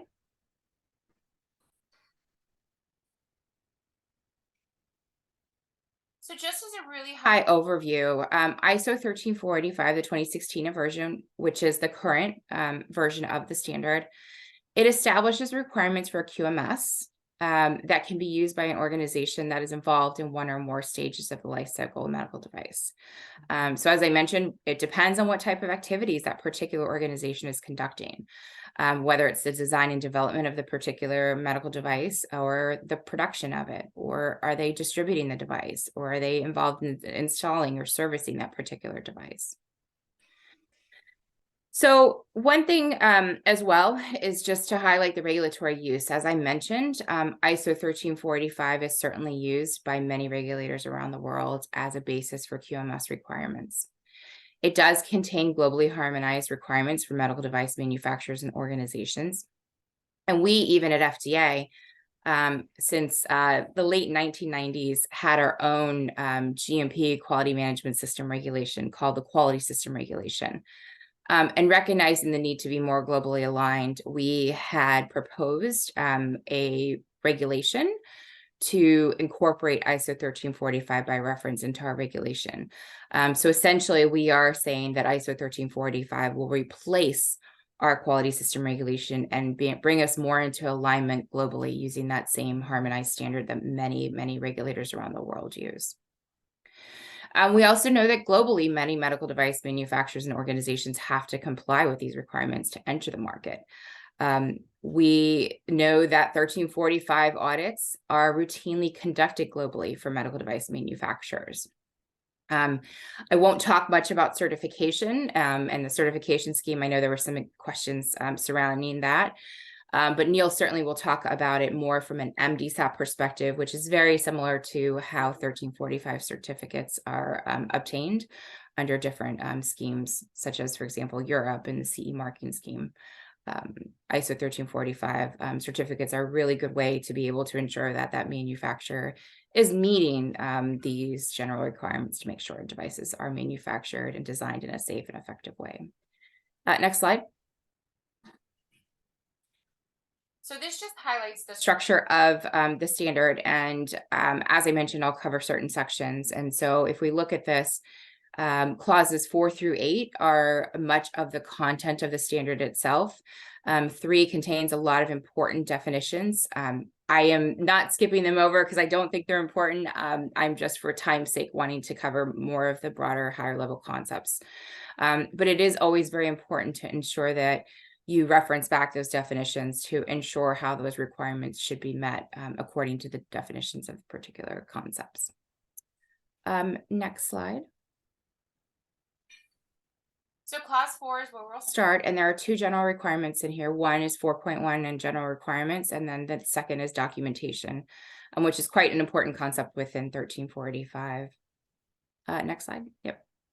So the general requirements for this clause is that really an organization has to be able to document to QMS. So this is the fundamental part where we say, you as a manufacturer have to establish and implement a quality management system and make sure that you maintain its effectiveness. And so this is the part of the standard that says really where all your procedures, requirements, or activities have to be established, basically documented, which means established, implemented, and maintained, all 3 aspects. And it has to be controlled to make sure that it's actually an effective system put into place. The organization also has to make sure they have enough resources available to be able to support all of those activities they set up for the QMS. And ultimately, management is responsible for any of the activities within the quality management system. You heard Scott talk about risk, and certainly, risk is an important part throughout the 1345 standard. And this is one of the first mentions about the fact that an organization has to take a risk-based approach to control their QMS processes, and have to figure out how their processes may impact or adversely impact product safety or performance as well. Next slide. This just provides a sense of an overview of the fact that, management ultimately is at the center of the responsibility for the quality management system. The QMS has a number of different interrelated processes, and the outputs of those processes form the input to another process. And you'll see that more clearly as we talk about things like design and development activities, for example. But you can see here, there's a lot of different considerations within a QMS. Including the resources and the design itself and the purchasing process and how the particular product is produced in the production processes, for example. And it's also important that all of these processes are actually controlled within the QMS. Next slide. This just provides an overview of the various clauses within 4.1. So oftentimes you'll have a clause and then many subclauses that are associated with very specific requirements. If we look here, for example, 4.1.2 talks about that risk-based approach for the processes in the QMS. Then we look at 4.1.4, and that talks about if any changes are made to those QMS processes, there needs to be an assessment and really trying to figure out what the impact would be for those particular changes. As you go into some of this additional details, it talks about outsourced QMS processes and activities and what controls have to be in place for them depending on the risk, and tying that to some of the requirements under 7.4 for purchasing. Again, I'll cover that in more detail.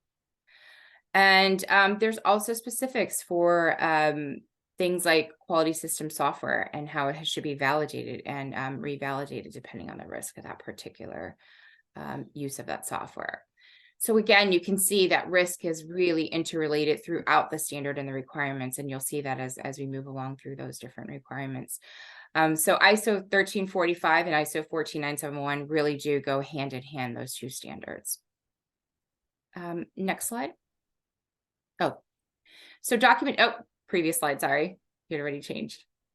So documentation, documentation, as I mentioned, is very important within the QMS.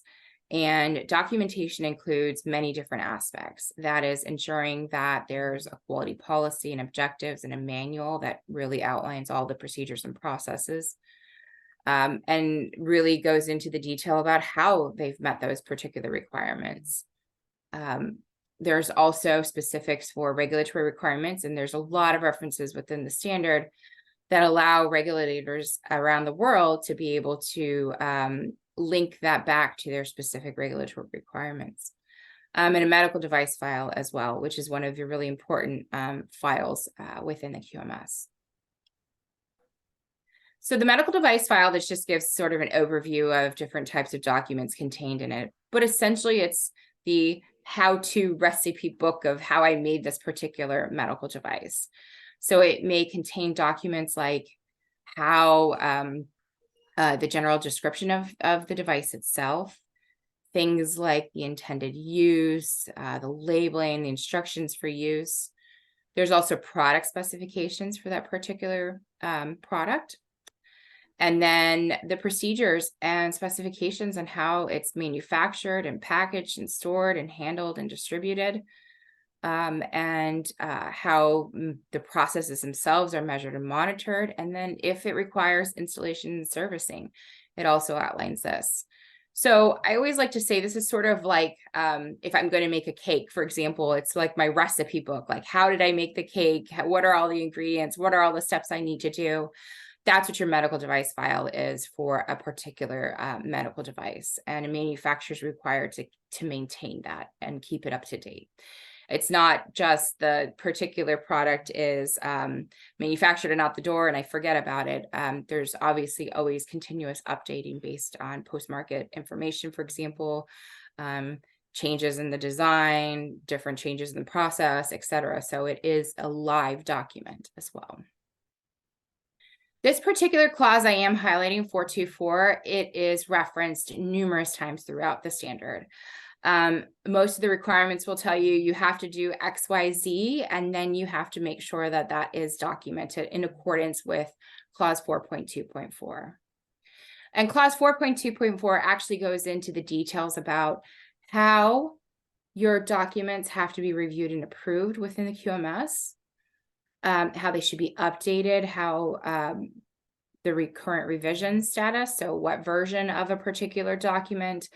They want to make sure that those documents are legible and readily identifiable. They want to make sure that those documents, there's a mechanism to prevent deterioration or loss of the particular documents, and that obsolete documents are not used. So essentially, this really outlines all of those specific requirements on how documents within the QMS are maintained by that particular organization. Next slide.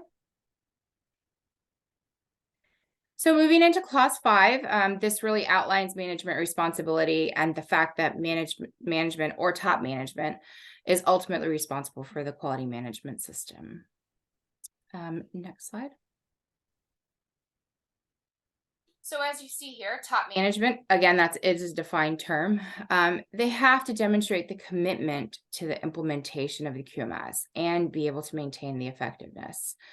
So just because you may be an organization, for example, that has thousands of employees, top management can't just say, well, I'm at this level and I'm not aware and it's not my responsibility. Ultimately, it is their responsibility for implementing the quality management system. And you'll see here all of the different aspects that they have to be able to be on top of. as some of the examples. So the quality policy, as I mentioned, has to be established. There's planning aspects, there's management reviews, there's management representatives that are appointed on their behalf for various functions. And so that just sort of outlines some of those requirements and within the subclauses of clause 5. But ultimately, at the end of the day, the bottom line is management has that ultimate responsibility. Next slide. So this is just to show one of the really important aspects of management responsibility is the management review process. And it really just shows this diagram here, how the steps that have to be taken to ensure that a management review is conducted. And it's really an important tool for ensuring and maintaining the suitability and the effectiveness of the QMS. So they have inputs that are considered, the review inputs, and that's tied to a specific clause that outlines the various types of review inputs. And that can be data gathered from various sources within the QMS. There's meetings that are typically conducted where they discuss all of these inputs. There's outputs. So they may identify improvements that have to be taken in the QMS, changes that they may have to implement, for example. And then those outputs are used to really generate those improvements in the QMS, and then kind of goes back through that cycle again. Next slide. So clause 6 is another one, has a couple of clauses within it. And I'll touch a little bit upon this one. Again, another clause that I'll just highlight some of the important aspects of. Next slide. So just in summary, these are the clauses in clause 6. So 6.1 really focuses on the need for the organization to have the appropriate number of resources to be able to implement that QMS, so that they can meet the customer needs and the regulatory requirements. The next clause talks about specifics relating to the competency of the employees, that they need to make sure that they have the right education and the right training and skills that are necessary to perform their assigned duties. 6.3 talks about the fact that they need to have the appropriate infrastructure. Depending on what they're doing, what activities they're conducting, they need to make sure that the buildings are suitable for that particular types of processes. So for example, if they're working with a sterile product, right? You need to have sterile rooms, clean rooms, for example, to handle that product. And then finally, 6.4, it's making sure that the work environment itself is appropriate and that there are procedures for things like contamination or potentially contaminated product as well. Next slide. Thank you. So product realization, this is a really important clause and has a lot of great information in it. So everything from starting out how you're going to plan the development of the product or medical device itself, how it's going to be designed, how you're going to purchase services or components, for example, that are necessary to make that particular product, how it's going to be produced, and then how you're going to control those processes, how that organization is going to make sure that they're constantly meeting specifications. So product realization really talks about the controls, the conditions, and the risk management activities that are required to make sure that a product meets specifications. And this is some of the information directly from that clause and what an organization is required to do. As I mentioned, they have to establish those quality objectives for the particular product itself and the processes and documents that they need for that particular product, including the infrastructure, the buildings, the work environment. As I mentioned in my example, if it's a sterile product, making sure it's in a sterile environment, manufactured in those clean rooms, depending on the level. That things like verification and validation and monitoring and measuring and inspection and testing, all of these different requirements related to the particular product and how it's being manufactured are established. And then finally, making sure that everything is documented and that it shows that they're meeting those requirements as well. Next slide. So looking at customer related processes, this is really making sure that the requirements related to the product, including the customer regulatory requirements, as well as user training, are identified and that those requirements are reviewed and to be determined suitable for the particular product they are manufacturing. And it just details some specific information about how a manufacturer or organization will relay information back to the customer. In particular, this is an area as well that talks about applicable regulatory requirements and things like getting back to the regulatory authority if they have to issue advisory notices, for example, or how they get back to the customer and provide feedback if they've received complaints with a particular product and how they close that loop with that particular customer. And again, as I said, that link towards the regulatory requirements and how an organization is in correspondence with that regulatory authority to make sure those requirements are met. Next slide.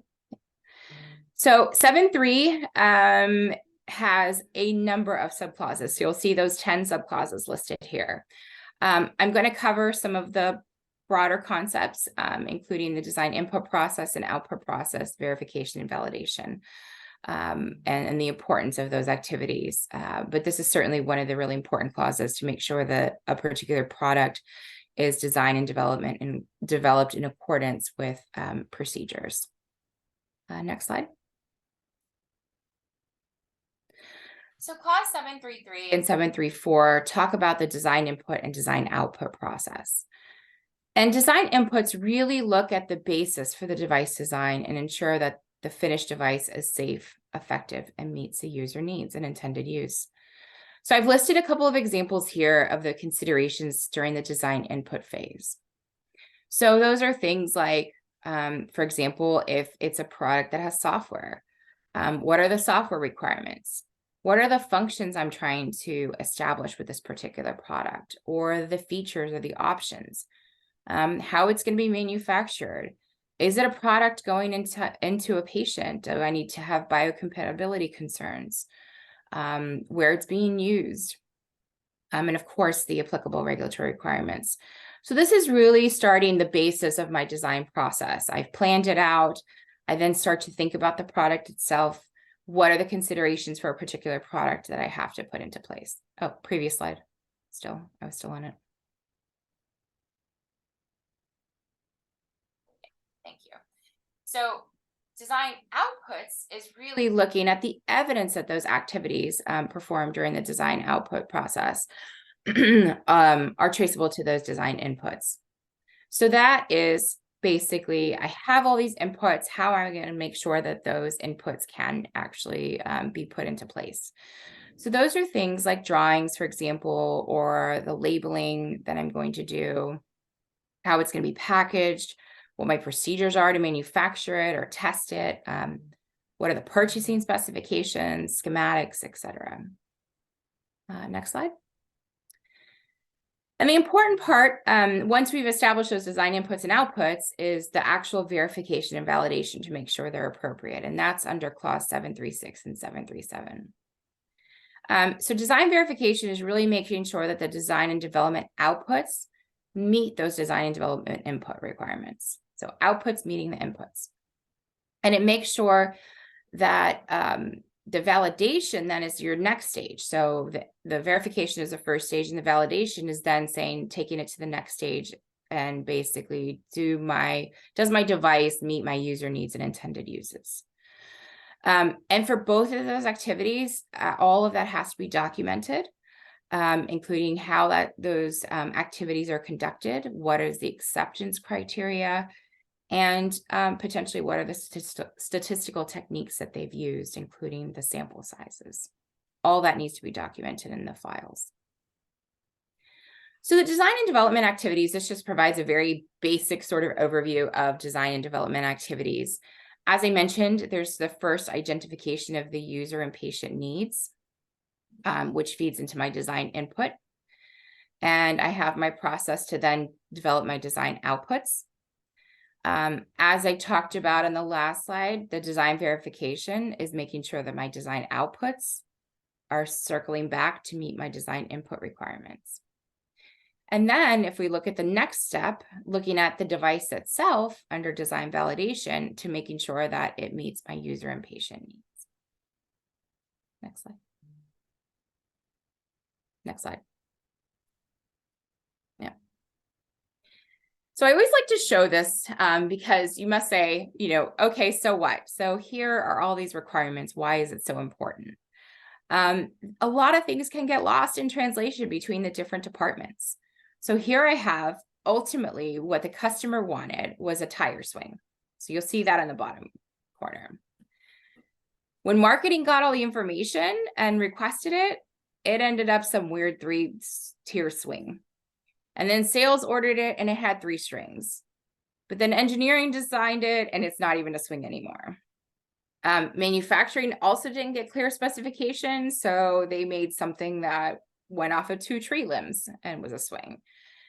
And then when they installed it, it didn't go so well either. They just decided that, hey, we'll cut the tree and it should work fine. So this just shows that it really is important at the various stages of design to make sure that it is very clear. So it's very clear what my customer needs are. Those requirements have to be established and they have to be translated at the various stages. So marketing and how it's going to be marketed, how it's going to be installed, how it's going to be designed. Because if you don't, there's a lot of different stages that it can go wrong. And this really shows that as well. Purchasing is also another very important clause in ISO 13485. It also talks about risk. So the amount of controls that are put on a supplier of services or goods is really going to be proportionate to the risk that's associated with the particular product itself. So that a manufacturer is required to evaluate and select those suppliers using that risk-based approach. So they have to ask questions like, can that supplier provide the product that meets requirements? Are there any data that regarding the performance of the supplier? And what effect that purchased product has on the quality of the medical device itself? And again, all of this has to be documented and maintained. And once that supplier has gone through an initial evaluation, a manufacturer still continues to provide a risk-based approach to monitoring that and controlling that supplier to make sure they consistently meet requirements. Sometimes, for example, a supplier may decide to change a particular component, and that change in the component can cause a detrimental effect to the design of the particular product and design of the medical device and could cause a medical device to fail. So it's very important that there is a good relationship established between the organization and any suppliers they're using for product or services to make sure they're consistently meeting those particular requirements. And I will say as a regulator, this is an important area of importance as well. One thing to note that it is also an area with a lot of flexibility because it really depends on the risk. And I have a couple of scenarios here as well. So we know that medical devices have a wide range of supplied product and services. So it can be anything from a raw material to a component to a subassembly to a finished device or a drug. There are various types of organizations. It could be a lab that a product is being sent out to be tested. It could be a contract sterilizer, for example, that I'm using their services to sterilize my particular medical device. It could be the folks that are installing or servicing or auditors even. There's also a wide range in the complexity of the supplied product itself. So as I mentioned, it could be components, small components up to the finished device itself. And there's also a wide range of the risk of the product and services. So just because I have one type of product, that same supplied product or service can have different risks based on the use itself.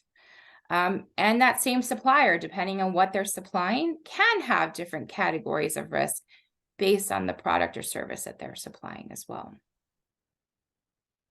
So why, as a regulator, should we be concerned about purchasing controls?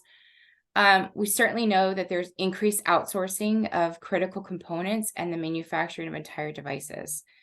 And we as regulators see an increased number of recalls and product problems associated with purchased components. And this certainly was the case during COVID. I think we all experienced a lot of issues with the supply chain. And I know there are a lot of different types of initiatives now really focused on ways to be able to better control the supply chain. Next slide. This just is some ties to the presentation that Scott provided and looking at risk management and how that's linked in to particular clauses. So in this case, how it's linked into our purchasing requirements. So we know that manufacturing processes can be a source of hazards or hazardous situations or the control measure itself.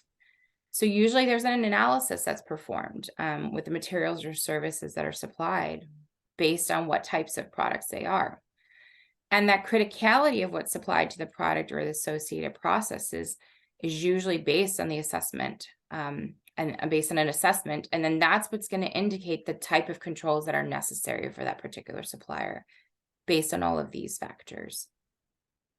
Next slide. So based on that overall risk of the supplier, there are different risk control measures that a manufacturer will put into place. And those include things like supplier audits. And that frequency and the type of audits is also dictated on the particular risk that's identified. Some may just use quality management certificates. So they may say, you as my supplier need to make sure you have ISO 1345 certifications or MDSAP certificates. They may require specific testing, verification testing of those materials that are received. There may be things like you hear COA, certificates of analysis, and there may be specific test method validation that's used on that product that's coming in. So there's a lot of different controls that a manufacturer will put in place based on the risk of the product or service that's being supplied. Next slide. 7.5 is another rather large clause with a lot of important information, but I'll highlight two sections in particular. Next slide. So clause 751 talks about the control of production and service provision, and it really outlines a lot of the requirements within 7.5, making sure that there are procedures and methods for the control of production, that there's qualification of the infrastructure, the buildings, the environment that's being used to manufacture these particular products. Also, how the monitoring and measurement of process parameters are being conducted. There is also requirements related to the use of monitoring and measuring equipment to make sure those processes are consistently meeting specifications. There's also the requirement for implementing labeling and packaging operations and having controls surrounding those operations. And then finally, looking at the product release itself, the delivery and the post-delivery activities associated with the product. And that's just to highlight some of them. One very important provision here is clause 756, which references the validation of the processes and service provision. And this is where the requirement for process validation comes in. So it states that an organization has to validate processes where the resulting output cannot be verified by subsequent monitoring or measurement. And so validation has to really demonstrate the ability of the process to be able to achieve the planned results consistently. And I have some examples here of the types of processes that require validation. So things like sterilization, for example, you have welding processes, plating processes, cleaning processes. In most cases, you have to destroy the product essentially to make sure that it's appropriate, that those processes are appropriate, and you don't want to have to do that. So you make sure that it's validated from the beginning to ensure that that process consistently produces a result that meets specifications. Next slide. So just looking at risk management as well in the production phases. So there is a lot of risk management discussion within clause 7.5 as well. Manufacturing processes can certainly be the source of hazards or hazardous situations. So what materials I'm using, for example, other material byproducts as a result of my manufacturing that can adversely impact the product, what equipment I'm using, the personnel practices, the environment, the processes. So oftentimes manufacturers will use risk assessment methods to help them identify and evaluate and determine the appropriate level of control for those hazards and hazardous situations are identified. And risk control measures, they also are implemented, and they can include things like validated test methods or those validated processes, as I mentioned, to make sure that we're consistently meeting those specifications. Another clause that's quite important is 7.6. It's control of the monitoring and measuring equipment. So inspection, measuring, and test equipment that are used to evaluate the product and make sure it's either conforming or non-conforming during the various types of activities in a QMS are also important to make sure that those results are valid. So you, as a manufacturer, would determine the monitoring and measurements that have to be performed on the equipment to make sure that they meet those process requirements. There are procedures that have to be documented to make sure that the equipment, for example, is routinely checked, inspected, verified, calibrated, that it's basically appropriately maintained, and that you can really trust that particular equipment to give you the results that are intended. And then making sure that all those records are maintained as well. All of those equipment records that show the calibration and verification have to be maintained by that manufacturer. So clause 8 is where we start to get into a lot of the improvement and analysis of quality data. Next slide. Again, another heavy section with a number of clauses and subclauses. So 8.2 is an important clause related to the monitoring and measurement of data, and it actually goes through specific requirements. So if we look at 8.2.1 and our feedback, that's really the requirements to have that organization gather and monitor the information and to make sure they're consistently meeting those customer requirements. Complaint handling, another very important part of the QMS. And certainly I know there'll be a presentation that'll go into more detail about complaint handling and how regulators set that up and the importance of post-market information. But 1345 outlines those requirements as well, and making sure that that organization has documented procedures for handling these complaints in a timely manner and in accordance with the regulators' requirements. There's also a specific clause related to reporting to regulatory authorities, and that's really making sure that an organization has procedures for providing notification to regulatory authorities. So that may be in cases like particular requirements for reporting adverse events. Many regulatory authorities have timeframes that are set for a manufacturer to submit to that particular regulatory authority a type of report. So if we know that report caused or contributed to a death, that may be in a more accelerated timeframe for submitting that to that regulatory authority.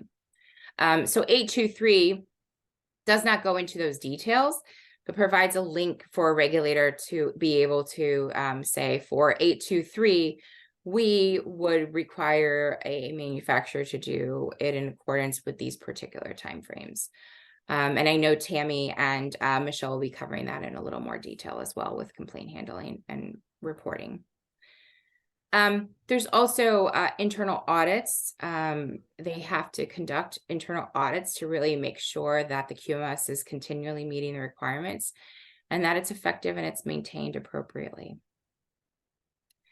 There's also requirements for monitoring and measuring processes, and those are the QMS processes, again, making sure they're effective for that particular product and the processes that are being implemented.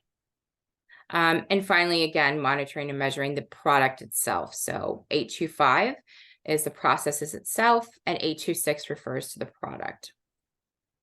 Next slide. Control of non-conforming product, and I know there's a lot of information on this slide, is also a very important concept. And an organization has to have documented procedures and the responsibilities and authorities for handling non-conforming product. And that includes everything from being able to identify a potential product that's not meeting specifications, to then documenting the activities they're taking. So what are the investigations that have been conducted? What are the test reports and results from any testing they may do? How are they dispositioning the product itself? Does it need rework, for example? Is it going to just be scrapped? Evaluation. So this is really looking at do they have to investigate? Again, sometimes regulators may have certain types of complaints, for example, that are required to be investigated. Same thing with non-conforming products. There may be certain types of scenario manufacturer has set up that they have to always be investigated, those non-conformities. How they're going to segregate the product. So how do they ensure that that non-conforming product is actually segregated from other product that's meeting those particular requirements? And then finally, as I mentioned, that disposition. So what are they going to do with that product? Are they going to use it? Are they going to scrap it? Are they going to return it to the vendor? And this whole process is then, as I mentioned earlier, documented. Again, this is another section, you'll see here that the records have to be maintained. A lot of this is documented, again, referred back to clause 424. Anytime you see that sort of documentation and records, it goes back to those documentation requirements in clause 4. Next slide. Analysis of data is another important concept under clause 8.4. And it's really an opportunity for manufacturers or organizations to collect the data and provides warnings of potential problems that they may encounter. And so it starts with really determining what information is going to be collected, what are the appropriate techniques to collect that information, making sure you have procedures established on how that will be collected. And then based on that analysis of data, determining whether that quality management system is actually suitable or adequate or effective. If it's not, then really it starts that improvement process again. And if it is, then you kind of cycle back. So it's a really continuous process, really requiring that organization to look at the various data sources. And this could be data sources, for example, from manufacturing, from our installation, servicing, the design process. So we're really looking at all of these different data sources coming in, and the organization having the responsibility to analyze that data and take actions on that data if necessary. Next slide.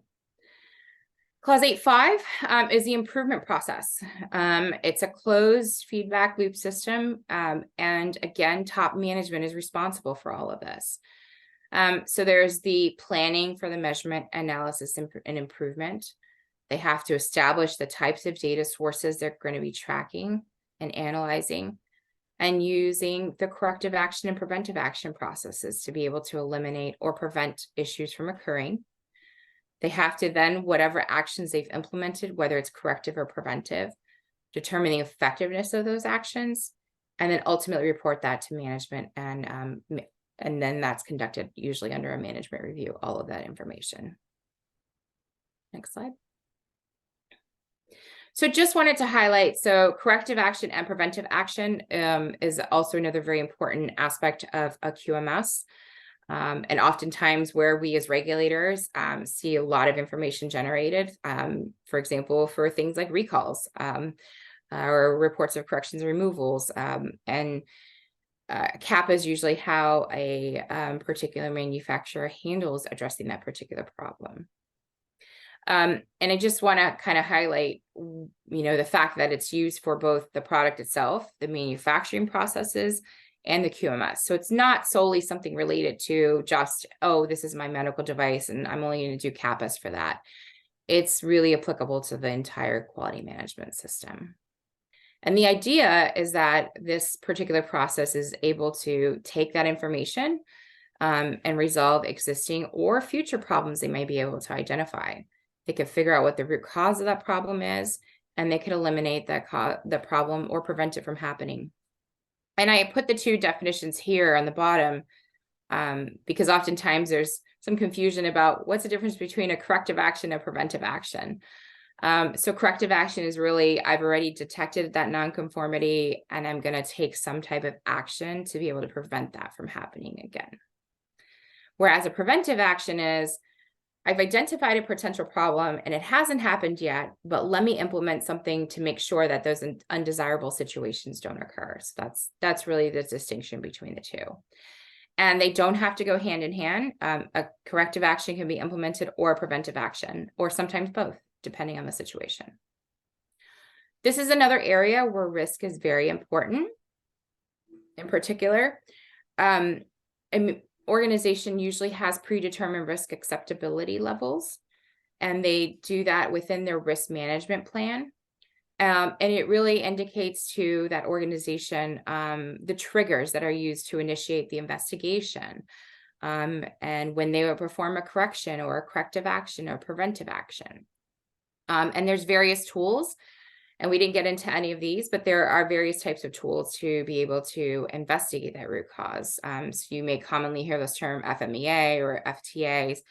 They're just some of the different tools that are utilized to be able to provide that risk analysis process. Next slide. So you can also look at the control measures. So a corrective action or preventive action can be used as a control measure, or it can cause new hazards or hazardous situations. So design changes, process changes, supplier changes, specification changes. These are all different types of changes that a corrective action or preventive action can result in. And this is also a very important aspect as well. Oftentimes, well, I won't say often, but there are many instances where we have seen, for example, a manufacturer identify a potential problem with a product. And they may have to recall or bring those products off of the market. And they may make a design change to quickly address that particular issue, put that out in the product itself. And if that testing is not done with appropriate consideration, sometimes it makes the problem 10 times worse. And so we do see sometimes manufacturers in the rush of trying to make sure that a product is corrected and they're addressing the particular nonconformity that was identified, that they may implement a solution that could then lead to a new hazard or a new hazardous situation. So risk is a very important part of the corrective action and preventive action processes as well. So in summary, and I know it was a lot of information, as I mentioned, typically we do QMS and it'll be hours or days or a week-long course on QMS to really dig into a lot of the particular requirements in the clauses. But I wanted to really give a high-level summary of some of those important clauses to provide some context for why it's important to have a QMS. So QMS really looks at the documentation of the procedures and processes that are implemented throughout the life cycle of that medical device. And it's really important to make sure that those products are safe and effective for their intended uses. As you heard me talk about a QMS, it includes all aspects, everything from the design and development, the manufacturing, how suppliers are controlled. Risk management is certainly integrated throughout the entire quality management system. How I handle complaints, how I distribute, product labeling, and many, many other areas. ISO 13485 in particular really facilitates that global alignment of appropriate regulatory requirements for QMS. And it's applicable to all kinds of organizations that may be involved in one or more stages of the life cycle of the medical device itself. As I also mentioned, many regulatory authorities around the world use 13485 as a part of the regulatory requirements for medical devices. That's why you'll often hear ISO 13485 certificates are used to get into my particular country. It's a very good tool to be able to utilize to ensure that that particular medical device manufacturer organization is ensuring that the processes are controlled, that they're making sure that the particular product is really going to be safe and effective for their intended use. And those certificates are really one way of ensuring that the design and that manufacturing is done in that way to make sure that those specifications are met. Many countries, again, around the world, Europe, for example, uses 13485 certificates. Canada uses MDSAP certificates, and that is based on 1345, and you'll hear Neil speak to that in a lot more detail.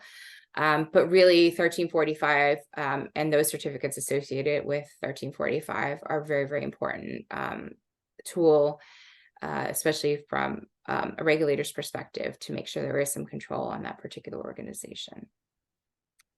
And I think that's it. You have a link to the resources. And I will take any questions. I know it was a lot of information.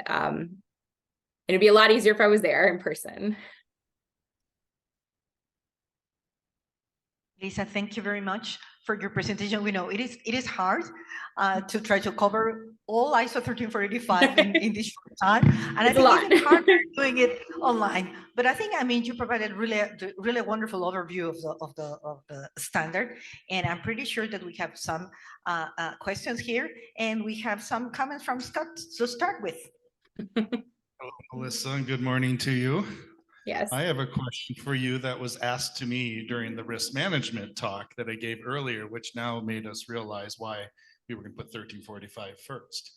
The question was surrounding distributors and importers and their responsibilities, if any, to ISO, to our industry, to the regulator, to the manufacturer.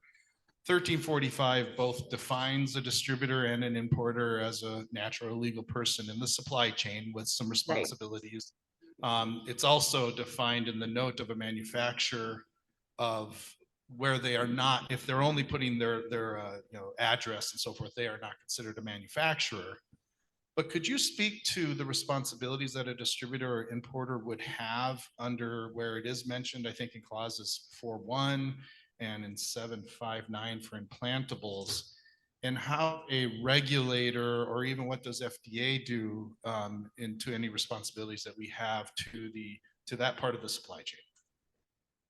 Yeah, I mean, and that's one of the things I talked about earlier about the fact that, 1345 allows a lot of flexibility depending on the scope of what the organization is doing. And as you mentioned, there are definitions for all of these different entities. And it's really up to how the regulator has set up their system and the controls they have in place. So a distributor, for example, we at FDA are not going to go out and do an inspection of a distributor typically. We expect that medical device manufacturer to have the responsibility and oversight of that distributor. But that doesn't mean they have no obligations. They have to maintain, for example, records of distribution, which become very important when we have problems with a particular device. So if it's a recall situation, we need to look at the distribution records, right? We need to make sure that we understand where that product has gone, who it's gone to, and if that product, for example, is an implantable device, there's even more controls in place to make sure that it's tracked and traced to the particular user itself and not just a facility. So it's really dependent on the type of product. But a lot of those controls have to be put in place by the manufacturer themselves over that distributor. And there's requirements for maintaining those types of records. And we as regulators need to have that information from the distributor. Even if we don't have, for example, direct oversight of the distributor, ultimately, the way our system is set up is the medical device manufacturer has the ultimate responsibility for that particular product. So just because I have a supplier supplying a product and a distributor distributing that product doesn't negate any responsibilities from the ultimate medical device manufacturer and their obligations to meet those requirements. So I hope that kind of helps. Not a super clear, direct answer. I guess it's it depends regulatory response, but. Did that work? Does that help with that question? Yes. All right. Okay. Thank you.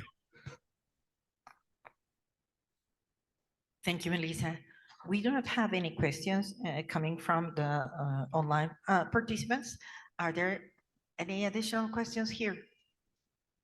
We were starting shy a little while ago, but then we kind of like warm up. So it would be great if we could get started with one question. And I know it's towards the end of your day over there too. There probably is a lot of information. I'm done. Melissa, I mean, From what I hear, it is like the FDA relies a lot and poses most of the responsibility on the manufacturer to have proper oversight controls for the entire supply chain, from their suppliers all the way through the distributors and the end users of the products. And of course, that kind of like could make sense for the United States, where there are lots and lots of manufacturers located there. And I think the situation in most of the rest of the world, of course, Africa being a continent in such a situation, Latin America not being a continent, but a region, kind of like in a similar situation where there are a vast majority of distributors as compared to manufacturers, and manufacturers being located kind of like far away. How do you see that working? I know it's certainly a challenge, and it's a different type of landscape, certainly from a U.S. perspective as other countries, but many regulators encounter these challenges, I would say, even outside of Africa or the Latin America region. Even countries like Australia, for example, they have very few medical device manufacturers, but it's really dependent on the controls that you put in place for the distributor. As I mentioned, as an example, that's how we handle it. The medical device manufacturer is ultimately responsible. We also have requirements for, if it's a foreign manufacturer, for example, too, there's always an in-country person, a contact. So there's ways and mechanisms that even if the manufacturers are not in your region, that you put some requirements on those distributors, for example, or the installers or servicers, and making sure that you have in-country contacts, that there is somebody that is responsible for that product in that country. But ultimately as well, just because that manufacturer is residing in another country, whether it be Europe or the US or anywhere else around the world, there are also mechanisms, as I mentioned, 1345 certificates by reputable organizations can help you understand that, yes, in fact, somebody has gone in, somebody's looked at this facility. We make sure that those controls are in place and they've met those requirements. And it depends on where. So I mentioned Europe. Europe has a scheme where they do have notified bodies that conduct these certifications. So it could be you saying, okay, if that particular product is manufactured in Europe, I need to have that CE marking and that 1345 certificate from Europe that demonstrates that there has been some control put in place, even if I only have a distributor in that region. So there's different ways. I would say don't get discouraged because that manufacturer may not be residing in that region. That's why these controls are put into place. And we as regulators as well share information globally to make sure, it is in fact adequate and appropriate. So, just because, for example, they may give you a 1345 certificate, you may question, is this really a valid certificate? And there are mechanisms to be able to check that as well. So I think there's a lot of different ways of being able to do this, even if you don't have that particular manufacturer in the region. Thank you very much, Melissa. And we have a question from Hicham Omzil. And it starts with a comment. Thanks a lot for this great overview on the ISO 13485. Is it mandatory that a provider of raw material or an outsourced service be ISO 13485 or ISO 9001 QMS certified? So it's a good question, and no, it depends on what that particular manufacturer has established. So I talked about the types of control measures that have to be put in place, and it's all based on the risk. So that's up to the medical device manufacturer to determine the type of requirements. So in some cases, if, for example, their supplier is going to be supplying them with the entire finished medical device, then yes, they're probably going to say, well, we want an ISO 1345 certificate, but if it's just a small component, well, that particular supplier may be supplying to multiple types of commodities. So it may be a supplier that's giving, let's say, electrical components to not only medical devices, but the automotive industry and the airline industry. And so there's a lot of different requirements, and we couldn't say, okay, you have to meet 1345 for medical devices. So then that's when things like testing become more important to make sure that specifications are met. So it's really up to the medical device manufacturer, the types of products or services that are being supplied, as to what types of requirements they put into place. So there is no requirement. It's how that manufacturer decides to do it. So in some cases they may. Thank you, Melissa. We have a question over here. Thank you. And a question back there. Hi, Melissa. Hi, Pauline. It's an early morning for you, and thank you so much for debunking ISO 13485. I think there's a question following on what Sandra was saying, and maybe just a different perspective. Going back to the European Union. So you have a manufacturer who's in the European Union. In their jurisdiction, they would be submitting the documentation to the notified bodies and thereafter a CE mark. I'm just curious, for manufacturers in European Union, what documentations do they need to supply to the FDA? And I'm asking this because we see, for example, in Africa, manufacturers will sort of give you documentation based on their jurisdiction. So an EU manufacturer will give you documents that are what the notified body requires.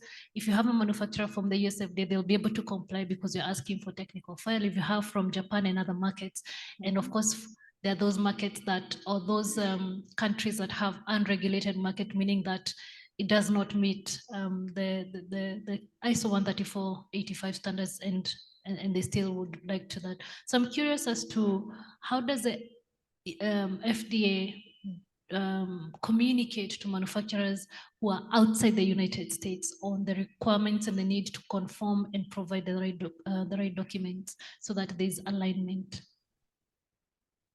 So certainly if we talk about reliance, from a reliance perspective, I'm assuming too, the types of documentation that are required. And I think, the team that's there can, will explain, and I think Michelle has probably run through some of that. Every country, you're right. Really, it depends on how their system is set up. Europe is notified body system, CE marking, types of information from the technical file documentation and 1345 certificates, all issued under the EU.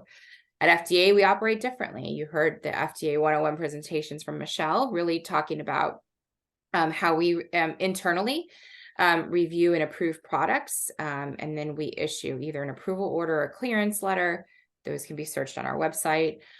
We also do our own inspections, and so we have our own investigators that do inspections as a part of that package. So for high-risk products, that's a part of our pre-market approval process, where we usually will conduct an inspection. So you would not see a certificate, for example, from the United States, like an inspection certificate.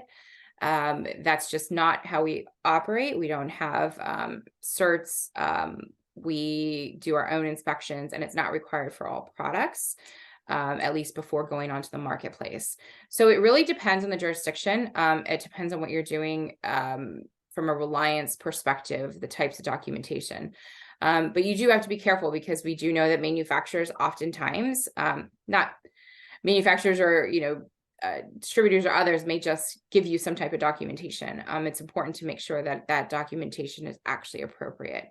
Far too often during COVID, we saw a lot of falsified registration certificates, or we saw false certificates being issued. We got a lot of questions about that, and certainly we are always open to, helping you navigate and understand what these documents might look like, where you may be able to look for that information on our website, or how you may be able to contact us to verify that information.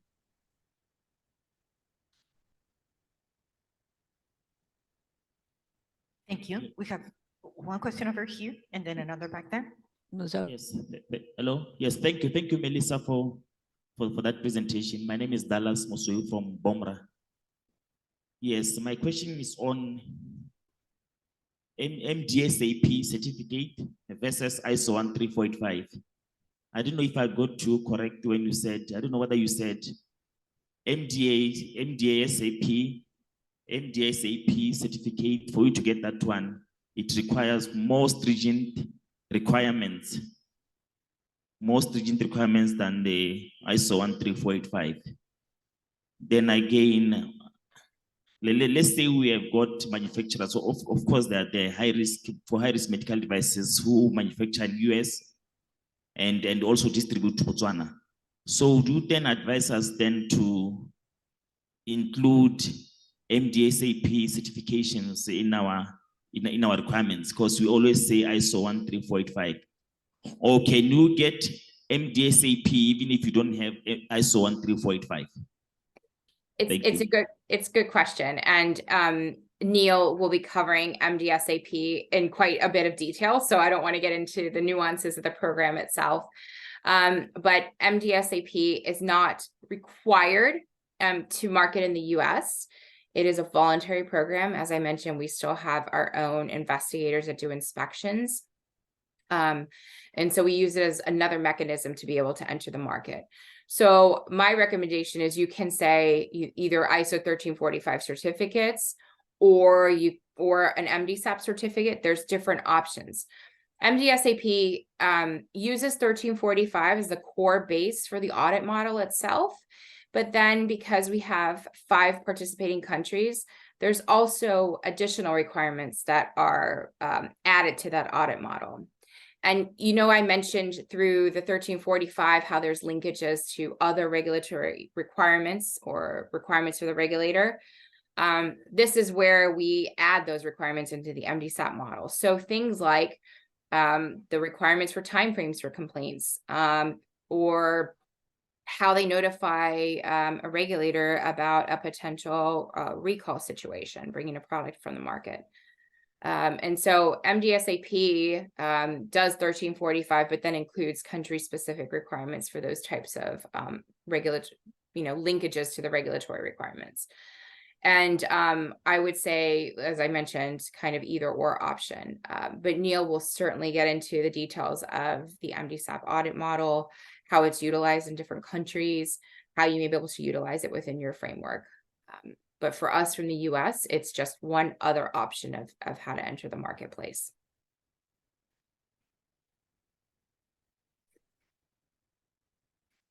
Thank you very much, Melissa, for a wonderful presentation. My name is Enoch Nyakon from FDA Ghana.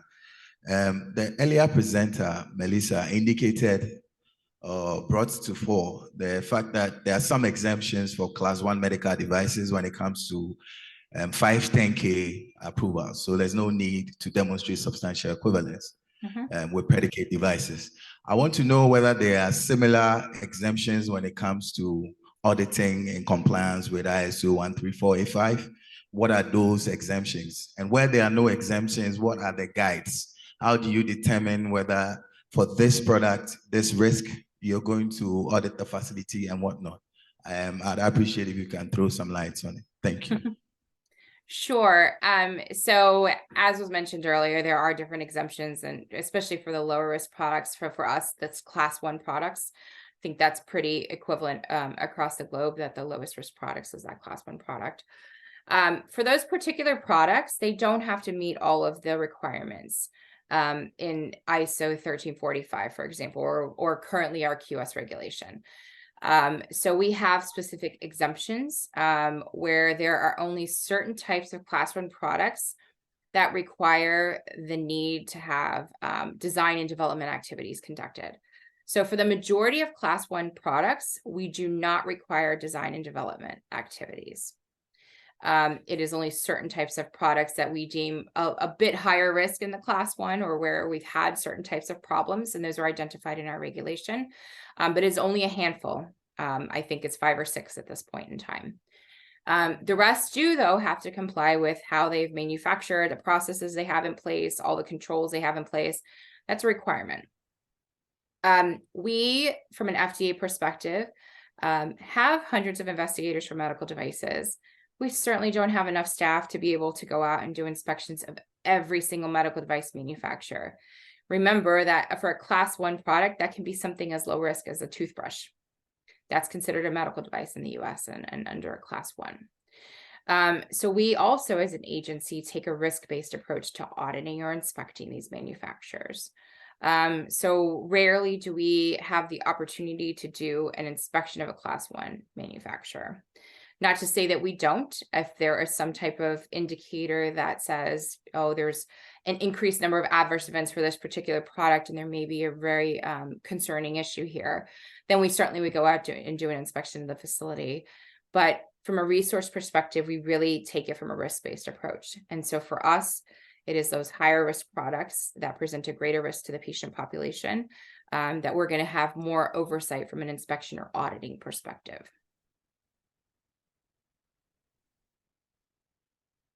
Thank you. We have a few questions coming from the chat and from the Q&A from our online participants. We have one in French that we got the translation already prepared, and this is coming from Marie-Thérèse Bolillo, and she asks, hello, for low maturity NRAs, what is the minimum requirement that these authorities can demand from manufacturers? So again, I mentioned the importance of these 1345 certificates. That's could be a minimum. We see many developing NRAs use a 1345 certificate. Like I said, either 1345 certificate or an MDSAP certificate as a way to enter the market, because that gives a basic assurance that those particular processes and procedures that are being used by that manufacturer are controlled in some way, shape, or form. So I say, we have seen many countries do this. As a point of entry into the country, you have to make sure you provide a 1345 certificate, a valid 1345 certificate to come into market. Thank you, Melissa. We have another question from Lydia Mina. Please, can you share the report of inspection to African authorities? This is to help in their site inspection process. In other words, to leverage convergence and support site inspection, instead of authorities visiting physically the sites, they do rely on the inspection done by US FDA. Certainly, reports become difficult. The actual reports themselves become difficult to share because we have non-public information oftentimes disclosed in that. And we have to have agreements set up in place to be able to share that information.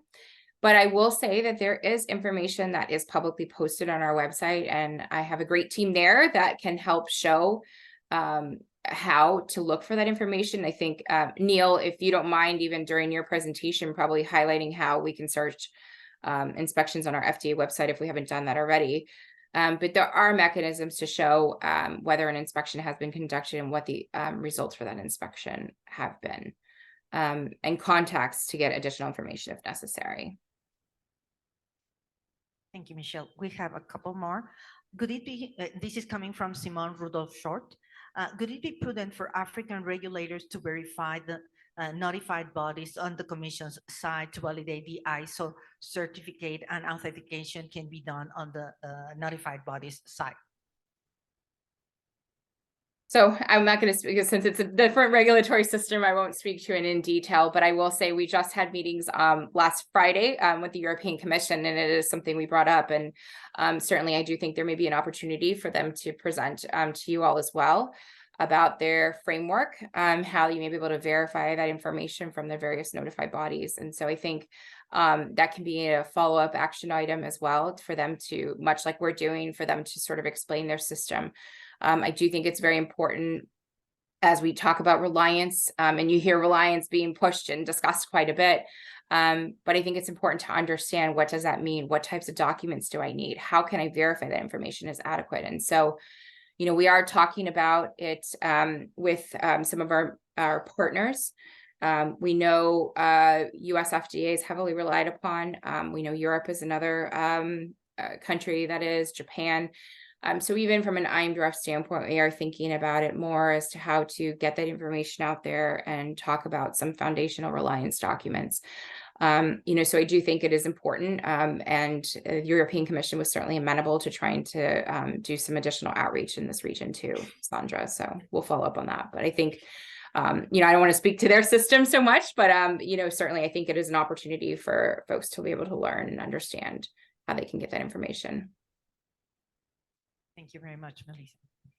Thank you very much. Can you hear me? Yeah. Yes. So we have another one from Edinance Gareba.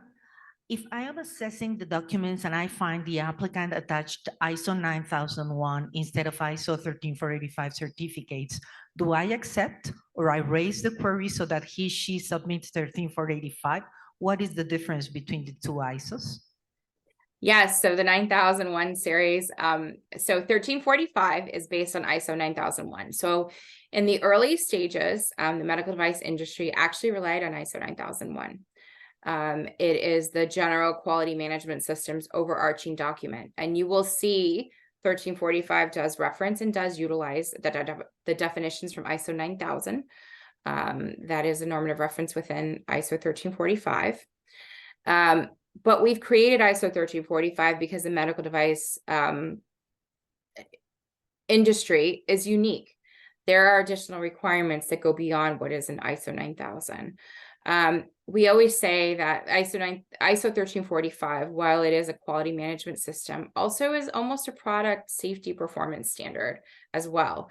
It has a blend of the two, and it has very specifics for the medical device industry, including all of those linkages to regulatory requirements, as I mentioned, and special considerations for medical devices. And so while ISO 9001 gives you certification for general quality management systems, it doesn't go far enough for the medical device sector, which is why we have our own separate standard. So it is important to make sure that if it is an organization or a manufacturer supplying a medical device, that they, in fact, do have certification to ISO 1345. Very much, Melissa. Do we have additional questions here in the room? Okay. So, Melissa, thank you very much. I think it was very insightful, all what we have learned throughout the day. So now we are getting into the last part of our conversation today. And before getting into that, thank you very much, Melissa, for being here with us online. Thank you, Sandra. I appreciate it. Thank you all. And happy to answer any follow-up questions via email, or you have the folks there. Thank you very much. Thanks. So now I'd like to invite Dimakatso Mative, AMDF Vice Chair, South Africa Health Products Regulatory Authority, to help us with the wrapping up of the day. So Dimakatso, welcome over here. Good afternoon, everyone. I hope you can hear me. I'm having the night shift for the whole week. So but the main important part is that I must listen. I must make sure that I listen. Firstly, I just want to thank KPPB and the host and also the supporting partner to today's event.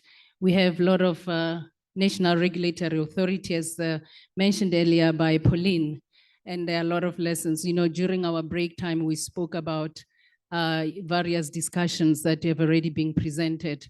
And I'll speak to the last one regarding the ISO 13485. There's a lot of interest on that topic. And I think, national regulatory authority are looking into that, because if you look into Africa, we have 90, if not more than 95% of our product that come into our shores imported into our country. And the question that we need to ask ourselves is that quality management system of the product once it enters the country. And if you look at the ISO 13485 system, we have to look at how does it manage the distributor. So it's something that we need to look into, because at the end of the day, as regulators, as well as the industry, we all want to make sure that the product that is used in our countries are safe, they are of quality, and they're actually performing as intended them to be. So my work was to wrap up for the day and all the presentation. Thank you very much to all the presenters for all the information that they have shared. And I think that was the theme of the day in the morning, when the colleagues were saying the intention of today or of the coming 3 days is to learn from each other, is to share the knowledge. We have a lot of expertise in this room that we can learn from. Doesn't matter how many years, every day it's a new day. I've just captured new things that I think I will take home with, as well. And with the team that I brought with me, I brought about a team of 3. There's 4 of us from South Africa, and we need to take this back home and implement as much as we can. So really, thank you very much. There's a word that I wrote that I've learned, which was new. I'll look for that word because I wrote it down earlier. It was quite an interesting word and I like it, and I'm gonna use it. I usually like using examples as I do presentation, and I'll find it. it's not a genius, but it's a regulatory, and you said it, it's a regulatory, I'll find it and I'll say it. I loved it. I was like, that one I'm gonna use because this is one space that we are all happy to be in. But in all essence, we spoke about the support of the Africa Medical Device Forum, and this emphasizes the importance of capacitating national regulatory authority.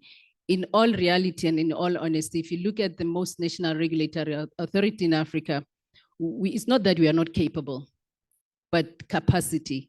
And the intention and the mere fact that most of regulators are here, you can see the intention. And it also makes me so excited and happy to see that most of our colleagues from various national regulatory authority are here. We want to be capacitated, we want to learn, we want to go out back there and implement what we have learned, what we are learning, capacitating our teams. Most of our colleagues from regulatory authority, they didn't come alone, they came with other colleagues, technical team members to be able to go back and implement your QMS system, the use of MDSEP, the use of Reliance, because we also have to look not resource from only human resource, we're looking at the infrastructure as well. If there's a system in place, why are we reinventing the wheel? So that's where Reliance comes. And that's one topic of interest to me. And I'll forever ask that question, any regulator. How do we operationalize Reliance? I'm looking forward to my answer during the week because we want to implement. We want to make it easier. One of the important responsibility of the national regulatory authority is access. It's our responsibility as well. We don't regulate only sit there and be a gatekeeper. Our responsibility as a regulator is access of medical device, medical technology in our country. So hence we are here to learn on various approaches that are compliant to our various legislative framework that are available on how to implement the various Reliance models that are available. And that's why we are here. How can we be agile? How to be creative in the space within the boundaries of our legislative framework? Reliance is one of them, and hence the interest on how, on my part, how. Thank you. And then I'll go to, we spoke about the goals of the week. It's training, exchanging of information. As I indicated, we do not have to reinvent the wheel. Post-marketing surveillance for medical devices. Medicines has progressed a lot. Medical device, and it's one topic I'll forever also make noise about it. That is of concern. Post-marketing surveillance, we are doing post-marketing surveillance at our own NRAs. We are not sharing information. And that's one topic I would really urge that we need to start looking at as a NRAs on how do we start sharing information, making it visible for us to see what's going on in our continent. And that was touched, and I like the EMDR. It's one thing that we need to look at. How can we implement even the systems that will assist us in implementing, processes in our regulatory authority? Oh, I find another nice word, the drug squad. So, so I actually found a counter word to say, let's be the innovative squad. How do we regulate in the environment? Let's be innovative. We have resources available, as I indicated, and we all need to start somewhere. We all need to start somewhere. As I'm saying, we have one or two people in a regulatory authority regulating medical device, and we want to regulate medical device. And this information that is shared, it helps us to start somewhere. It gives us hope. At least you're not alone. I'm not sitting in South Africa in my little corner alone. There are other regulators, and all of us wants to do something.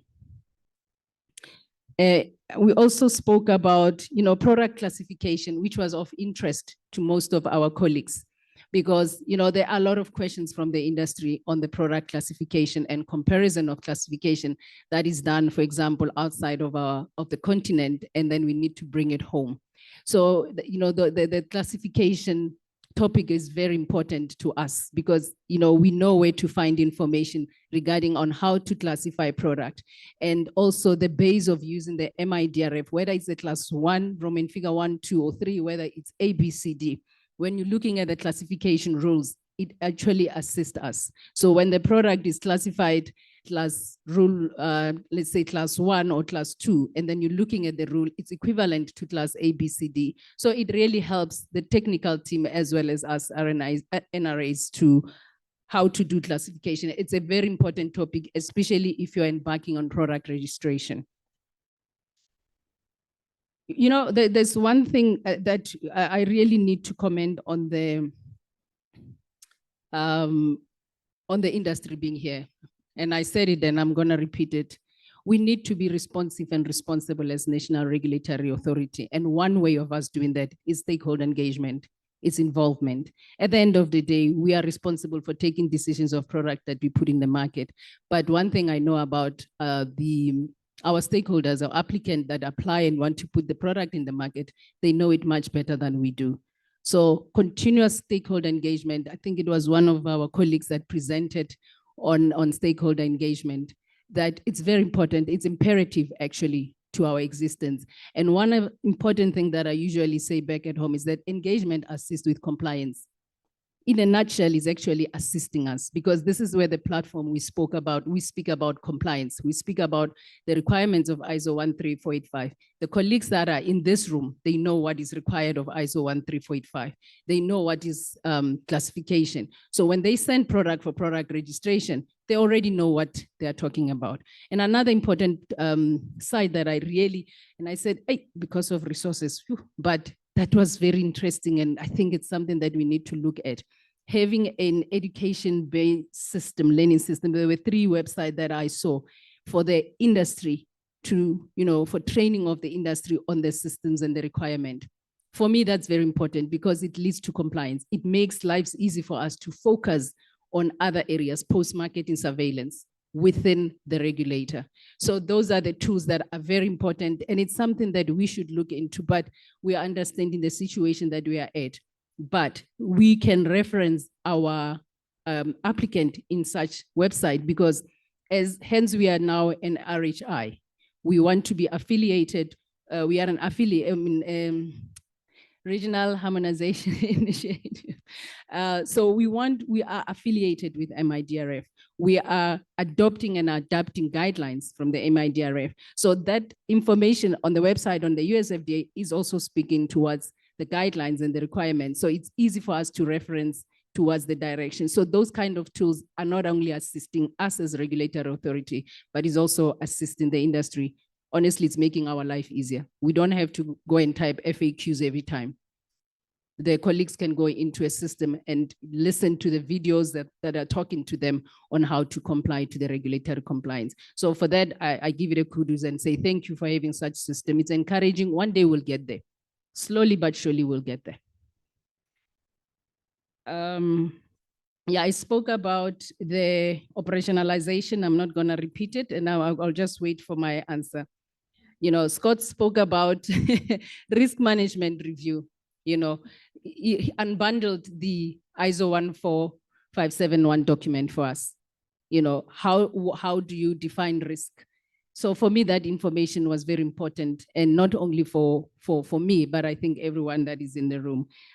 Quality management system, ISO 13485. We can see that now the US FDA is moving towards ISO 13485, which is aligned to the MDRF. So that's telling me that now it's about time I stop talking. But this was a very, thank you, Chair. This was a very good day. And for me, I've learned a lot, and I hope all other colleagues also gained. And I think we are encouraging our colleagues from the industry as well to participate, because in all honesty, we learn from you. We don't take it we take it in a constructive manner. For us to go back and ask questions as well. We might delay it for now, but it gives us a reason to go back and ask and see things from your perspective. So that is the wrap up for the day. Madam Chair, thank you very much. Thank you very much for this really effective, efficient wrap up. We had considered like 30 minutes, and we ended up back on track with Melissa's help and everybody's help. And I think you wrapped up beautifully. And I would like to add a little bit to what you said in regards of having industry participating in here. You will probably will get tired about listening to me, but for me, it is like we are all co-responsible for what's happening with medical